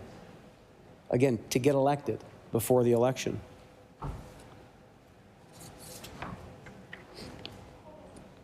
This is related to a question on fairness and equalization payments. A local group calling itself, this is a question posed to the Premier, again when he was Leader of the Opposition running to be Premier. A local group calling itself Nova Scotians for Equalization Fairness has been taking politicians to task, both PCs and Liberals, regarding the distribution of equalization cash that the province receives from the federal government. You have pledged, again, you, the Premier, former Leader of the Opposition, this is when he was a candidate, you have pledged to double the $15 million grant the CBRM receives as part of a memorandum of understanding it has with the province. That said, this group would like to meet with you to discuss the issue in more detail. But in a July letter to the Cape Breton Post, Reverend Dr. Albert Maroon said that you refused their invitation to do so. What is your response to that, and is there any chance that you would make any commitment to speak directly to this group? My position is this, said the Premier, again as a candidate at the time. The memorandum of understanding between the province and the municipality is very old, and it is time to refresh that. And that's going to take some time, some give and take, and finding out who's responsible for what. I'm committed to doing that. And they have my commitment to doing that. And yet he still has not met with the elected leadership of CBRM, the second largest municipality in this province. What he said on equalization payments. We would double the payments to the municipalities. CBRM and others, whoever is receiving the payment from the province now, they would receive twice as much. I think that a $32 million commitment is in our platform, and $15 million of that will go to CBRM. So what have we learned since the election? That funding is actually being cut from CBRM. It's being cut. The Premier won't meet with the council. They've got all these incredible growth pressures on them that are impacting cost of policing, cost of services, their ability to respond to the housing crisis, and they can't get a meeting with the Premier. And not only can they not get a meeting, now they know they couldn't trust him at his word to deliver what he promised them he'd give them, just to get their vote heading into the last election. Is this a government that cares about the relationship with our municipalities? And I would argue that we have to at this point. We are dealing with some of the most significant generational challenges that anybody's had to deal with. Highest inflation in the country here in Nova Scotia, highest increase in rents, cost of living crisis that's affecting everybody, a homelessness crisis that has now is impacting every single community across the province. And when you're facing these massive challenges, it's really incumbent for all governments to come together and work together to overcome them. We are not going to get anywhere with dealing with these complex issues that, again, are going to impact this province for not just the next 2 years, but the next 2 decades. These are generational challenges, and to rise to the moment, I think it's incumbent upon the government to realize they don't have all the answers. Just like the member from Glace Bay said, I don't have the answers. Neither does the Premier. But it's by working together with all orders of government, federal, provincial, and municipal, and of course our band governments, our Indigenous governments, and our stakeholder community in the private sector to actually get somewhere on this. But instead we're seeing the exact opposite. A Premier that won't even meet with CBRM to discuss this. And in relation to this bill, it is not just the CBRM that's concerned about it. There's a number of listen, I will say there's a number of municipalities that are supportive of this bill, some that are very close to home to me that I know are supportive of this, but there are still one by me that likes it. Actually, there's multiple municipalities that don't support it. We've got a letter here from the municipality of Kings as well. We've also heard from the municipality of Hants. So there's several municipalities that are concerned about this and don't support it.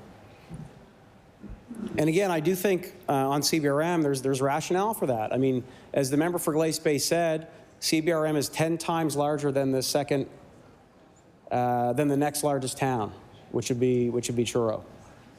So this is the second largest municipality, again, not just in this province, but in the wider Maritimes. And as the member for Glace Bay said, 10 times larger than the next largest municipality here in the province. So they've got a rationale to be treated differently from this as well. And that's actually been supported by the Nova Scotia Federation of Municipalities. And I'll read from excerpts here. So this is not just a CBRM issue, although I think CBRM clearly has the most to lose. They have certainly expressed the greatest amount of frustration, not just with the process that led to this, but also with their relationship with the Premier and with this government. But they are being supported actually by the NSFM. And I'll read this letter, Madam Speaker. This is to Minister Lohr, the Minister of Municipal Affairs in relation to the service exchange agreement. And on behalf of the NSM Board of Directors, they want to thank you for the opportunity to meet with representatives of the Department of Municipal Affairs and Housing regarding the service exchange discussion. And they list a recommendation here. There's a recommendation that NSFM write a letter to the province accepting the province's proposal for capacity grant housing, corrections, obsolete schools, and infrastructure, but further, that CBRM be dealt with separately from other municipalities. And further, with respect to roads, that NSFM accept Part A of recommendations and that Part B be placed in Schedule A for future discussion. So we actually have the group who represents municipalities, the Nova Scotia Federation of Municipalities, that have said, I just asked the member if he could please table that. When you're finished with, you can table it. Thank you. I recognize the honourable leader of the official opposition. Madam Speaker, I certainly will table all the documents that I'm referencing here. I may use them multiple times during debate tonight, so I will keep them on hand, but they certainly will all be tabled after. So again, this is a letter dated September 14th to the Department of Municipal Affairs, and this comes from Brenda Chisholm-Beaton, who's president of the Nova Scotia Federation of Municipalities. And they state that CBRM be dealt with separately from other municipalities with no impact on other negotiations. So you've got the CBRM saying they need to be dealt with separately because of their size, because of the specific nature of a number of the challenges that they're dealing with. Tax base, homelessness, low income, and yet still the department has not allowed that to happen. In fact, it almost seems as if the department is being a bit threatening towards CBRM if they don't play ball. And I've got a letter here where the province essentially outlines what they won't be getting if they don't sign off on this. And this is how we're approaching our relationship with our municipal units, and again, our second largest municipal unit. Again, from a premier who, to get elected, claimed, and I'll quote again from this article with his Saltwire, I think the Cape Breton Post, on August 6, 2021,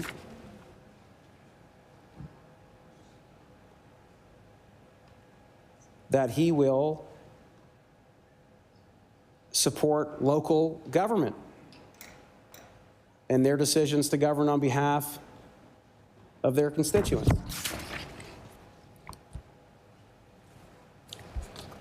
I don't think this is the right way to approach this relationship. And I'll tell you, as a member of a previous government who certainly had our arguments and debates with CBRM and other municipalities and other stakeholders, there was still a willingness to meet and to discuss and to work together. Cecil Clark was mayor of CBRM when I was Minister of Municipal Affairs. I mean, you don't get more Tory than Cecil Clark. I don't know about nowadays. He's much more nonpartisan. But still, we served together in this chamber on different sides. But we met regularly. The Premier, former Premier McNeil and Rankin met with our municipal leaders regularly. And CBRM can't even get a meeting with the Premier on this. And of course, they're feeling extremely discouraged about this. And they don't feel the government's listening. And from that meeting, we discerned that they've also felt very disrespected by the Deputy Minister, who essentially told them if they don't like the funding that's being provided here, that they can either raise taxes. Again, they're the highest taxed municipality in the province that also have the lowest income when it comes to their taxpayers. Is that a responsible response from a deputy minister? Usually when you're sending somebody in to meet with folks, it's going to be with the intention of working together and reaching a resolution. And clearly that didn't happen. But I think we've seen this approach with other municipalities as well. We've actually seen it in Antigonish, where, and again, this is related to a word that was given and then not kept, which is what's happening in this bill with CBRM. They were promised doubling of their equalization payments, and now the money's being stripped back. That's a promise that was given that isn't being kept. We saw that in Antigonish. Municipal leaders really put their necks out on the line to consolidate. They did so because they were promised by the PC government that they would be there to pass special legislation in this House and allow them to do that. As soon as the pressure was on, and again, we would have asked a lot of questions about that bill had it come forward in this session. Certainly a lot of questions needed to be asked, and a lot of constituents in that area did not support this, and we've actually asked questions previously in this House related to Antigonish amalgamation, but as soon as the pressure was on, the government just cut ties, said we're not doing it. And again, this is indicative of the relationship that this government is building with municipal units. Municipal units cannot trust what they're being told, what the word is of this government. And that's a real problem here. We've seen it in HRM in relation to the housing bill. And I think, and again, this is related to the bill because this bill is about a relationship with multiple municipal units. Let's look at the housing bill that came forward recently. And again, this is a government led by a premier who said he's going to trust local decision makers and decentralize decision making. And what happened this week? Complete centralization of housing decisions, which is going to be done by elected officials who are not elected for the most part in HRM. Mayor Savage, slammed this egregious bill as a major overreach. I can quote some of the statements that have been made by the mayor. Again, a mayor who didn't even get a call that bill was coming forth the next day, a bill that would strip housing and development decisions from Halifax Council and give it to the province. And these are very consequential things that are happening here. And you listen to the words of the mayor. This legislation is built on a demonstrably false premise, introduced with absolutely no notice or discussion.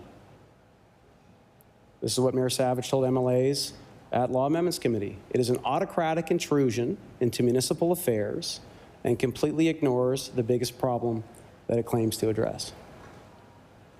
And here we have another bill today.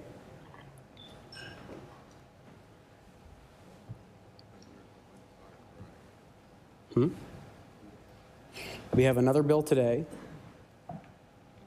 that is not supported by a duly elected local council, and that they think that their taxpayers are going to be penalized by. And there's similarities here. CBRM Council believes that this bill is going to force them to increase taxes on their citizens because they're going to be harmed financially as a result of this. Halifax, with, as they said, a harmful housing bill, could also raise taxes here in HRM.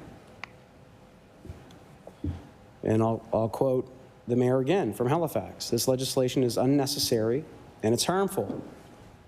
Mayor Mike Savage told the legislature's Law Amendments Committee. Let's be clear, this will raise taxes for municipal taxpayers. Now, I'll go on here before I get to my next. I just want to remind the member to speak to the bill and not Bill 329. We are on Bill 340, municipal reform. Thank you.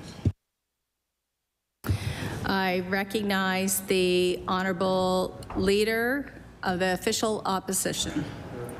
Yeah, Madam Speaker, I certainly am speaking about the bill here.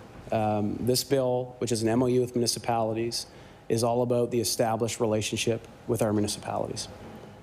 I think that's very clear, right? This is a new agreement with municipal units by a government that claimed when they got elected that they were going to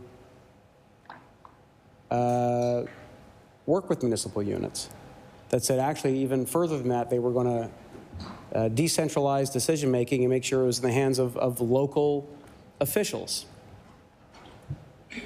And that's clearly not the case. And I mean, we see similarities with what CBRM is saying in relation to this bill. What's the number of this bill? 340, Bill 340.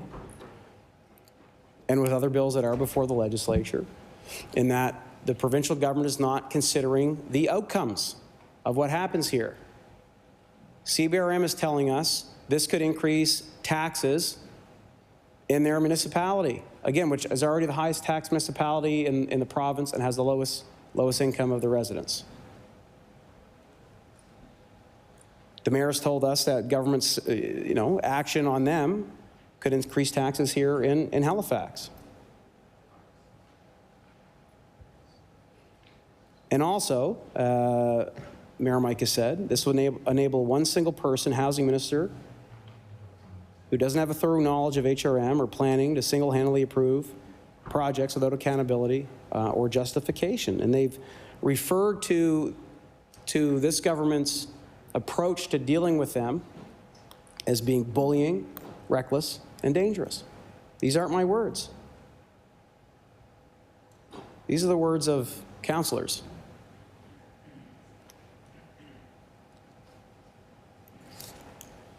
And it's not just HRM and CBRM that are dealing with this. We've seen this in Bridgewater on the South Shore,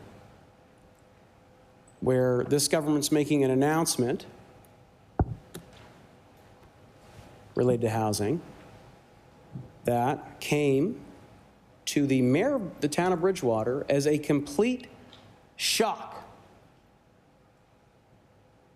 The mayor of Bridgewater wasn't informed of this announcement. And again, there's issues at the local level that the province isn't aware of, that our local municipal leaders, their staff, and elected officials are.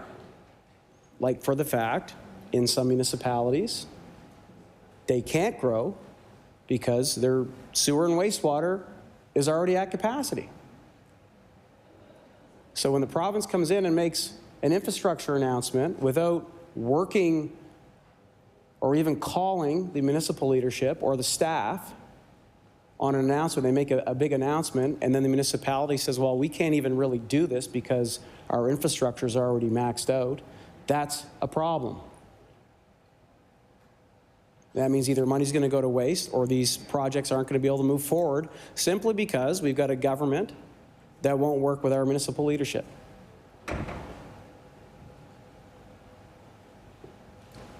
And it's not just CBRM, Bridgewater, or HRM that has said this. We're hearing concerns from the municipality of Kings County on this as well.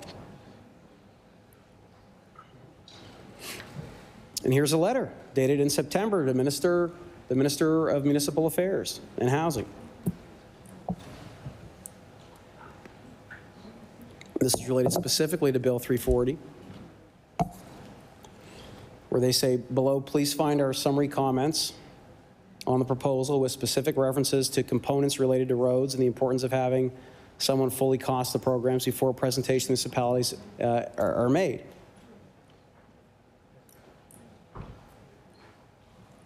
But here's what I found interesting about this letter, and this speaks to the process of how we got to Bill 340.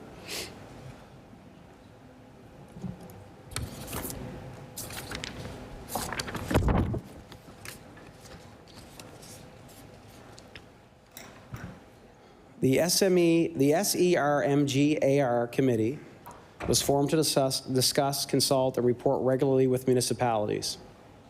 Instead, the members were asked to sign non-disclosure agreements. This is in relation to the negotiation that happened heading into this bill. The members were asked to sign non-disclosure agreements. They did not report to municipalities and appear to have taken to the status of a negotiating committee. To top it off, that committee also had not shared its report with either the NSFM board or membership prior to us all being presented with what we had the appearance of a fait accompli. Therefore, it cannot be inferred that any underlined of the recommendations have come from the municipalities. This is coming from Kings. I'm going to read that again because I think this is very important. I will table these documents. First, they say, regrettably, the Roads Committee report was overtly withheld from municipalities. We have just now received it as a result of numerous complaints on that front.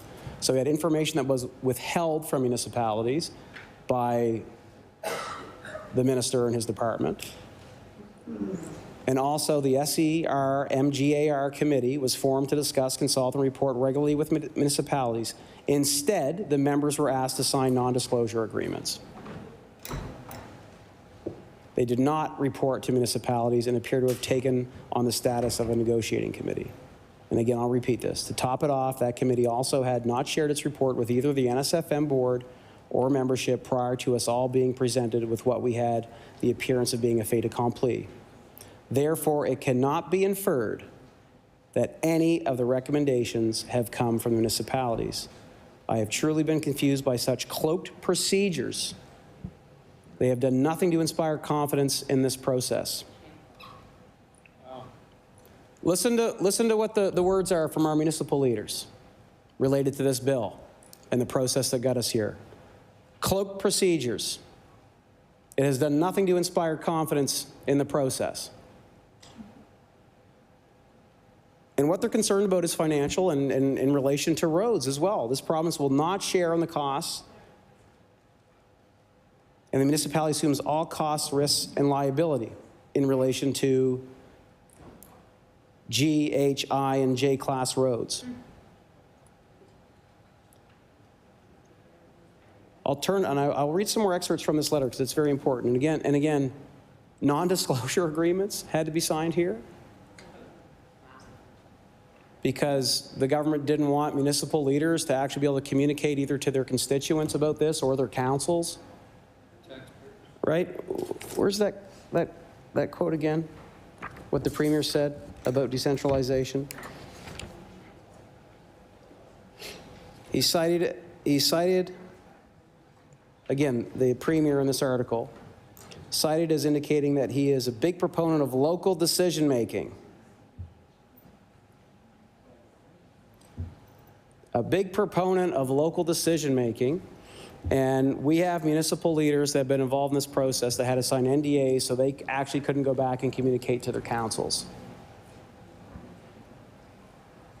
And the opposition is supposed to have confidence in this piece of legislation. And these are legitimate concerns that we have here. Again, CBRM is concerned about their tax base. Increases they'll have to make to taxes. They're concerned about the fact that they're losing money that the Premier promised them he would give.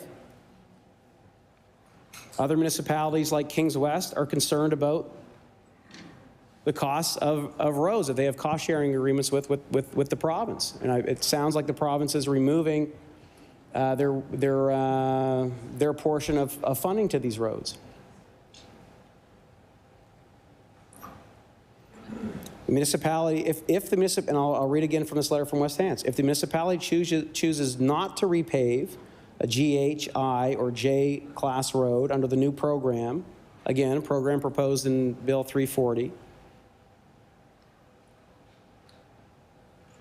it will then be required to take title, maintain, if the municipality chooses not to repave a GHI or J class road under the new program, the province may allow the roads to deteriorate to gravel at its discretion.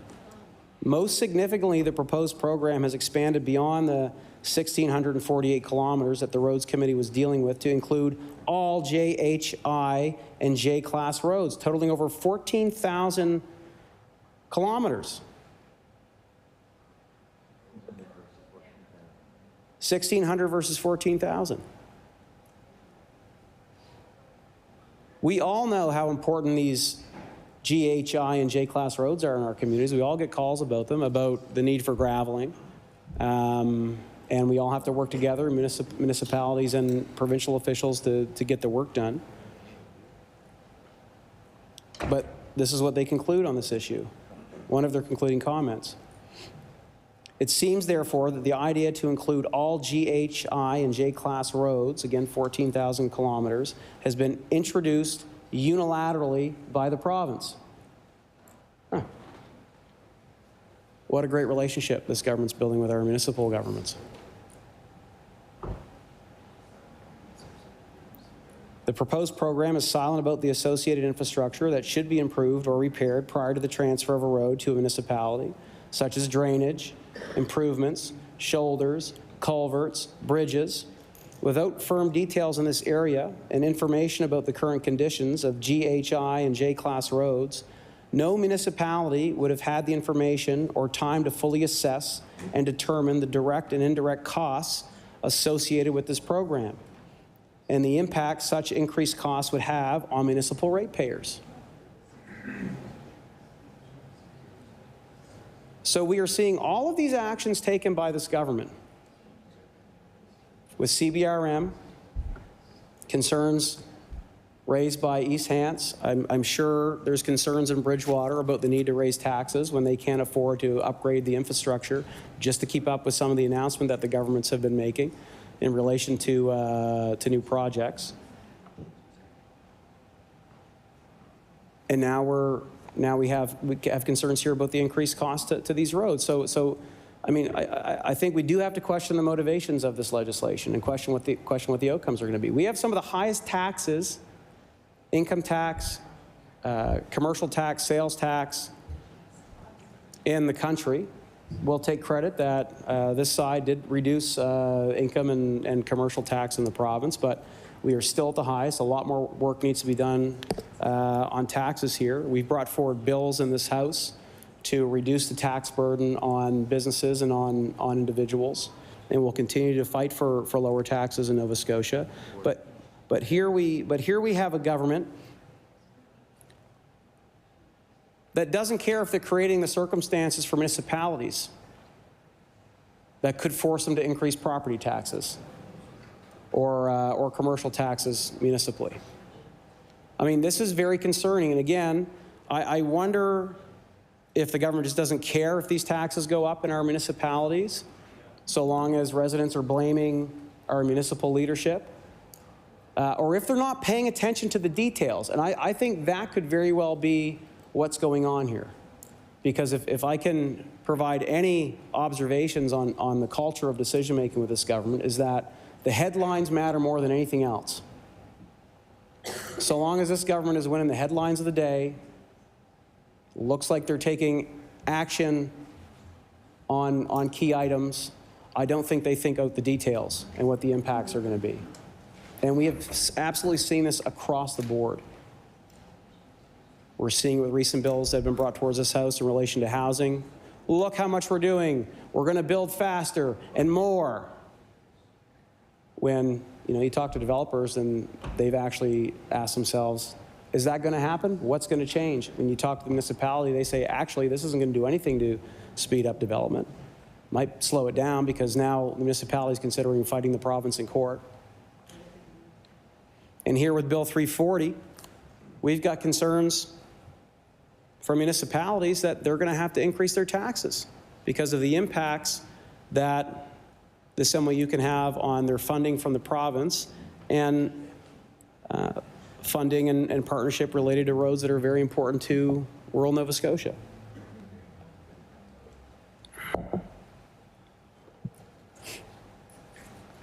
Potential outcomes for this, according to Kings. Kings has prepared an order of magnitude projections regarding Program B cost implications using the Joint Roads Committee approach, adjusted to reflect the province-wide 14,000 kilometers of road lengths, less the kilometers located within HRM, provided by the province, and utilizing the recent per-kilometer capital costing provided by the provincial official. These projections indicate that only 3% of the 14,000 kilometers of roads could be resurfaced and maintained at the net program cost published by the Joint Roads Committee, a dramatic decline from the 40% used as an assumption by the committee. Can we reflect on that for a moment? The projections indicate that only 3% of the 14,000 kilometers of roads could be resurfaced and maintained at the net program cost published by the Joint Roads Committee, a dramatic decline from the 40% used as an assumption by the committee.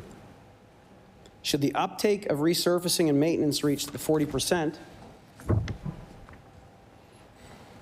assumption amount, the municipal cost swells to $104.5 million per year, a 14.5-fold increase from current contribution levels for J-class roads. These preliminary estimates of costs associated with Program B are staggering and would significantly impede a municipality's ability to provide other critical municipal services and be of significant additional financial burden to residential and commercial property owners. I'll read more from this letter. This is quite stark, at least from the perspective of this municipality. Apart from the direct financial impact, this type of program would undoubtedly create widely varied condition and service levels between all 49 municipalities. Those municipal units that don't prioritize road conditions within their municipal budgets will eventually likely require provincial financial assistance to restore roads to standards demanded by citizens. In addition, the proposed program will create an enormous duplication of resources among the municipalities and represents an inefficient use of taxpayers' money. But who cares if the PCs can just blame all this on the municipal government, even though they've created the conditions for this? Right? And no one on that side is concerned about these impacts? No one's concerned about the increase to property taxes in our municipalities? Our municipal leaders are telling us this. Anybody concerned about it? The member for Argyle has something to say on this. I'd like to know what his thoughts are on this. We've got a lot of J-class roads in our county. I've gotten calls about them probably every single year I've been in office, and I've been here for 13 years. Feels a lot longer. It matters to people. Order. I just want to remind the member that this is a bill that's regarding grants and what they will do and how they relate to municipalities and relate to the MOU.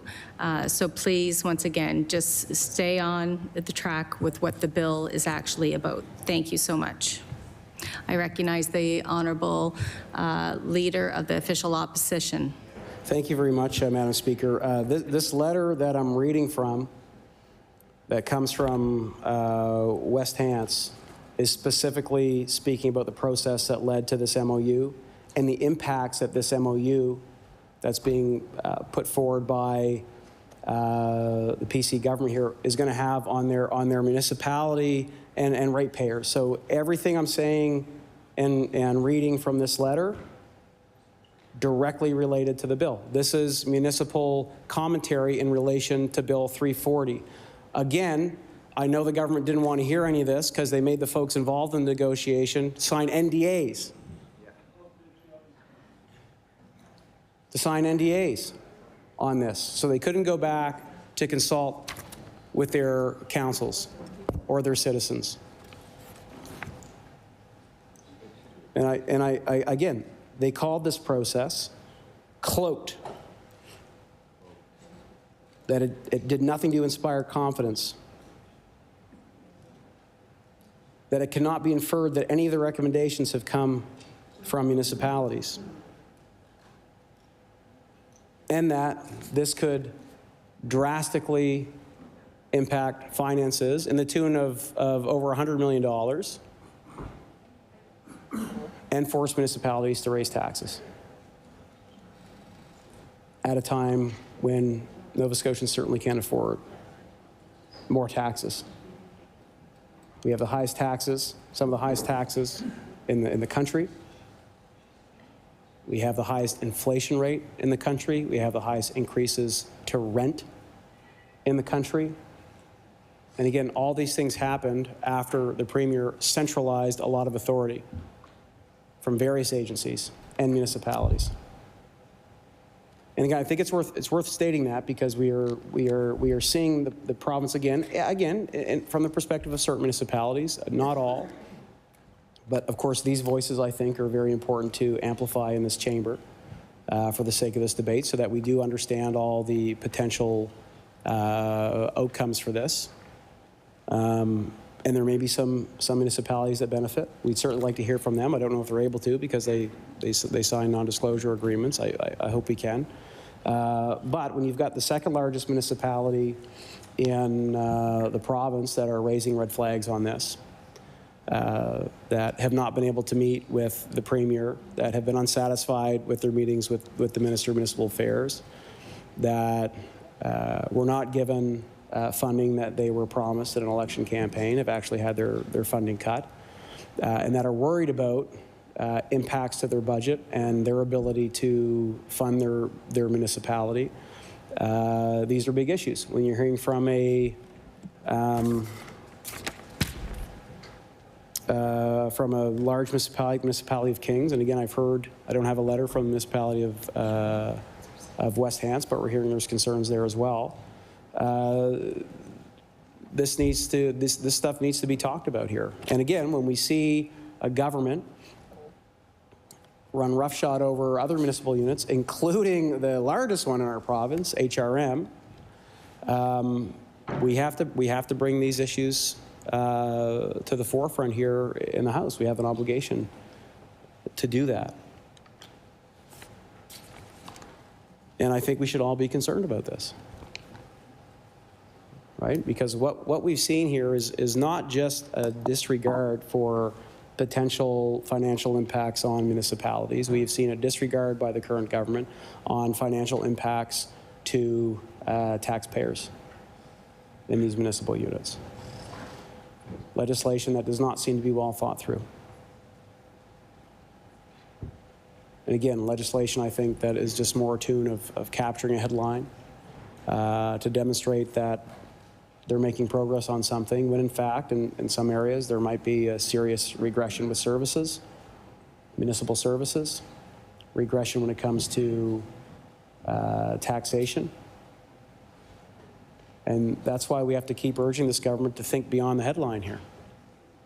Think about what the impacts are going to be, because again, we are facing generational and complex issues.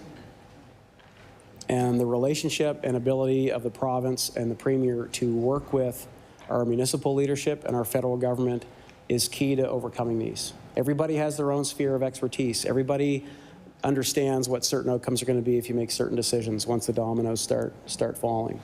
And guess what? The Premier doesn't have all the answers. The ministers don't have all the answers. But yet we have seen a serious centralization of decision-making, not just with independent boards who have actually, I mean, many of them have just been decimated. Health, economic development, basically anybody that spends money, the Premier's getting rid of all those independent boards so there's no more oversight or accountability so they can spend the money when and where they want. We're now seeing this happen with our municipal units. And a real, I think, breach of trust is happening between the province and certain municipal leaders in this province. And I wonder if it just has to do with the politics of these folks. You know, you have to wonder that, because it does seem that there's favorites with this government that will get the access, that can meet with the Premier, that can have the chats with the ministers, and then certain municipalities, particularly those that have been vocal in criticizing the government or providing constructive feedback, iced out. No dialogue whatsoever. That's happened in CBRM. It's happened here in Halifax.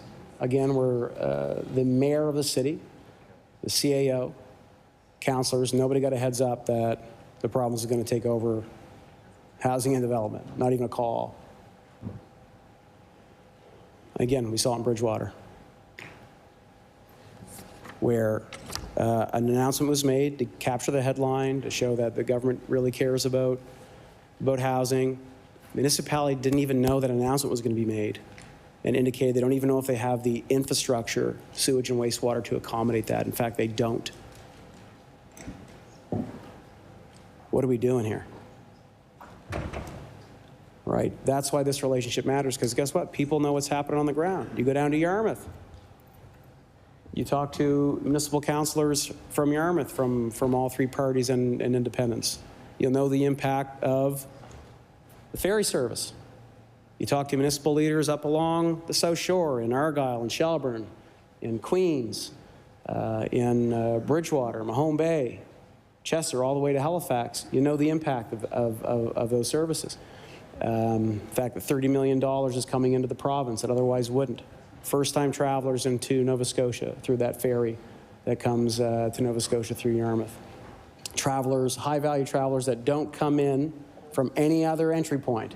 They only come in through Yarmouth, from Grand Desert Island, one of the biggest domestic tourism attractions in the United States. They spend a lot of money to go there, and it costs them half as much to come check out the stuff we have here. Again, that's why you see the Premier previously attacking that service, saying it's not worth the money, saying it's a terrible business deal, because those conversations aren't happening. And again, and I'll quote from the Cape Breton Post article. This is from a Premier that said he was a big proponent of local decision-making and wanted to decentralize services. And I'll quote his words exactly. "Not only will I not rule it out, but I will do it."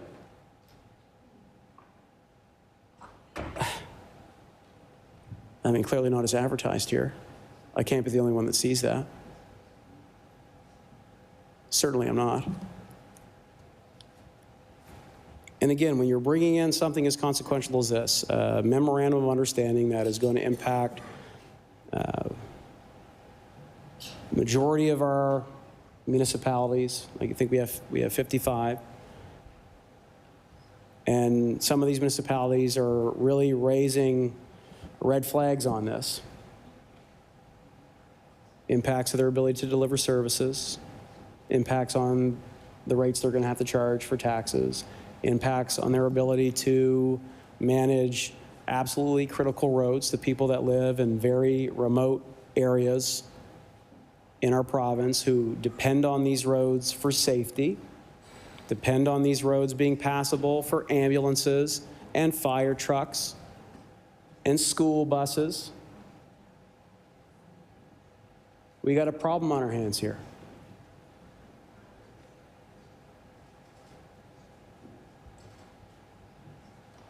And I think the problem that has led to this MOU is as one of that, well, really built around the relationship that this Premier and his cabinet has chosen to have with our municipal leadership.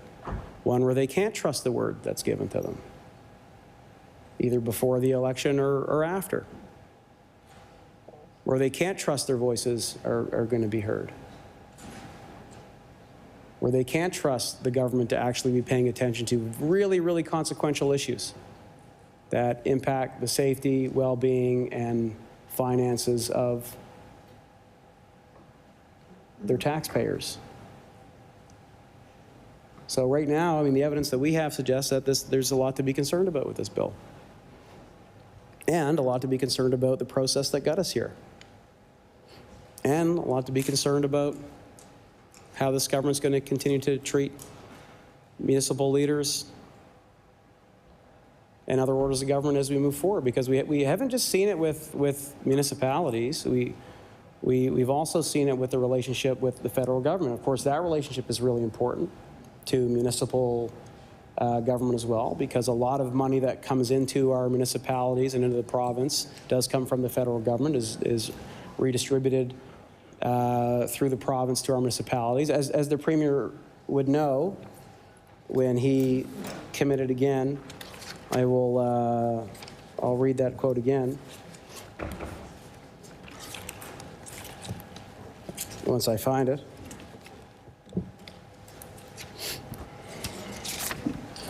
When it comes to equalization payments, he's recognized the importance of the federal funding that's come through.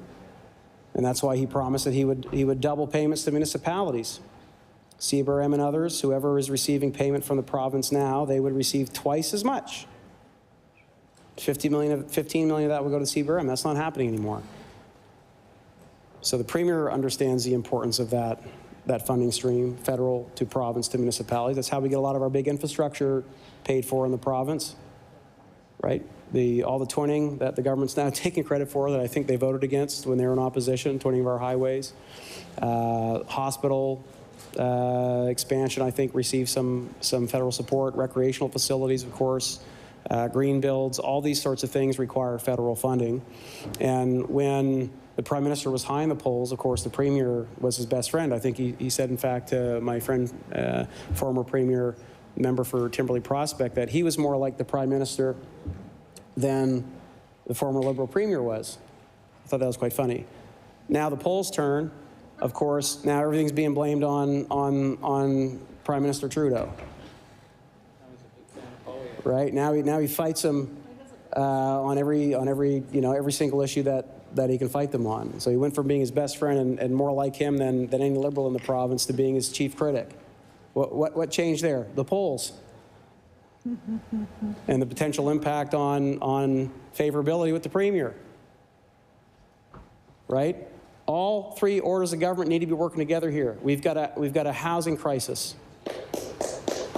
We've got natural disasters that, if we haven't learned in Nova Scotia how impactful these are going to be over the last years, then we're never going to learn, and things are going to get worse. We've got serious headwinds starting to form in our economy. Climate change is reshaping our ocean around us. I saw a report that said 70% of wealth generated, I can't remember if it was Nova Scotia or the Atlantic provinces, it may have been the Atlantic provinces, comes from the sea, comes from fishing seafood. 70% of our wealth. We've got lobsters now that are migrating. You come down to Southwest Nova, Clare, Yarmouth, Shelburne, District 34, you go up to Digby, along the South Shore, Eastern Shore, Cape Breton, The best lobsters do come from District 34, though, I will say. These communities are built around the fishery. We don't have an economy. We don't have these communities without a fishery. We got a complex issue here. Climate change is impacting how many lobsters we're going to have here. We've seen it happen on the eastern seaboard of the U.S. Lobsters migrated up here. We've benefited from that. Guess what? They're going to keep migrating. We're not going to figure this stuff out if the province is focused on grabbing headlines and fighting other orders of government. We've got a cost of living crisis that is burying people. And again, what's the government focused on? Oh, we're gonna use public dollars to fund ads attacking the federal government instead of actually negotiating an alternative with them for Nova Scotians to keep fuel prices lower here. It's all flash and no substance, and we're seeing that again with Bill 340. Look how great we're doing. We are finally dealt with the MOU. No other government could ever do this, ever. Of course, we're the only ones that can do anything. And now we're hearing from municipalities that the consequences could be pretty dire here in some of them, some of these municipal units. And again, in areas that really matter that I can't emphasize enough, how much taxes people are spending, how much municipal services people are able to receive from the municipality, how those municipalities are able to keep roads upgraded in rural and remote parts of their community. You know, so is this really a time to be patting ourselves on the back with this piece of legislation? And again, we're hearing from CBRM, they don't feel consulted. Premier hasn't even met with them. We have heard from NSFM, who told us that CBRM should not be included in this process, and there should be a separate process for CBRM. So that's not just coming from the municipality, that's coming from their association representatives, representing all municipalities across the province. We're hearing from Kings County, sorry, that the consequences of this bill could be pretty catastrophic for them. And all these folks negotiating this had to sign an NDA, so they couldn't talk about the potential impacts. I mean, again, to quote the letter, not a process that inspires a high degree of confidence. And again, I think the process that led us here is indicative of this government's approach to dealing with anybody that doesn't really disagree with them, or anybody that slightly offends based on their public commentary, because it can totally interrupt and affect the ability to have a productive relationship. We even see that here in HRM with the mayor, Mayor Savage, who I think not a single person in this chamber can say is not affable or cooperative, or who does not have a genuine desire to work on projects collaboratively. I mean, this is a mayor that used to be a Liberal, and he'll be the first one to say when he comes and presents to our caucus, which he did this week because we asked him to.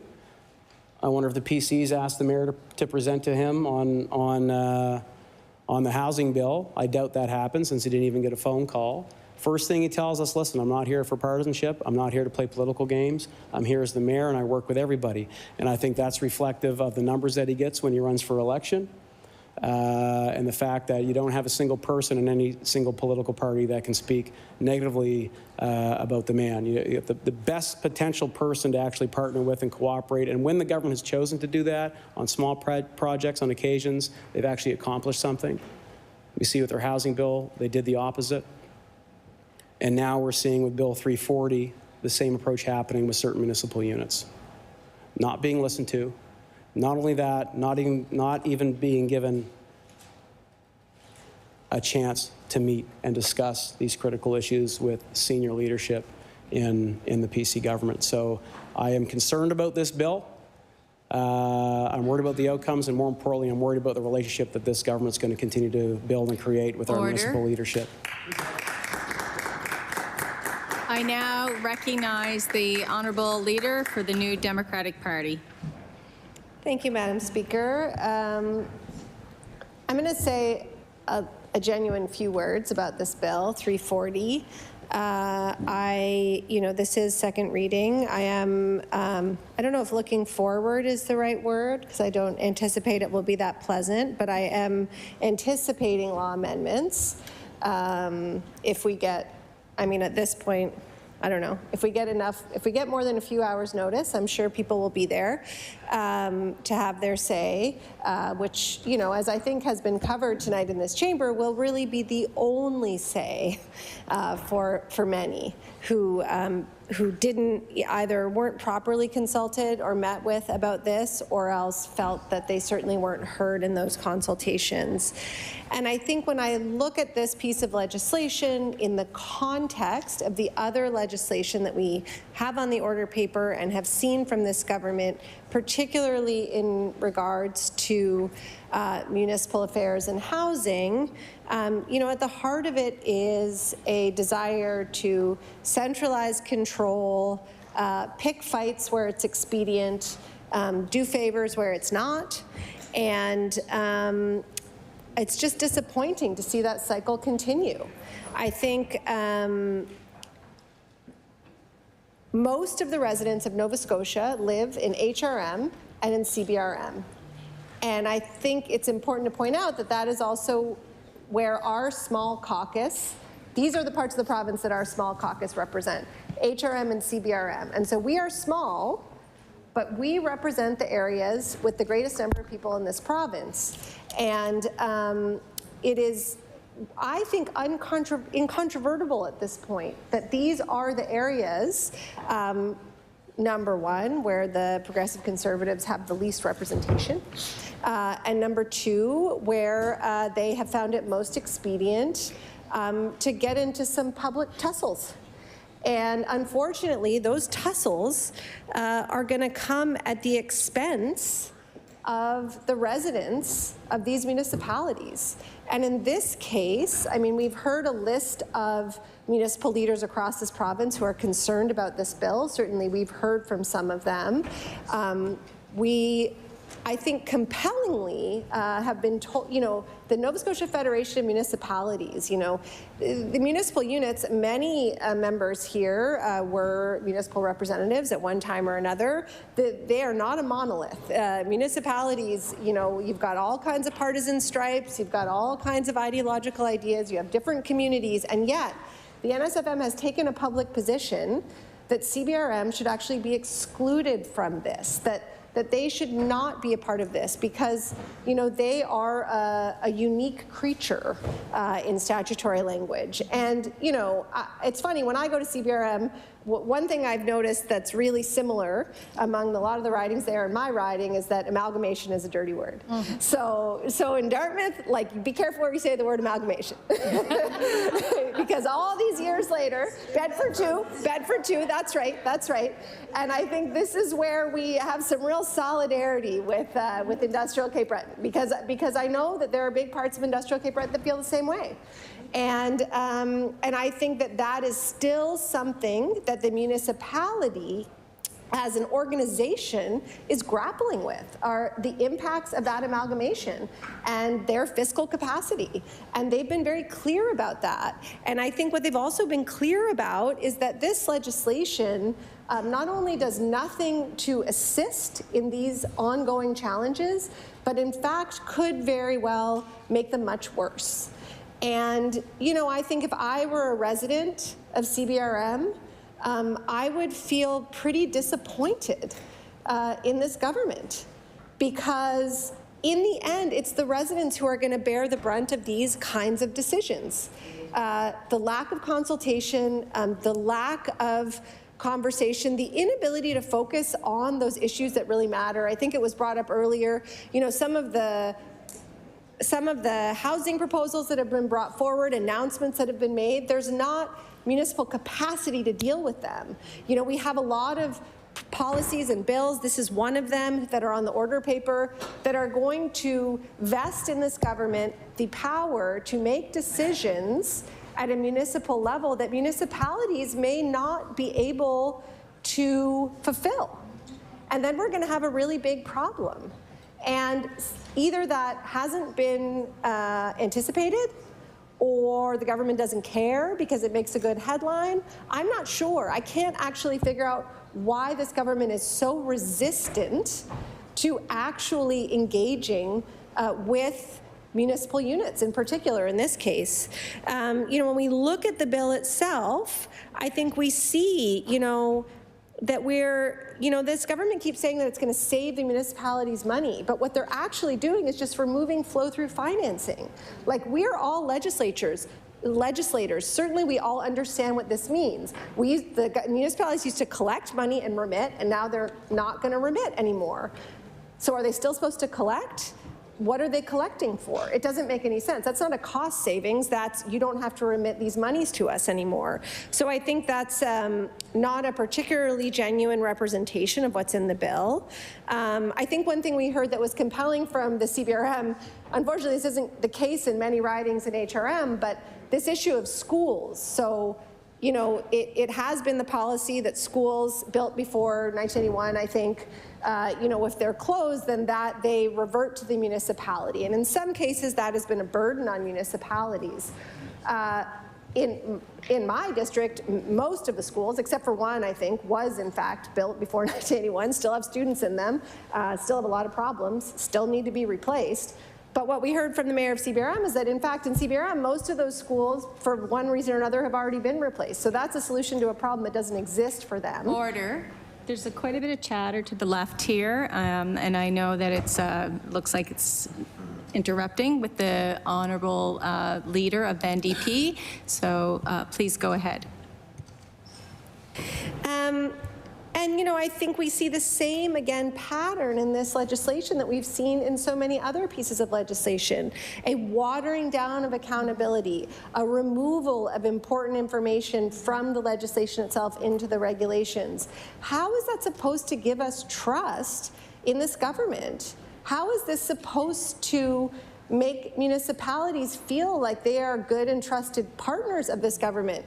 Is the government's plan to entirely usurp the role of municipalities? I don't know. That's the pattern we're seeing. If I were in government, I don't think I'd want that. I think the municipal units play an important role. But, we see very strange language. So the minister, it used to say the minister shall need to make the payments, the municipal grants. Now the minister may. What happens if the minister decides he doesn't want to? Like, that's a real problem. Before, the minister used to have responsibility, the minister retains responsibility over the amount of each grant, but where there used to be calculations in the legislation, now there's not. So how are those grants determined? Whether you've got friends in high places? I don't know. Could be. So I think, these are real and legitimate concerns. They're concerns that are chiefly being raised by CBRM, but are, of course, being raised by others.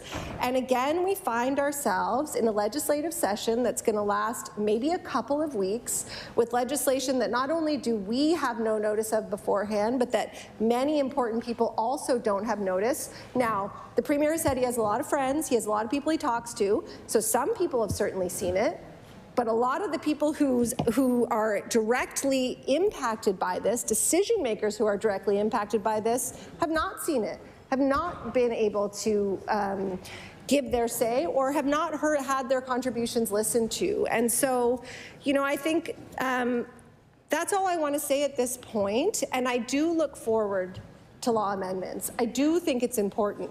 I do just, for the heck of it, want to suggest that we give people more than 48 hours to prepare for law amendments. I know that's probably not likely. We like to hear about how we're the only legislature that has law amendments committee. Yeah, other legislatures have lots of committees where they hear from experts. It takes them more than 4 days to pass a bill, and people have time to make submissions.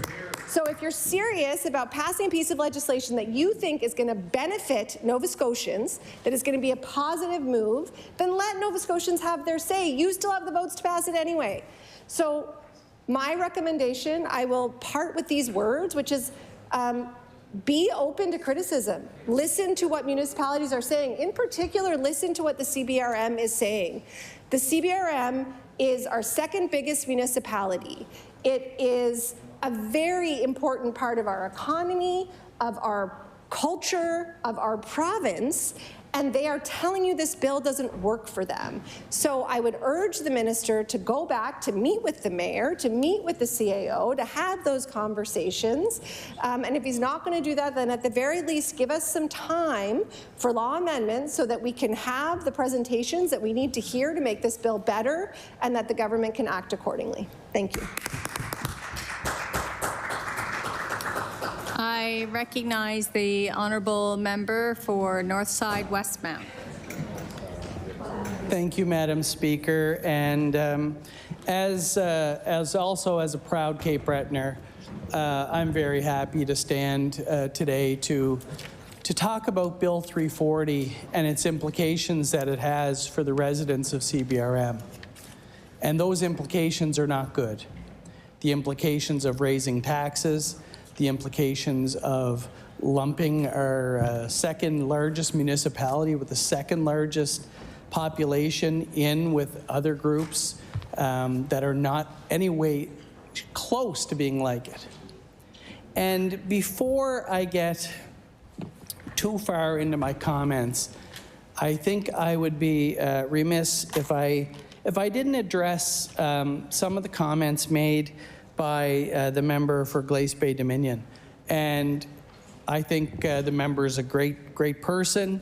I really enjoy chatting with the member. But some of the things that the member indicated about Bill 340 draw me huge concerns as a Cape Bretoner. So what we heard is that the member is very proud of this legislation, and after his speech got a standing ovation from his side of the aisle, which was wonderful. He impressed all of his colleagues from across the province on the government side. But what those comments did not do is impress the residents of Cape Breton. And that's a problem. You know, the member talked about the member from Sydney, member 2, being a career politician. Well, like the member for Glace Bay, I'm not a career politician. However, we're all here because we love Cape Breton. We love our community and we love Nova Scotia. So, the member talked about being proud of this government's actions and this government's use of Bill 340. So I just want to run through a couple of facts. We're proud of lumping a regional municipality into a grouping with municipalities that are 1/10 of its size, and that's the biggest, is 1/10. Proud of reducing the equalization grant from $15 million to $13 million, a reduction of $2 million going forward. Although CBRM, you can keep this $15 million for a couple of years until we decide, but in actual fact, we're reducing the capital grant, so that's something to be proud of. Proud of a government which gave an extra $15 million. And when we look at the Premier's comments of when he was running to be Premier, he talked about the fact that we know this document needs to be renegotiated. And in the meantime, we're going to give an extra $15 million. What would that imply? That would imply that we know there's a problem. We know there's a problem, and we know we're not giving you enough. When we renegotiate, we're going to up that. But no, a reduction of $2 million. That blows my mind. Proud of a government that says the CBRM has a choice. A choice. A choice to fool the residents of CBRM? Like, what kind of choice is that? A choice to say, you know, oh, it's a savings of $4.5 million. And you know something, Madam Speaker, CBRM does the right thing. When they send out their tax bills to their residents, they highlight what each of the costs are for. And they highlight the fact that we're paying education fee. They highlight the fact that we're paying a fee for housing and that we're paying a fee for corrections. So now all of a sudden, as part of this MOU process, we hear, but CBRM, you no longer have to pay that to us. But you have a choice. You have a choice to continue to gouge your residents. What kind of choice is that? Is CBRM going to leave that on their tax bill and continue to charge it even though they're not paying it to the province? To me, that's kind of like fraud. You're not paying it anymore, but you have the choice to continue. So in other words, you raise your taxes at the municipal level to accommodate for the part that you were normally paying through as a flow-through cost. And we've heard others talk about the flow-through cost. So I have to disagree with the member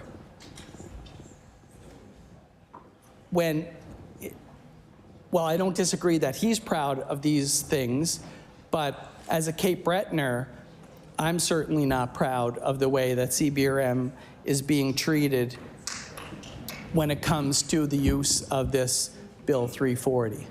Madam Speaker,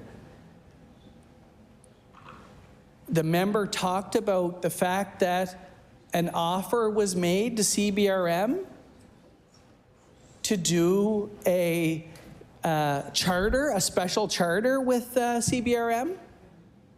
I'd love to see that, and if that could be tabled, that would be wonderful, because that's essentially what needs to happen, is that CBRM needs to be removed from the MOU negotiation.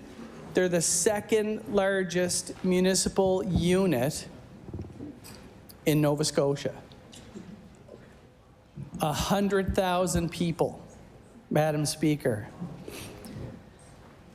And when we listen to the member and who indicates that he's pretty good in math, and I like to think I'm pretty good in math too, and I got my accounting degree and all that stuff.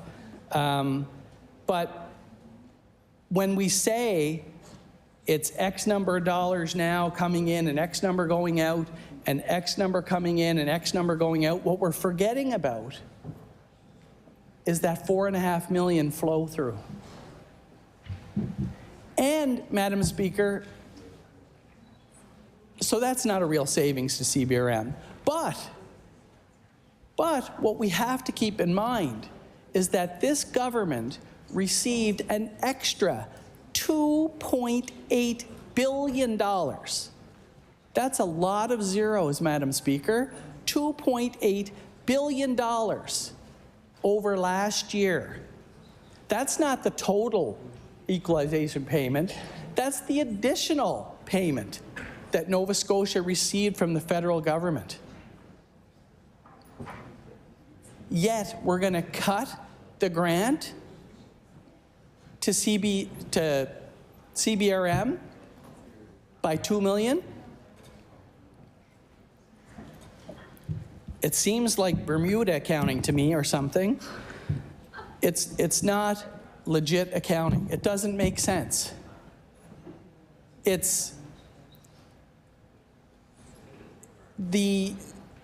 have a region that is the highest property taxes in the province. And residents are struggling in CBRM. We hear stories all the time in our offices of a home that's a modest property in CBRM, a much bigger home, more square footage in HRM, and they're paying half the taxes, Madam Speaker.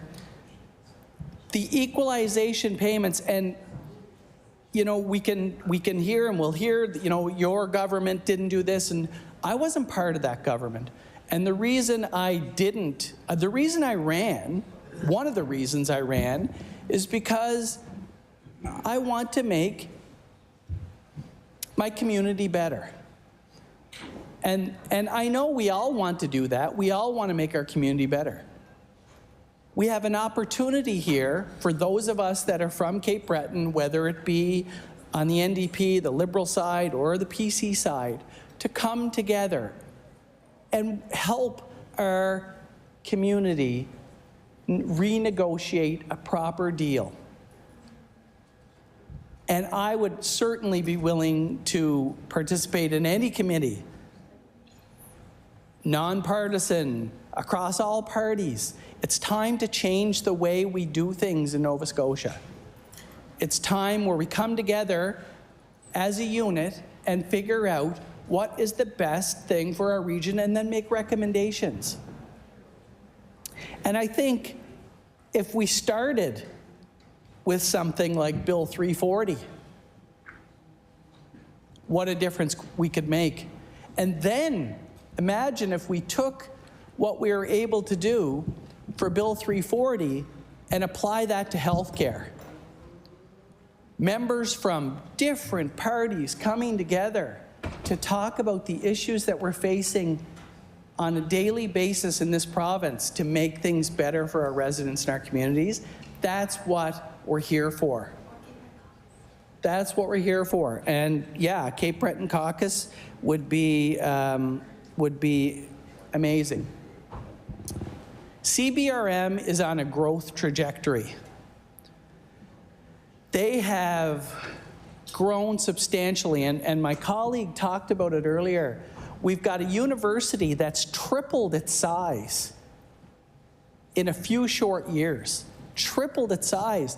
And many of the students that are coming to CBRM are starting businesses. They're adding to the economy.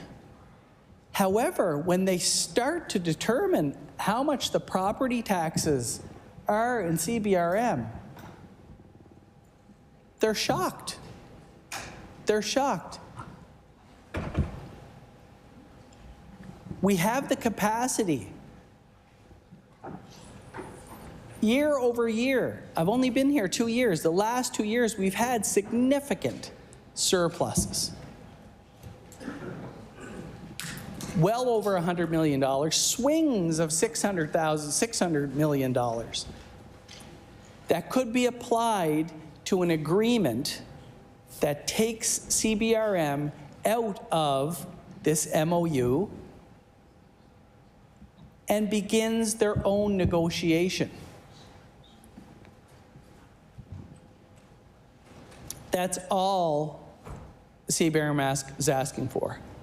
And we know there's groups of people that have been advocating for years for large sums of money to be sent to CBRM. And when I was first elected, I really wanted to dig into that to find out. But you know, there's a lot more to it when you take it, and I understand that. I understand there's investments that the government makes in a region, and those have to be taken into account. $1 billion was invested in our community over the last number of years, and that has to be taken into account. That's a form of equalization. However, it needs to be done in collaboration with the municipality. It can't be done to the municipality. It has to be done with the municipality. And Bill 340 doesn't do any of that. It hurts municipality. And it's not just CBRM. We're hearing from other municipalities as well that are not pleased, or they don't think that Bill 340 is going to provide them what they need to have an efficient use and ability to run their facilities and run their infrastructure. and they feel it's going to have a detrimental effect on their future.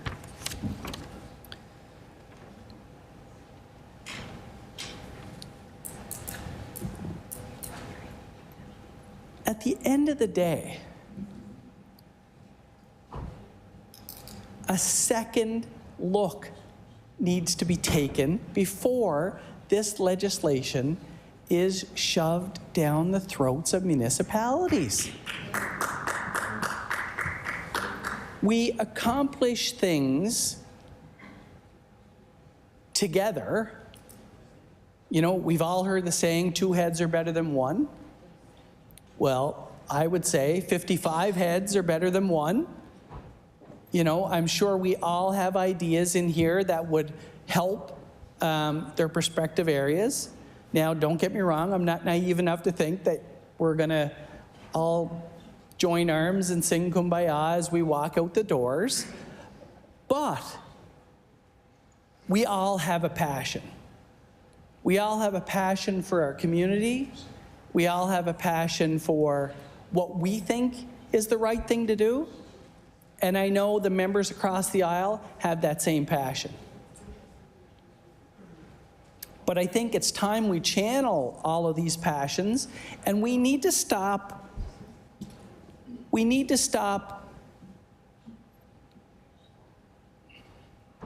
governing for 4 years. We need to govern for 20 years. We need bold, and as I said, we need to change the way politics are done in Nova Scotia. We're never going to change the 4-year and 8-year and give us, you know, we'll fix that, but give us 8 years to do it and all of that nonsense. You know, it's not about that. It's about driving your community forward. It's now or never. You know, we have an opportunity as a group of legislatures to come together and at least talk about the future. You know, we get in here for 2 to 3 weeks, which blows my mind as a resident of Nova Scotia.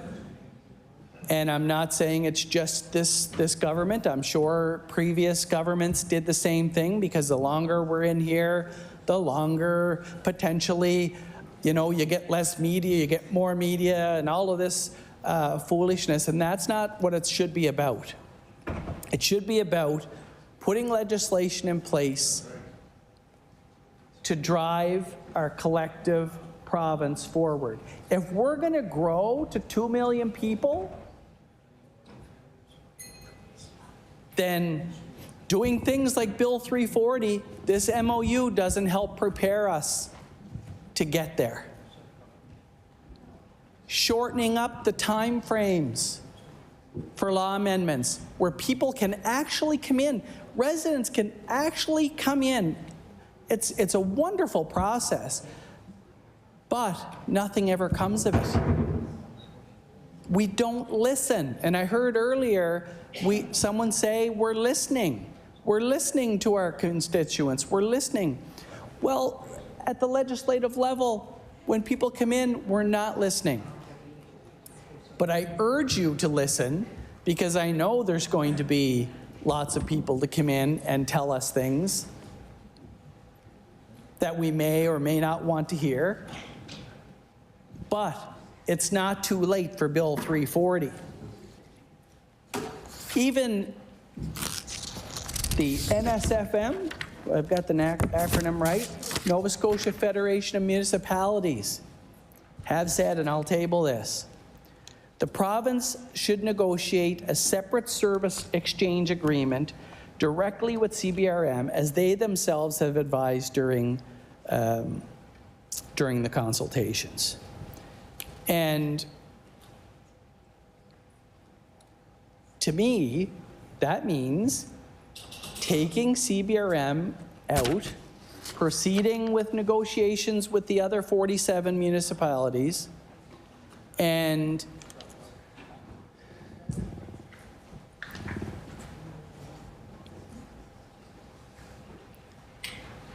and entering and giving CBRM the due time and diligence that they deserve in negotiating their own agreement. You know, in 95 or 96, 95, I guess, is when the amalgamation took place. The residents of CBRM didn't have a choice. They were told that they were going to amalgamate into this big super city. They'd be the second city in bigger cities. Sydney was always a city, but CBRM would grow, and it would become the second largest municipal unit.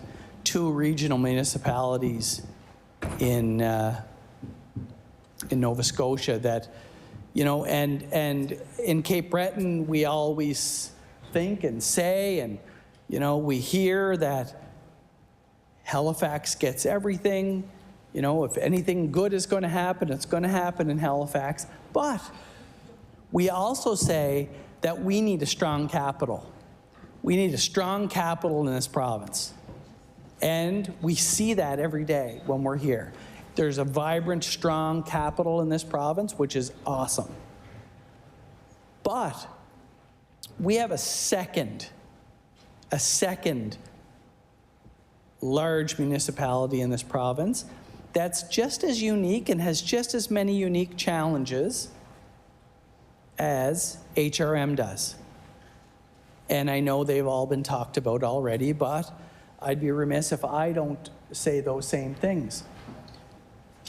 A transit system. I can remember, as you know, in my former occupation as principal at Nova Scotia Community College,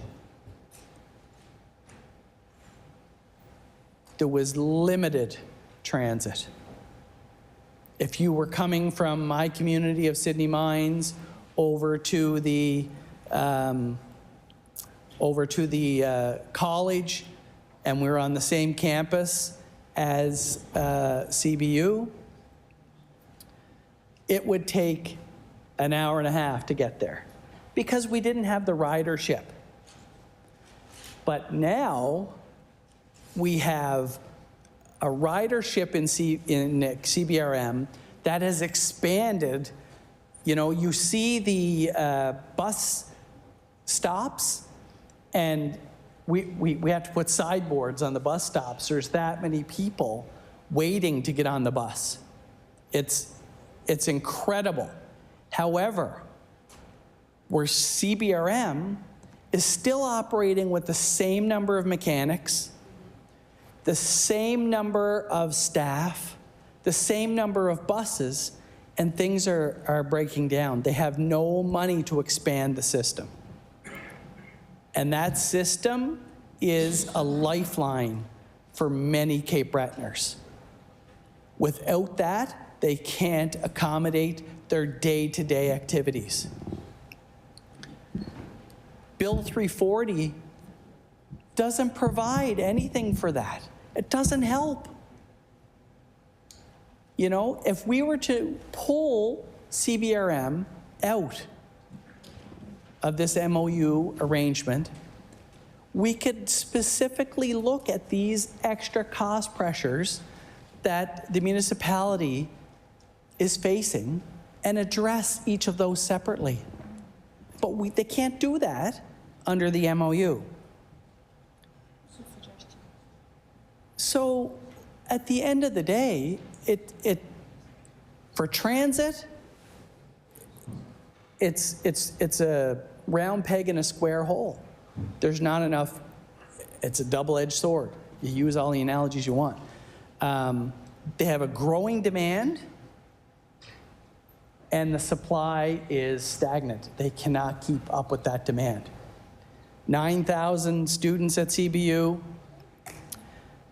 soon to be 1,200 to 1,400, I'm not sure the exact number now, down at the new NSCC campus. And the member for Sydney, member 2, talked about how proud he was of that new campus. And if you've been to Sydney and you get a chance to look at it, and I know a lot of you will be there to cut the ribbon on it. I hope to sneak in when under the guise of darkness to see it be open, because it's a beautiful thing for CBRM.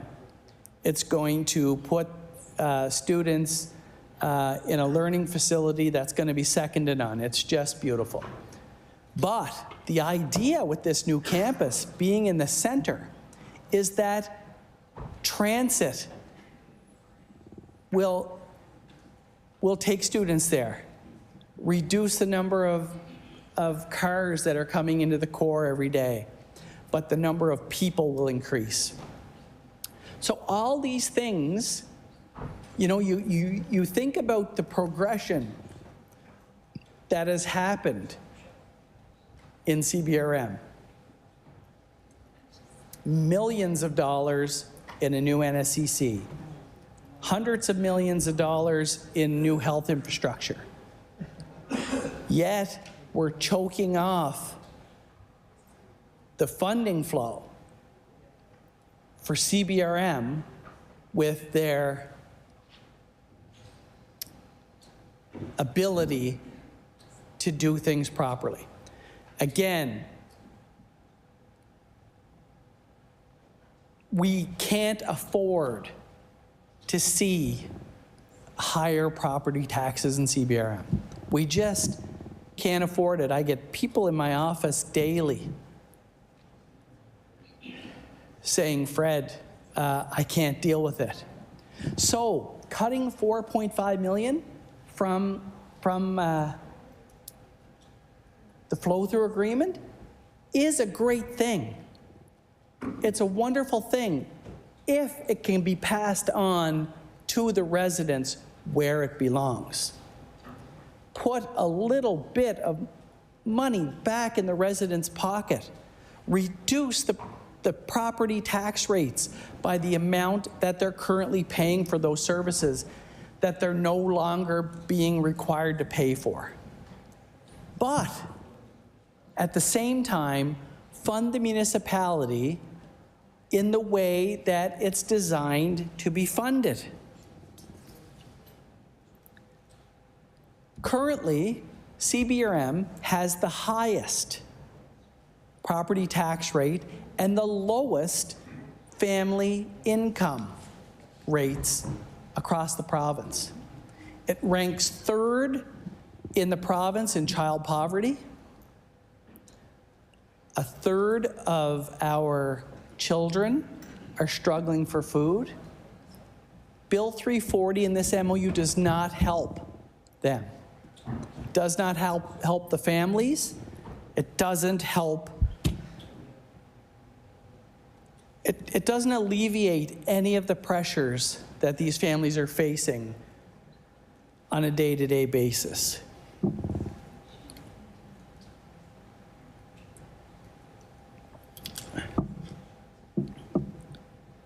You know, all CBRM wants is to be respected so that they can come together and to discuss in a business format and discuss their issues. The issues that they are facing daily, and we have PC members that live in CBRM, NDP members, and Liberal members. We all live in CBRM. We're all affected by this. I look at my property tax bill every 6 months when it comes in, and I'm not shocked by it, but I'm appalled by it, you know.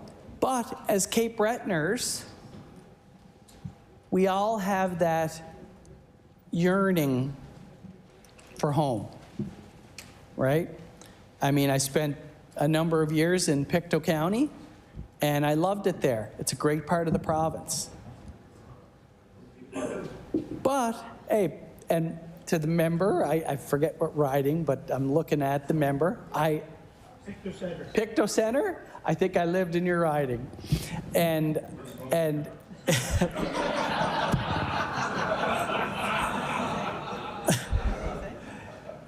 I loved my time in Pictou County. I didn't like the pizza, but that's okay.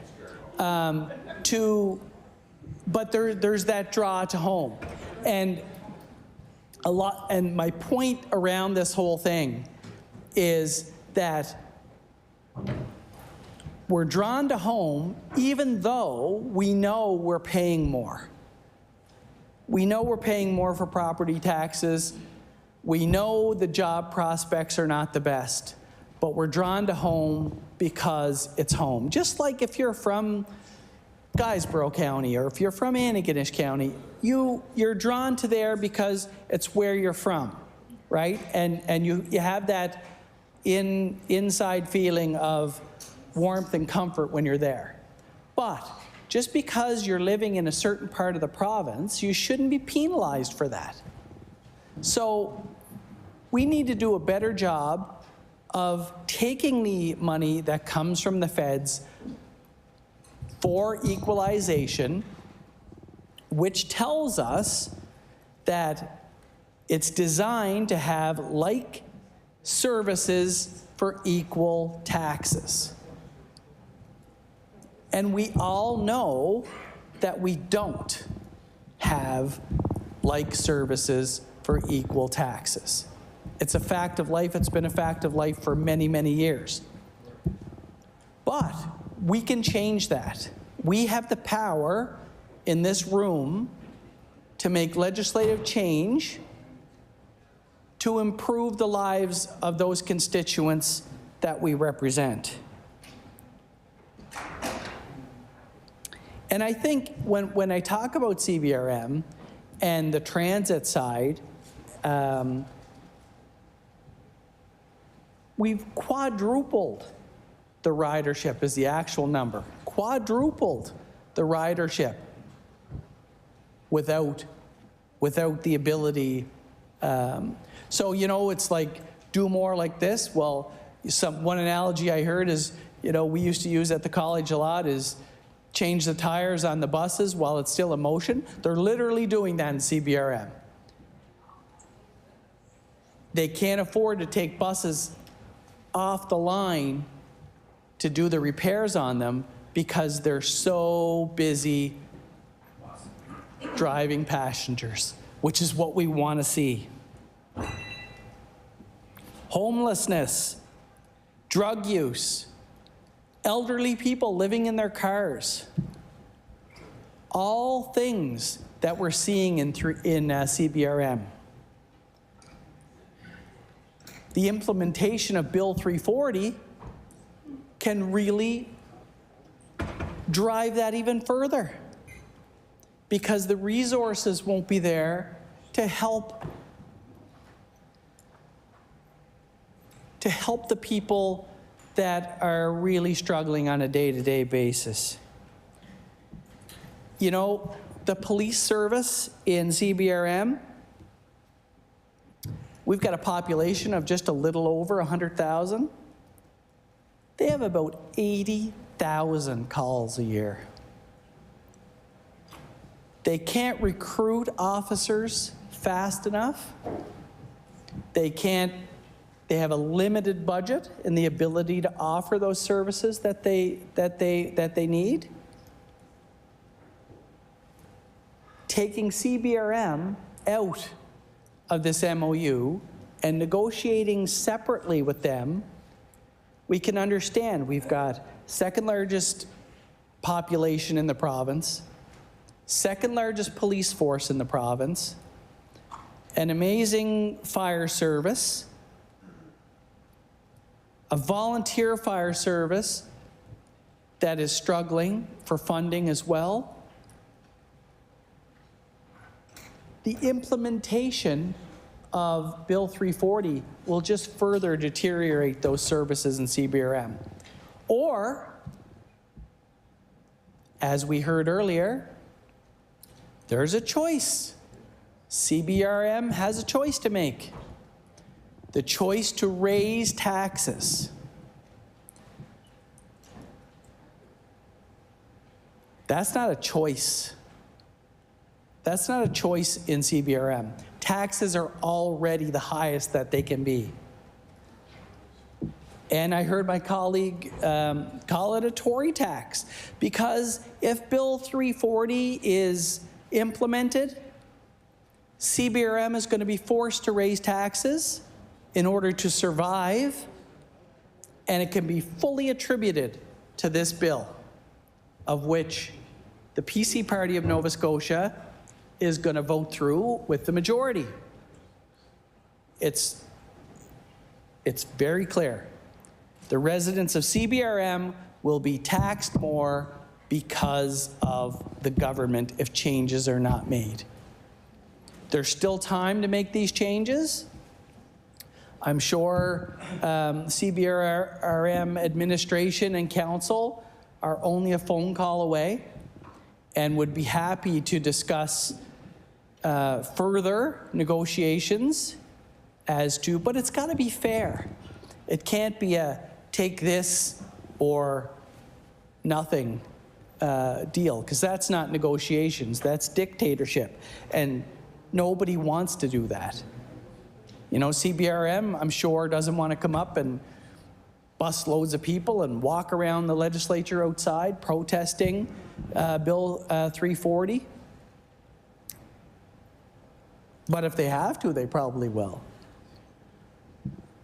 And, you know, I know some other folks, that MLAs from the area, who will be right out there with them. The last time that equalization was looked at was in the 90s.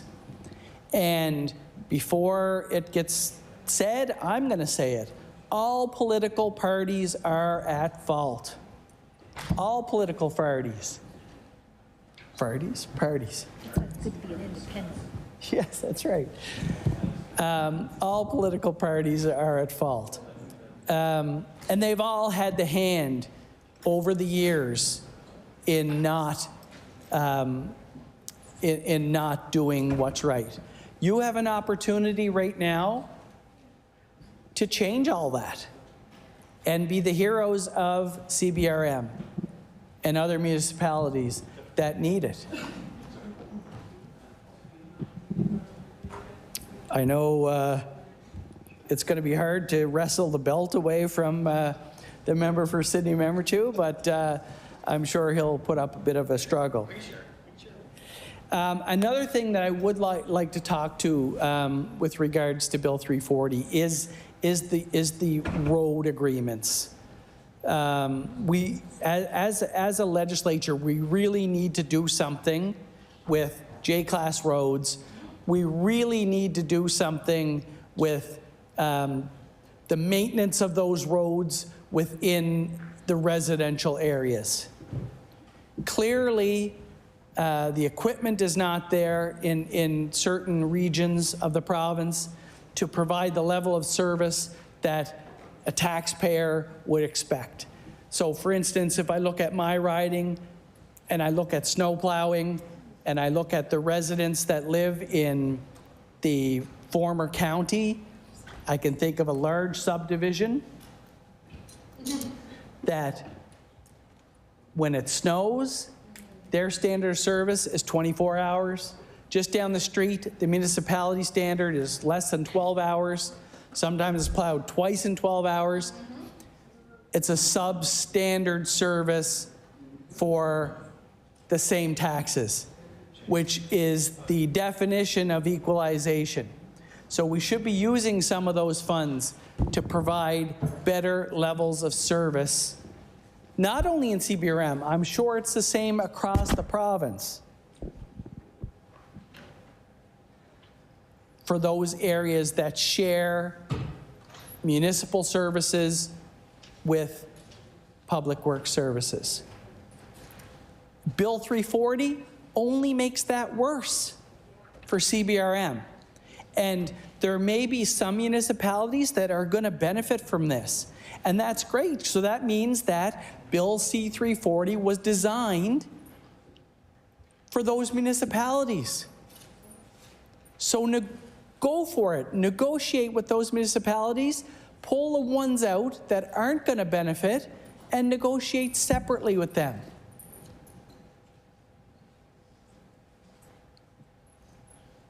Madam Speaker, to me, it just seems so simple, and maybe sitting on the opposition bench, it is simple, and I understand that there's limited resources, but we've had major surpluses. We've had significant spending. This government has been a spend government. Now, if this is implemented, it's going to be called a tax and spend government. Because Bill 340 in CBRM is going to increase taxes. There's no question about it. And I know the local members from the government side have met with CBRM, and they were told the same thing we were. Staff indicated that they can raise, there's a window to raise taxes up to 16% or 19% or something like that. Don't quote me on the number. But it's high, and I have nothing to table on that. However, even if it's 10%, 15%, whatever it might be, that's a significant percentage, double-digit percentage tax increase for the residents of CBRM, which they can't afford. We can't afford the taxes now. Bill C-340 is going to cause a lot of residents of CBRM, unfortunately, to lose their homes.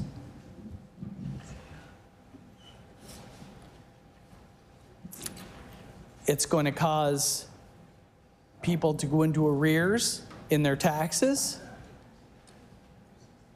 And it's going to cause a lot of stress and a lot of undue strife for our residents. And if we can avoid that, I think it's in the best interests of everyone to take another look at this bill. You know, hard work and change requires a strong vision. And I think the members from Cape Breton on that side, along with staff, along with the minister, can work with, we'd be happy to help, but even if not, because at the end of the day, it's about getting the best deal. You know, credit is, I don't care about that. What I care about is when someone comes into my office and says, oh my God, thank God taxes went down. Thank God that $4.5 million that the province is no longer requiring. And my first answer would be, you know what? You can thank the Premier of Nova Scotia for that. Because the Premier of Nova Scotia said, no, that's a provincial responsibility.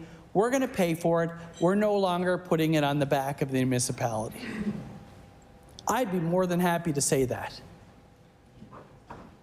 That would, because it would be the truth. Too often, politicians, and it's, you know, it's no wonder that politicians are down below lawyers when it comes to trustworthiness. Sorry to all my lawyer friends. When it comes to trustworthiness from the public. Because Bill C-340 is an example of the, yes, no offense to our clerk.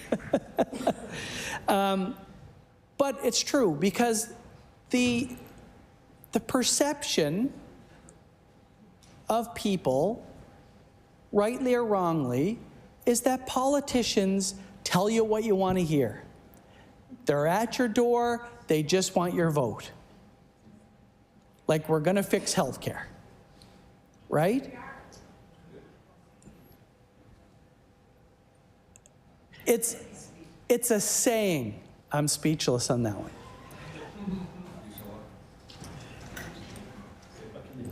You know, it's a phrase. It's a phrase that politicians are guilty of using. And you know something? Is that politician telling a fib or an untruth? No, because they firmly believe that they're going to do this when they say it. But the general public looks at it down the road as saying, you know what? You sold me a bill of goods and you didn't follow through. Here's an opportunity for this government to follow through on a commitment that was made during the last provincial election. The commitment was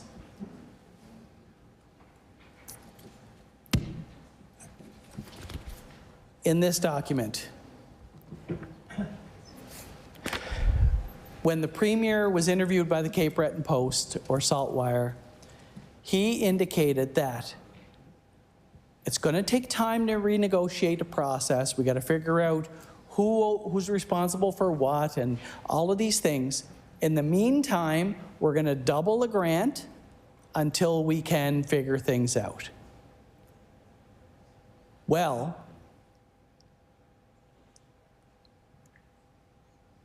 residents of CBRM are now looking at that and saying, oh, wow, you figured out? You figured out that we're getting $2 million less than when we started? That's a reduction of $17 million. You gave us an extra 15. Now you're taking that away plus an extra 2. And you're giving, so taking 2 away and giving 4.5? Yeah, no, that's, you know, that's like when I went for my accounting interview and they said, what's 1 plus 1?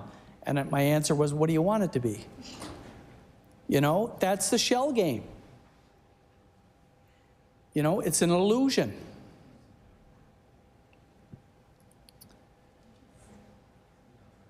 At the end of the day, there's an opportunity to restore some faith in the people of this province to say, you know what? This government did exactly what they said they would do. They doubled the municipal grant. They renegotiated. And they came up through negotiation with a fair deal for the residents of CBRM. Instead of an illusion for action that looks like action, an illusion of action, you know?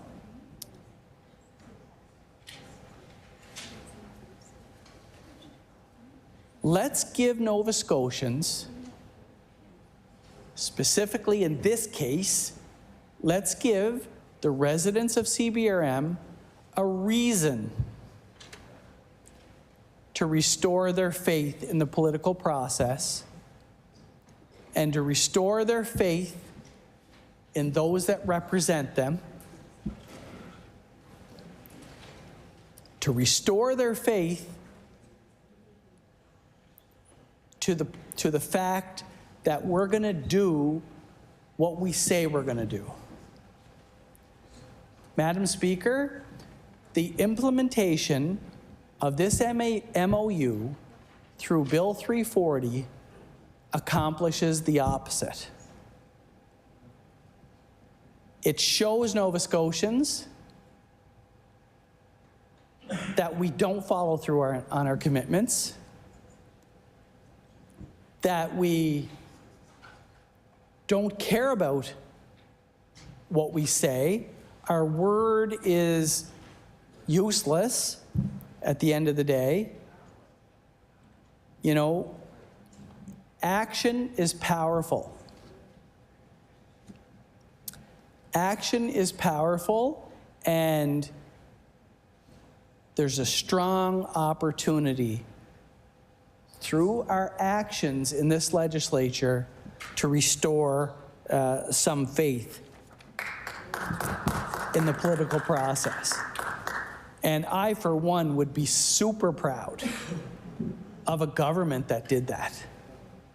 I would be proud of the government, and I would be proud of both opposition parties, of a government that was able to put petty politics aside and that 4-year cycle thing aside for the betterment of the residents that they represent. What a novel idea that is. And we have a chance, all of us, to be part of it. We talk about consultation and we talk about compromise, we talk about transparency and collaboration as well. This government ran on being the most transparent government in many, many years. Yet, we're hearing that NDAs are required to be signed by folks that are negotiating the MOU that can't even go back and talk to their colleagues about it. So that is not transparency in my mind. That is a, I don't know what you would call it. It's a guise of divide and conquer. You know, you have a choice, wink, wink, nudge, nudge, a choice that there is no choice.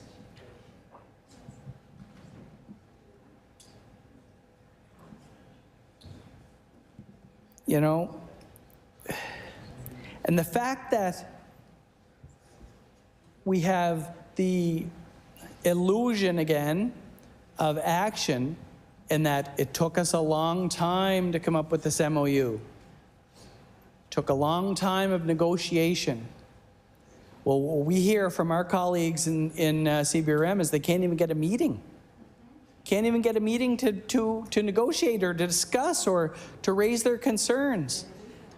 You know, we get, well, until we agree to a certain part,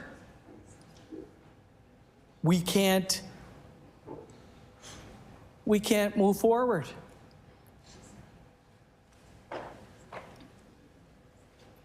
That doesn't make any sense.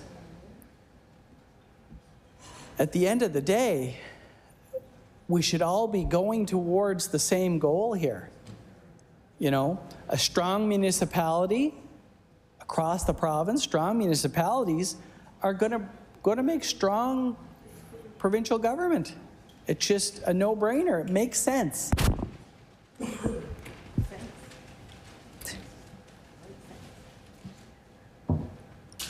You know, what the implementation of Bill 340 and this MOU is going to do, if this government has its way currently, there's still time to change, is download more taxes onto individuals. Taxes that people can't afford to pay. You know, and if I want to speak from a personal situation, my own family member, my daughter, bought a house, you know, in CBRM, and it's just up the street from mine. It's a modest bungalow. The taxes that she pays on a 900 square foot bungalow with a city-sized lot is astronomical.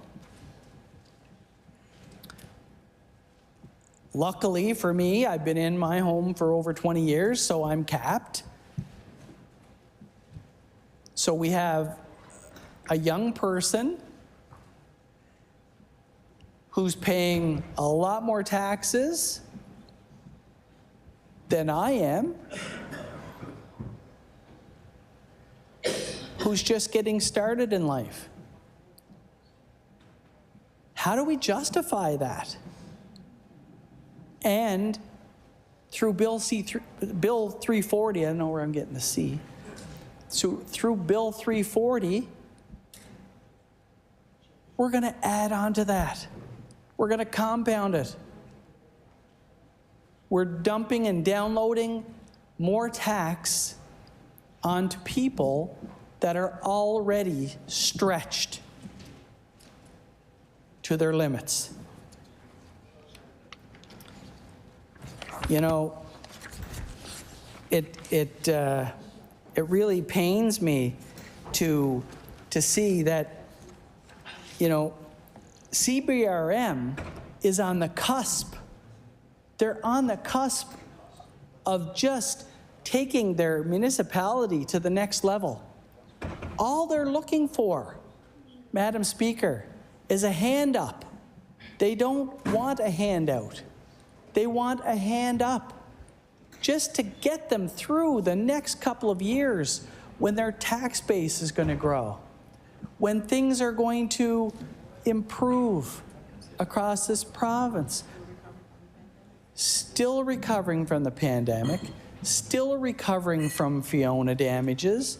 They're just trying to get on their feet as a municipality. And yet, here we are, again, the illusion of action. We're saying we're going to take $4.5 million. It's not a solution. It's an illusion. We're going to take $4.5 million away from your tax. You don't have to pay us. Well, okay, great. Now we can't charge the residents for it, so it's a 1 minus 1 is 0, so there's no gain for the municipality. So in order to make that up, the choice is that we add tax to the rate at the municipal level. Again, that will become and will be known as a Tory tax in Cape Breton. A Tory tax in Cape Breton, and I think my colleague used carbon tax on steroids. It's going to be known, and you know, I know this government has loved to talk about the carbon tax, but this is going to be worse on individuals, because with a carbon tax on fuel, again, it's based on how much you drive. But if we put this extra tax on top of their property taxes, people have no choice but to pay it. So we talk about CBRM having a choice. There is really no choice here. The choice is, the big choice is for this provincial government.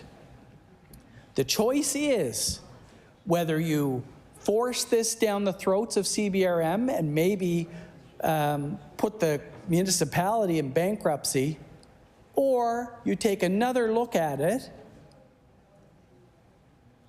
and renegotiate their own separate terms, which is what they've asked for, which is the NSFM has suggested, which our member from Glace Bay Dominion has said is on the table, charter for CBRM.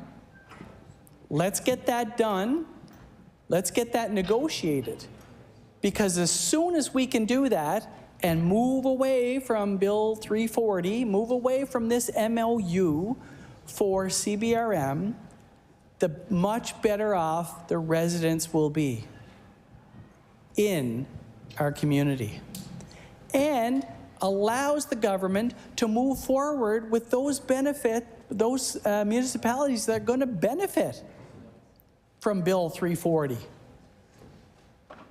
What a win-win for this government.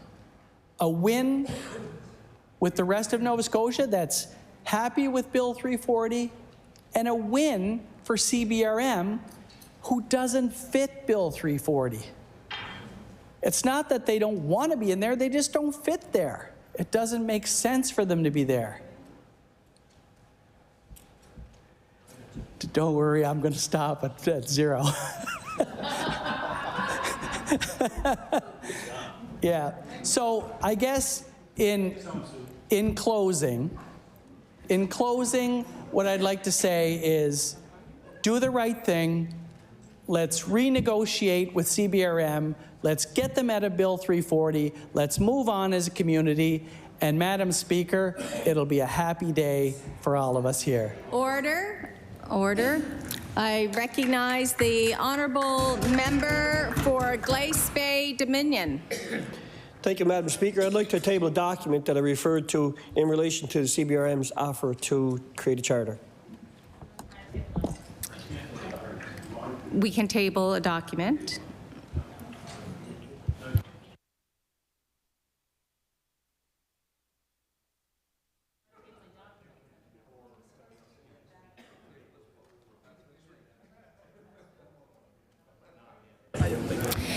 Can the member from Glace Bay Dominion confirm that it is the document that was requested to be tabled?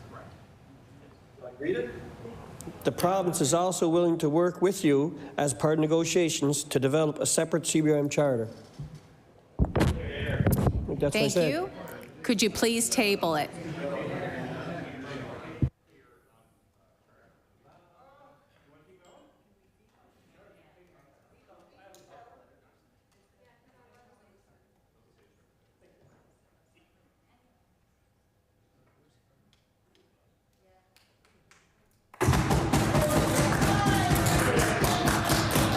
I recognize the honourable member for Halifax Atlantic. Thank you, Madam Speaker. I know. Thank you to everyone that has participated in this riveting debate tonight. We're learning a lot. I thought, Madam Chair, I thought all Cape Bretoners got along.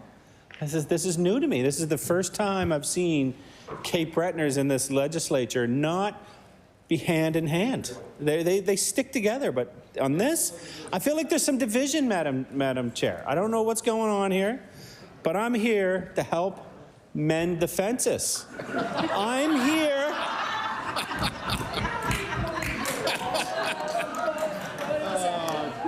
I was asked personally. That's why we let them go last. That's why we let them go last. It's a broken pigeon, not a broken post.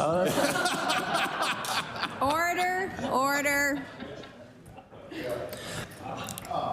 The honourable member for Halifax Atlantic has the floor. Thank you, Madam Chair.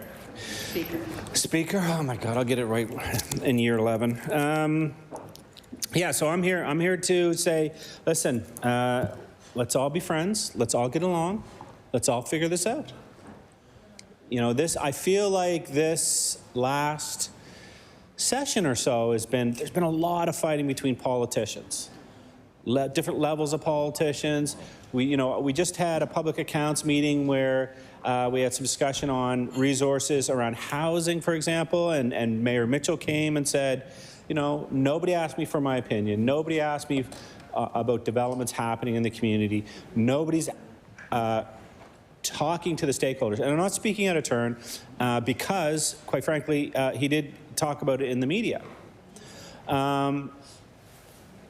We had Mayor Savage and several different councillors appear before the law amendments on another piece of legislation, and the key was nobody's listening. Nobody's talking to us. We're the major stakeholder here. We have the answers to these things. And now we're seeing in CBRM, where we, Madam Chair, Madam Speaker, I apologize. Order. Yeah. I just want to remind the member that you can't say that nobody is listening.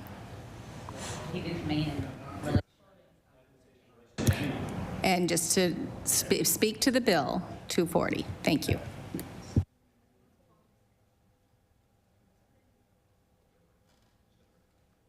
I recognize the honourable member for Halifax Atlantic.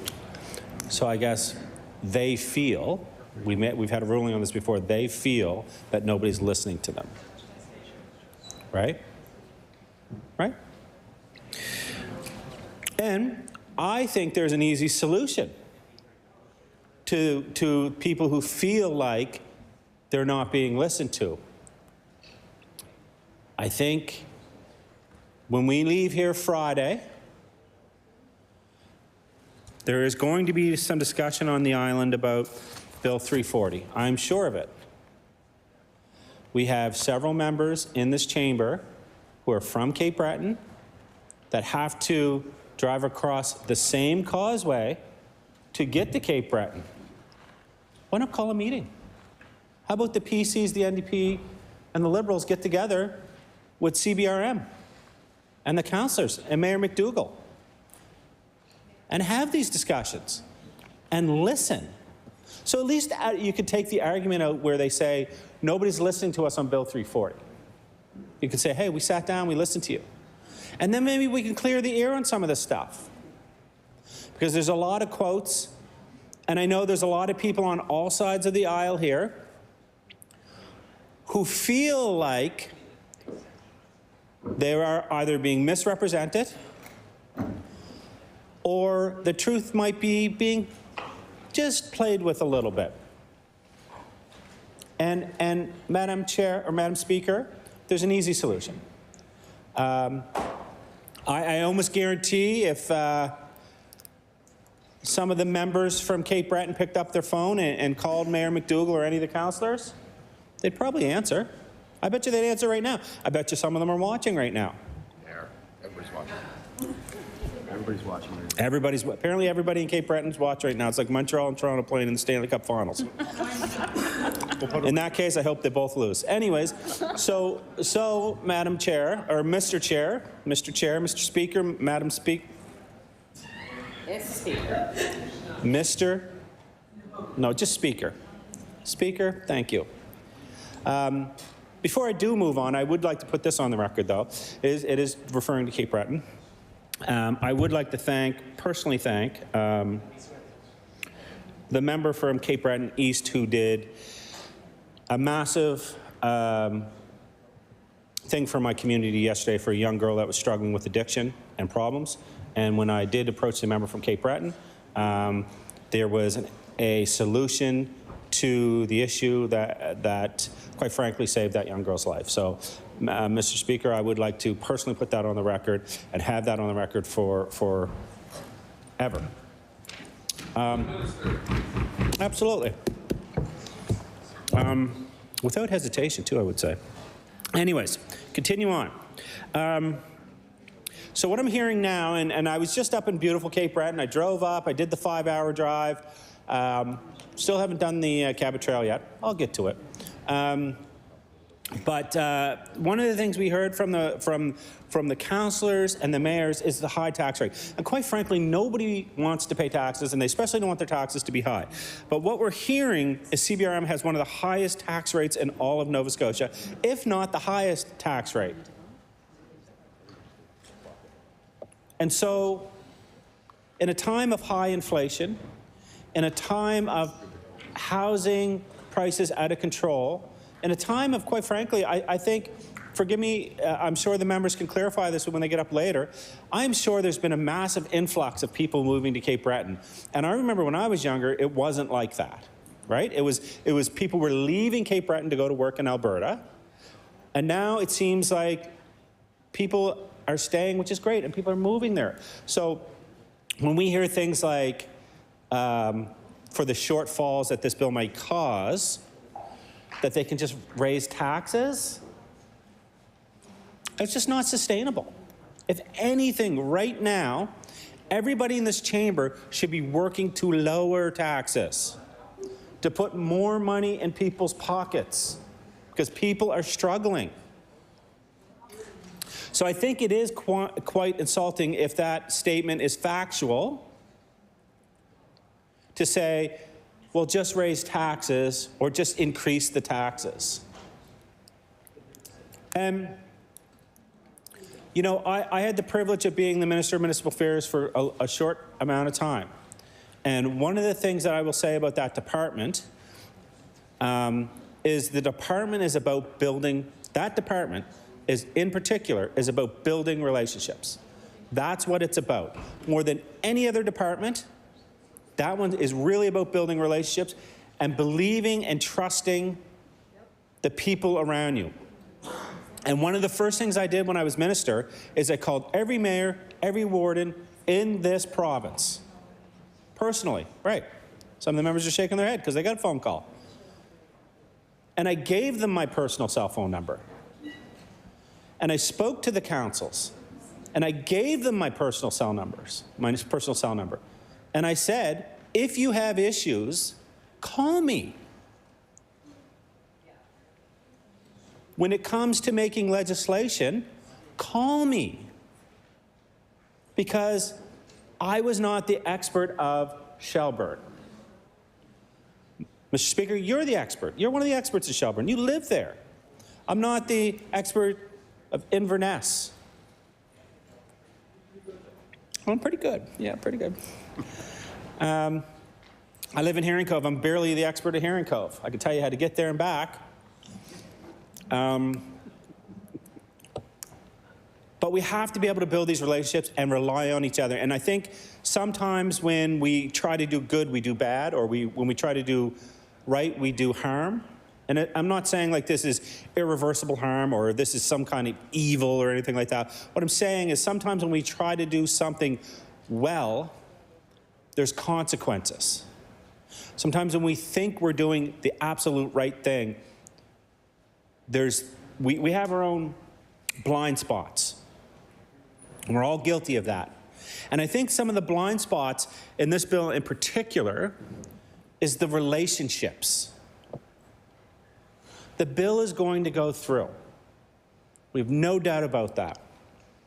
That's how government works. We did it when we were in government. The NDP did it when they were in government. And the Progressive Conservatives are doing it now that they're in government. They have a majority. They have a right. They won the right to do this. But what I would say is, if you want to continue to build relationships and you want to continue to build trust and you want to continue to build brand, then you have to listen to people. You have to stop and actively listen to people.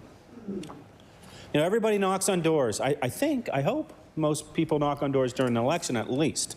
I think most of us are knocking on doors in between elections, right? It's the right thing to do. Go to the doors, talk to people. We're constantly doing this. But when we're at the doors during the election, one of the first things we always say, oh my God, I'm listening. Yeah, I know. I agree. Oh my God, the Conservatives, the big bad Conservatives, the big bad NDP, the big bad Liberals. But then something happens when we come in here.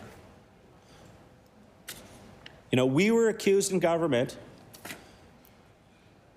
by some of the members that were there when we were in government of being tone deaf, of not listening to stakeholders, of not being transparent.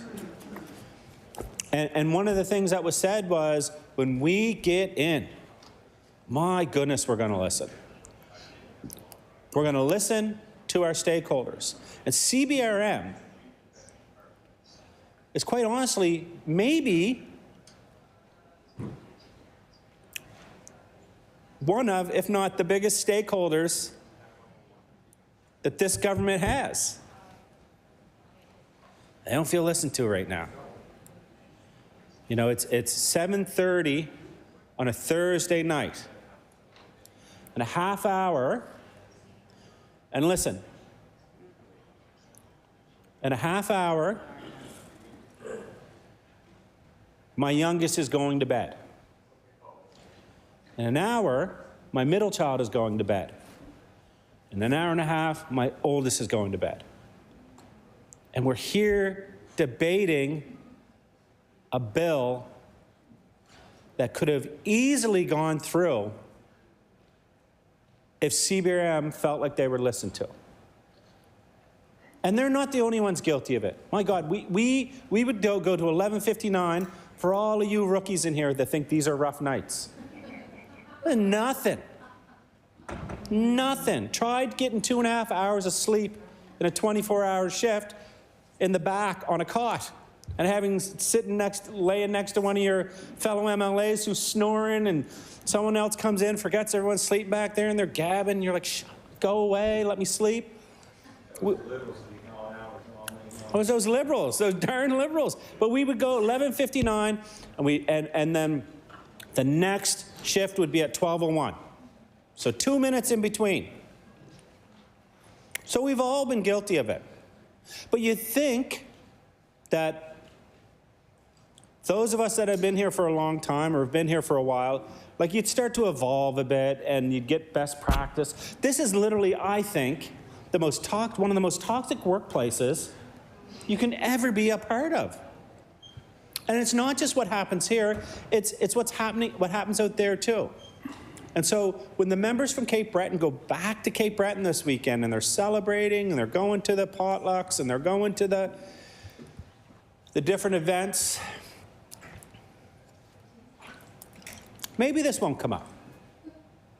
You know, maybe the odd, I don't mean like literally odd, but the odd person will come up to them and be like, hey, Bill 340. I mean, Mr. Speaker, when's the last time someone came up to you and asked you about a bill like that? It doesn't happen very often. But what ends up happening is 6 months down the road, a year down the road, when this bill is enacted and the impact of the bill happens, and then all of a sudden, taxes go up. Or your fire service isn't what it used to be. That's where it's felt. And I can guarantee you that if there's negative consequences from this bill, no sitting government is going to go, oh, wait, that was us. We did that. What they're going to do is they're going to look at the municipality. They're going to look at CBRM and go, what in the bloody blue blazes is going on up there? They're raising taxes, we're giving them money, and things are getting worse. And quite frankly, I actually think that as much as I tease my Cape Breton friends and colleagues, and I'm married into a Cape Breton family, it's one of the most beautiful places on earth. I was referencing that today in my member statement. How I had the privilege at a younger age, I'll wrap it all back up, I promise. But I had the privilege at a younger age, I decided, I threw caution to the wind, I had a great job, I said, you know what, Mr. Speaker, I'm going to take off for a year. And I'm just going to go discover the world. I spent a lot of time in Europe, in Eastern Europe in particular, backpacking, working, traveling. It was an amazing experience. I felt like I think that anyone that could do it really do it. You know, did it on a budget, shoestring budget, I should say. And I referenced today how Sambro is one of the most beautiful places on earth, and I truly believe that. But Cape Breton is a close second. That place is gorgeous, from tip to tip, side to side, up and down. And why you wouldn't want to listen to the people of Cape Breton, the individuals that were elected. Like, Bill 340 was not born out of consultation. And you know, we have a premier who says, I'm just going to get things done. You know what? Pedal to the metal. We're full steam ahead. We're getting things done. This is what this bill is. And in fairness, some of the stuff, I believe, you got to say, yeah, you know what? We're just going to do it. Let's just get it done.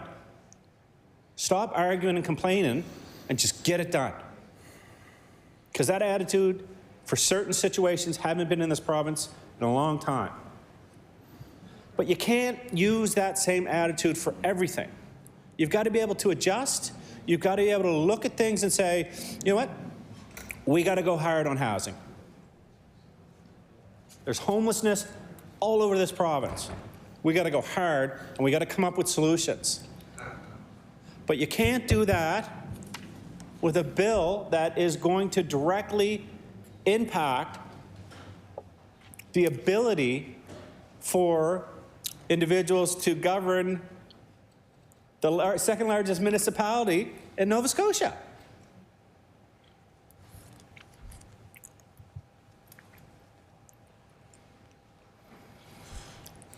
No one doubts that a new MOU is needed. No one doubts that that Cape Breton needs a charter. In fact, in my short period of time as Minister of Municipal Affairs, it was one of the things I heard over and over and over when I would talk to them. And one of the things I said to them is, let's start the process. Let's get rolling.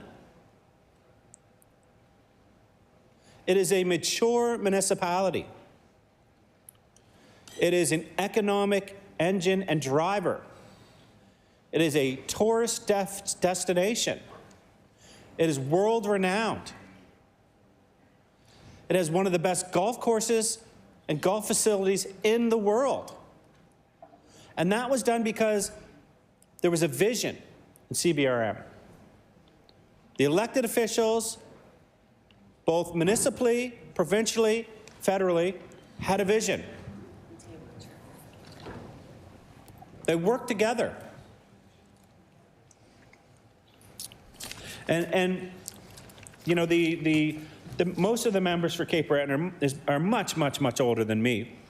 And so they would remember some of the things where people butted heads in Cape Breton. And Order. I just want to remind the member, and I know you're building up back to the MOU, just to try to. There's a lot of important clauses in there, so I'll give it back to the member from Halifax Atlantic. Was it the age thing? So,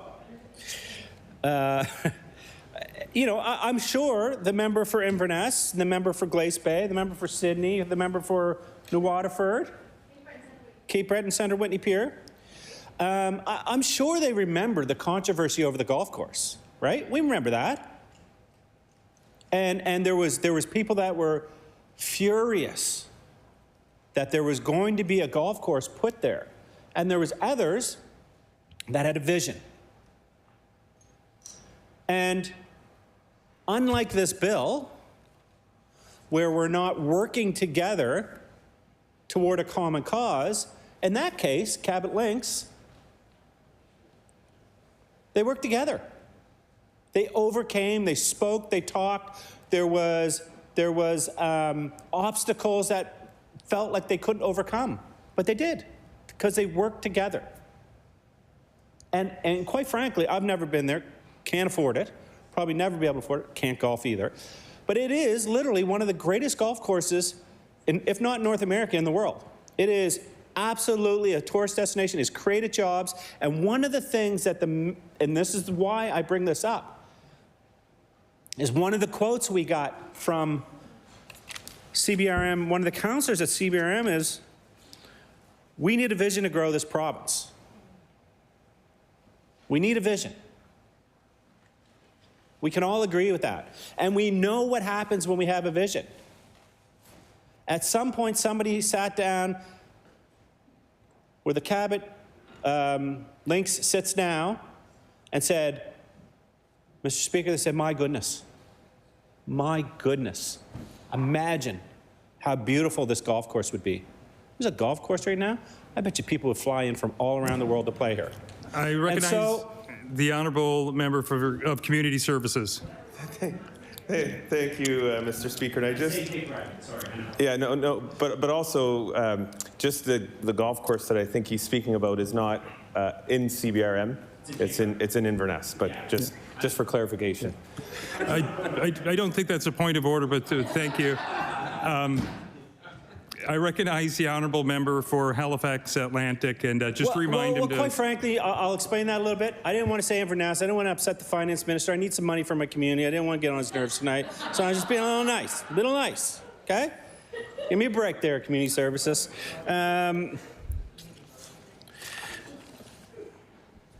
So I think if the members don't want to meet over 3:40, and I actually think that'd be a great thing. Minister of Finances comes strutting in. In comes the Minister of Community Services, right? In comes the member for Glace Bay. Minister for Mental Health walks in that room. Boom. And then in comes the members from the third party and the official opposition together. hand in hand, and they put that bill on the table, and they say, you know what? We pause this bill. We want to talk. We want to create the best possible municipality that we can create. And I all jokes aside, I'm trying to, I'm trying not to. I'm trying to make some points, and I'm trying not to just dig in. I'm trying to a new path, right? So, but in all fairness, I think that all the members want the best possible things for the CBRM, whether they live in CBRM or not, whether they live in Inverness or Richmond. We can all agree, for the most part, the economic engine of Cape Breton is CBRM, right? The vast majority of the population is in CBRM. A lot of times when people are coming to the island, that's where they're moving, right? So why not make sure that they're not taxed out of owning a home? And we heard that this could potentially be an issue with this bill. If I could be honest, I actually have a huge issue with anyone saying to any politician of any stripe on any level, if you want to fix it, just raise taxes. Or if you want to fix it, tax it. There's just nothing left to give. There really isn't. We talk about they talked about a 16% tax potential increase because of this bill, right? And that's on top of inflation. That's on top of food. It's on top of something that nobody in this chamber has talked about since we got in here this session, which is mortgage renewals. We're talking about a 16% tax increase. The highest taxes in Nova Scotia that could potentially happen because of Bill 340. And I want to actually, I know. I recognize the Honourable Minister of Municipal Affairs and Housing. Just a clarification, point of order. As a member would know, being a former Minister of Municipal Affairs, one of the things that Municipal Affairs does is has an accounting system called FRAM, which is Financial Accounting Recording Manual, which means that every municipality presents their data in the same way, and that shows residential tax effort. Residential tax effort, I will table that, which is, I just want to table that, which shows in... Thank the Minister, but again, I don't believe that's a point of order. Before I recognize the Honourable Member, I just asked, with all the plenty of important clauses, if we could stay focused to the bill. I recognize the Honourable Member for Halifax Atlantic. I was willing to listen. The Minister of Municipal Affairs, I was willing to listen. I do think the role of Municipal Affairs Minister obviously is to help guide the municipalities. We have a lot of municipalities, and as the Minister would know better than probably anyone not named Premier, we have a lot of municipalities that are in hard shape.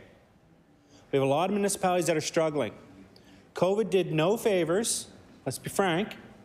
COVID did not help our municipalities. It did not help our small businesses. A lot of people are struggling coming out of COVID. And there's going to be a lot of difficult conversations to be had on how we get this thing back on track. And I know this is a CBR-centric bill, or it's going to have the largest impact on CBRM. But I also think that this isn't just about CBRM. Right. Again, each and every one of us live in a municipality somewhere in Nova Scotia. And each and every one of those municipalities are facing their own struggles. And I would ask you, Mr. Speaker, does the Minister of Municipal Affairs know what all those struggles are? Does he know? Could some of those have been addressed in this bill? Because I will tell you, within the first week and a half, I had conversations with every municipality, every warden, every mayor, and I had a list. And I still talk to them this day. If they're hit by natural disaster, if they're hit by a, I've reached out to your municipality. Quite frankly, I did. Your municipal leaders. I've reached out to many municipal leaders all the time when they're faced with difficult circumstances, just to see if they're okay. Because I think that's the common courtesy and it's a Nova Scotia way. But I think this bill could have much more detail to help address some of the issues. And one of the things that was said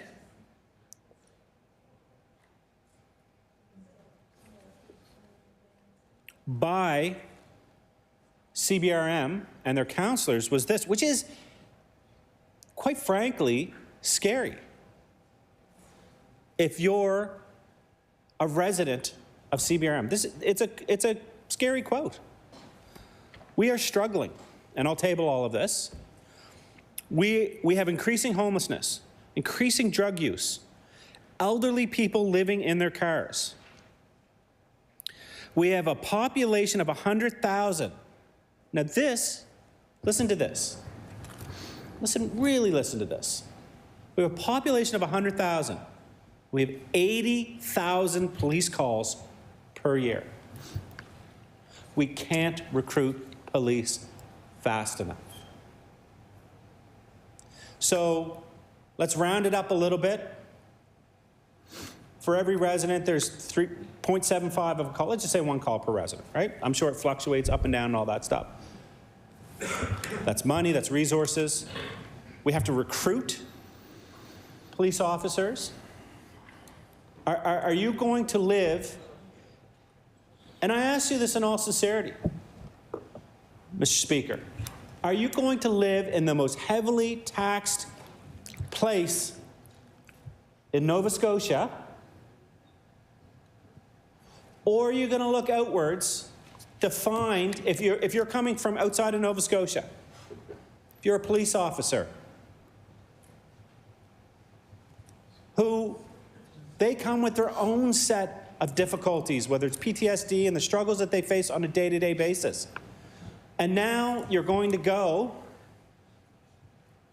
and take a dangerous job and go into an area where you're taxed more than anywhere else. Or are you going to go to a municipality and keep some of that money? And listen, we saw the evidence of what taxes do and incentives do in healthcare.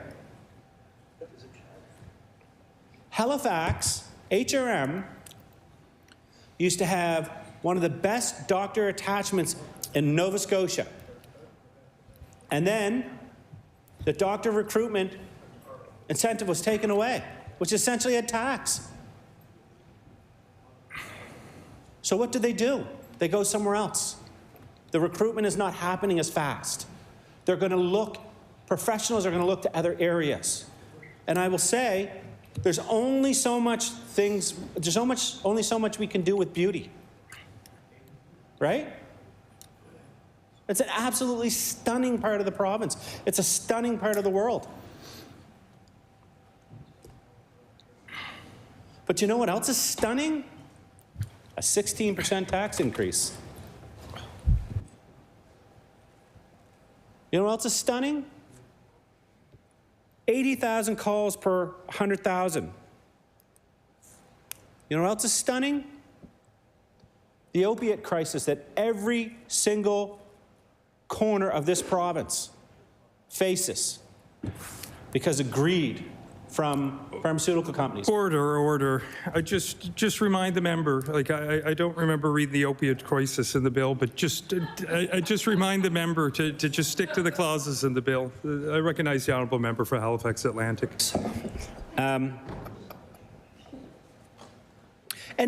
I'll tell you why I mentioned the opioid crisis.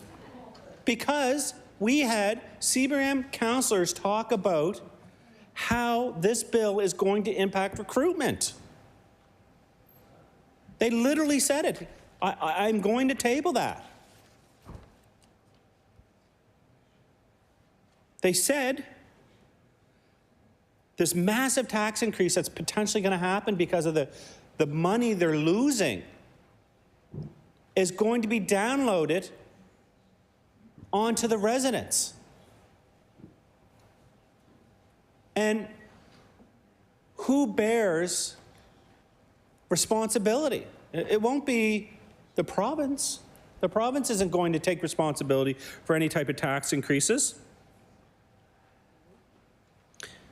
And you hear a lot about equalization. Again, equalization not addressed. Could have been addressed, not addressed. I can tell you when we were on that side of the aisle, I felt like I got a PhD in equalization from the members opposite. Every other day we were getting yelled and screamed at about equalization, equalization. And we know that equalization has not increased since the 1990s. But because of this bill, because of the actions of governments that do not consult and listen, it's been decreased this year from 15 to 13 million. What could $2 million do? How about we actually, you know what we could do with this bill if the minister didn't, if he's open for suggestions, let's bake in some numbers in it. Let's get some hard numbers in there to make sure that the second largest municipality in all of Nova Scotia receives a fair and equitable shot at success. That Bill 340 provides them with comfort and answers, not questions and confusion. And we know what we could do is, how about this? How about the members hold public consultation on 340? Let's pause the bill. Let's do a little bit of consultation. I can tell you, Cape Bretoners are going to come out, and how do I know that? I'm not a Cape Bretoner. How do I know? Because I remember when the members on this side, and my lad Eddie Orrell and Alfie McLeod, two legends, they're not in the legislature, allowed to, held public consultation on health care in Cape Breton. I don't think there was a single person at home that night. There was thousands and thousands and thousands of Cape Bretoners that came out to speak and be heard. They skipped hockey games and potlucks, and they came out. So you don't think they're going to come out on Bill 340?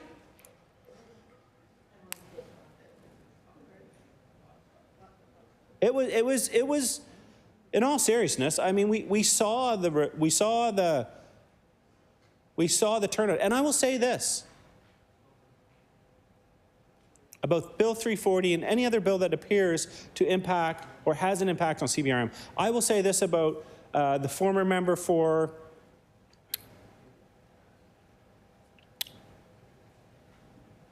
Glace Bay Dominion, the former member for Glace Bay Dominion, and the current member for Sydney, member 2. They went to that meeting and they took a beating. But they went to the meeting. They stood there while members opposite, some here now and some gone, pounded them on that bill. And they took it. And they explained it. And why can't we do that with Bill 340?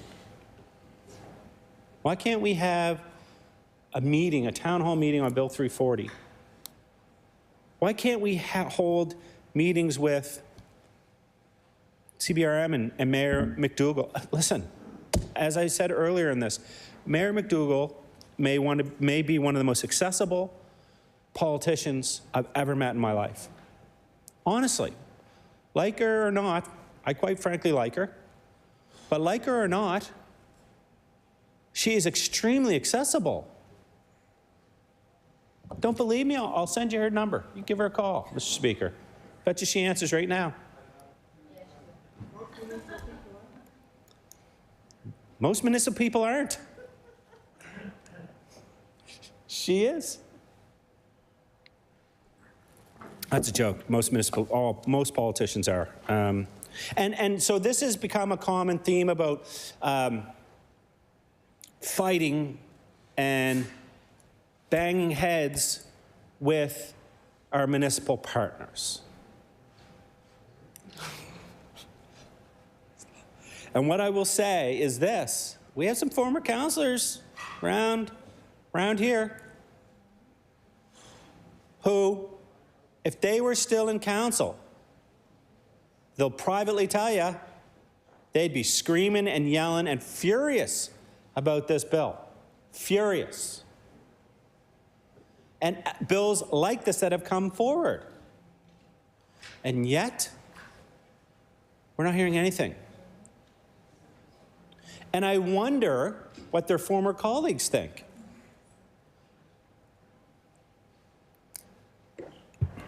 I wonder if their former colleagues are proud that they remain silent while once again the government decides that they know what's best for municipalities. Why even have municipalities at this point? I mean, honestly. Is it just jobs now? Is that all it is now?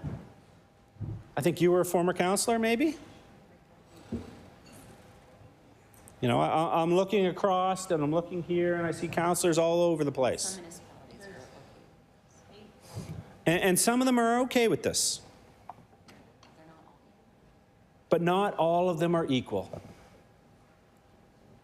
And what I mean by that is in size and in needs and economic impact, not all municipalities are equal. And I'll give you an example. Did you know, Mr. Speaker, that CBRM is 10 times larger than Truro? 10 times. Do you think that they have the same needs on the same scale? I'd be interested to find out if Truro, who is impacted by this bill, if they had 80,000 police calls last year. They got a good MLA, so he might have that answer. Very well-loved MLA. So he might know, and maybe he could stand up later and give us the number.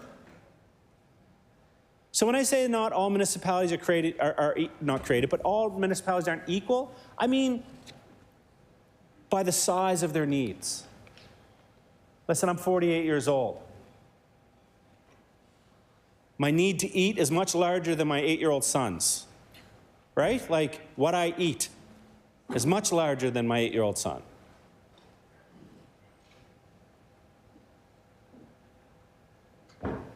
Because I'm bigger. But your wife doesn't give you the same part. She doesn't love me as much.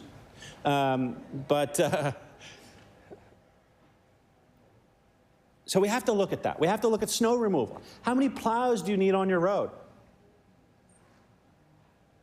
How many police officers do you need? How many doctors and nurses and healthcare professionals do you need? And will this impact them?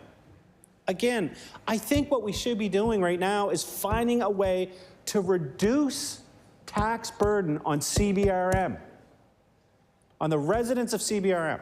Wouldn't that be great? You know what it could be? I got a good idea. It just hit me. It just hit me.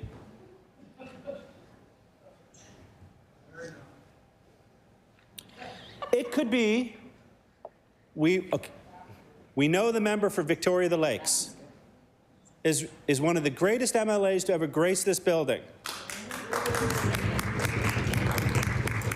We know that he's a darn proud Cape Bretoner. I swear to every time I go to Cape Breton, just before the causeway, you got to stop in the Tim Hortons there, use the washroom, get a coffee. Who's sitting there? Every time. Walk in, that guy's, the member's sitting there talking to people. So what we could do, as we know he's retiring, as a going away gift, let's give him a tax reduction package for Cape Breton. Wouldn't that be great? Let's reduce the taxes. We'll call it the blank blank, that's his name, Tax Reduction Act. That's what we could do. That blank blank, fill it in, right? Yeah, I think Cape Breton has had momentum, and I've seen it over the last 10 years personally. I was just up there, and I walked the waterfront. There was a massive cruise ship in there. A massive cruise ship in there. There was all kinds. Thank you to the member for Victoria Lakes for that cruise ship. But there was a massive cruise ship in there. But not only that, you know the thing that I noticed? And I find that you see this in mature cities, municipalities, and towns. You start to see that in more mature cities and towns. And I had the ability to travel, as I referenced earlier, is that you see culture. You see people of different beliefs and people who look different, and it's a beautiful thing. It's an absolutely beautiful thing. You see this in mature cities, but you're seeing it in CBRM now. You're seeing this beautiful city, or municipality, sorry, that's growing, that feels like it's about to hit its, I don't want to say potential, but it's about to hit a darn good stride. And what we're hearing from councillors is, you know, we're running. We're running. And what you've done is tie our shoelaces. Right? Excuse me. Order. Yeah, just remind the member that props aren't permitted. Recognize the honourable member for Halifax Atlantic. Thank you, Mr. Speaker. So why would we want to? Why would we want to stop momentum? Right? We're in a time where municipalities are struggling, businesses are struggling. There's talk of amalgamation of this and amalgamation of that and decertification and all these other things because people are struggling for money and they're struggling for vision and growth. Because we do know, no matter what anyone in this chamber will tell you or will say, we know that COVID was unprecedented and it kicked people's behinds. And it kicked municipalities' behinds. It kicked the businesses' behinds. And we're playing catch up. And they're playing catch up. And I'm telling you, when I went up to CBRM and I stood on the Pedway, by the Holiday Inn, I got up there a little late. I got up there a little late. The sun was starting to set over the beautiful harbor. And I looked around and I said, wow, this place is growing. It's beautiful. It's happening. The last time I was up there, it didn't feel that same kind of je ne sais quoi. But it did. And that's because, Mr. Speaker, Dave is laughing. And I believe it's because they have momentum, they have vision. And we don't want to take that away from them. And we don't want them to lose that passion. And they're telling us, Bill 340 can do this. We are different. We're all Nova Scotians, but we're different. We all have different needs. You know, nobody in this room can sit here and tell me that Bedeck was an absolutely beautiful spot.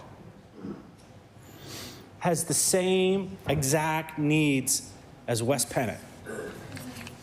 Right? Nobody can tell me that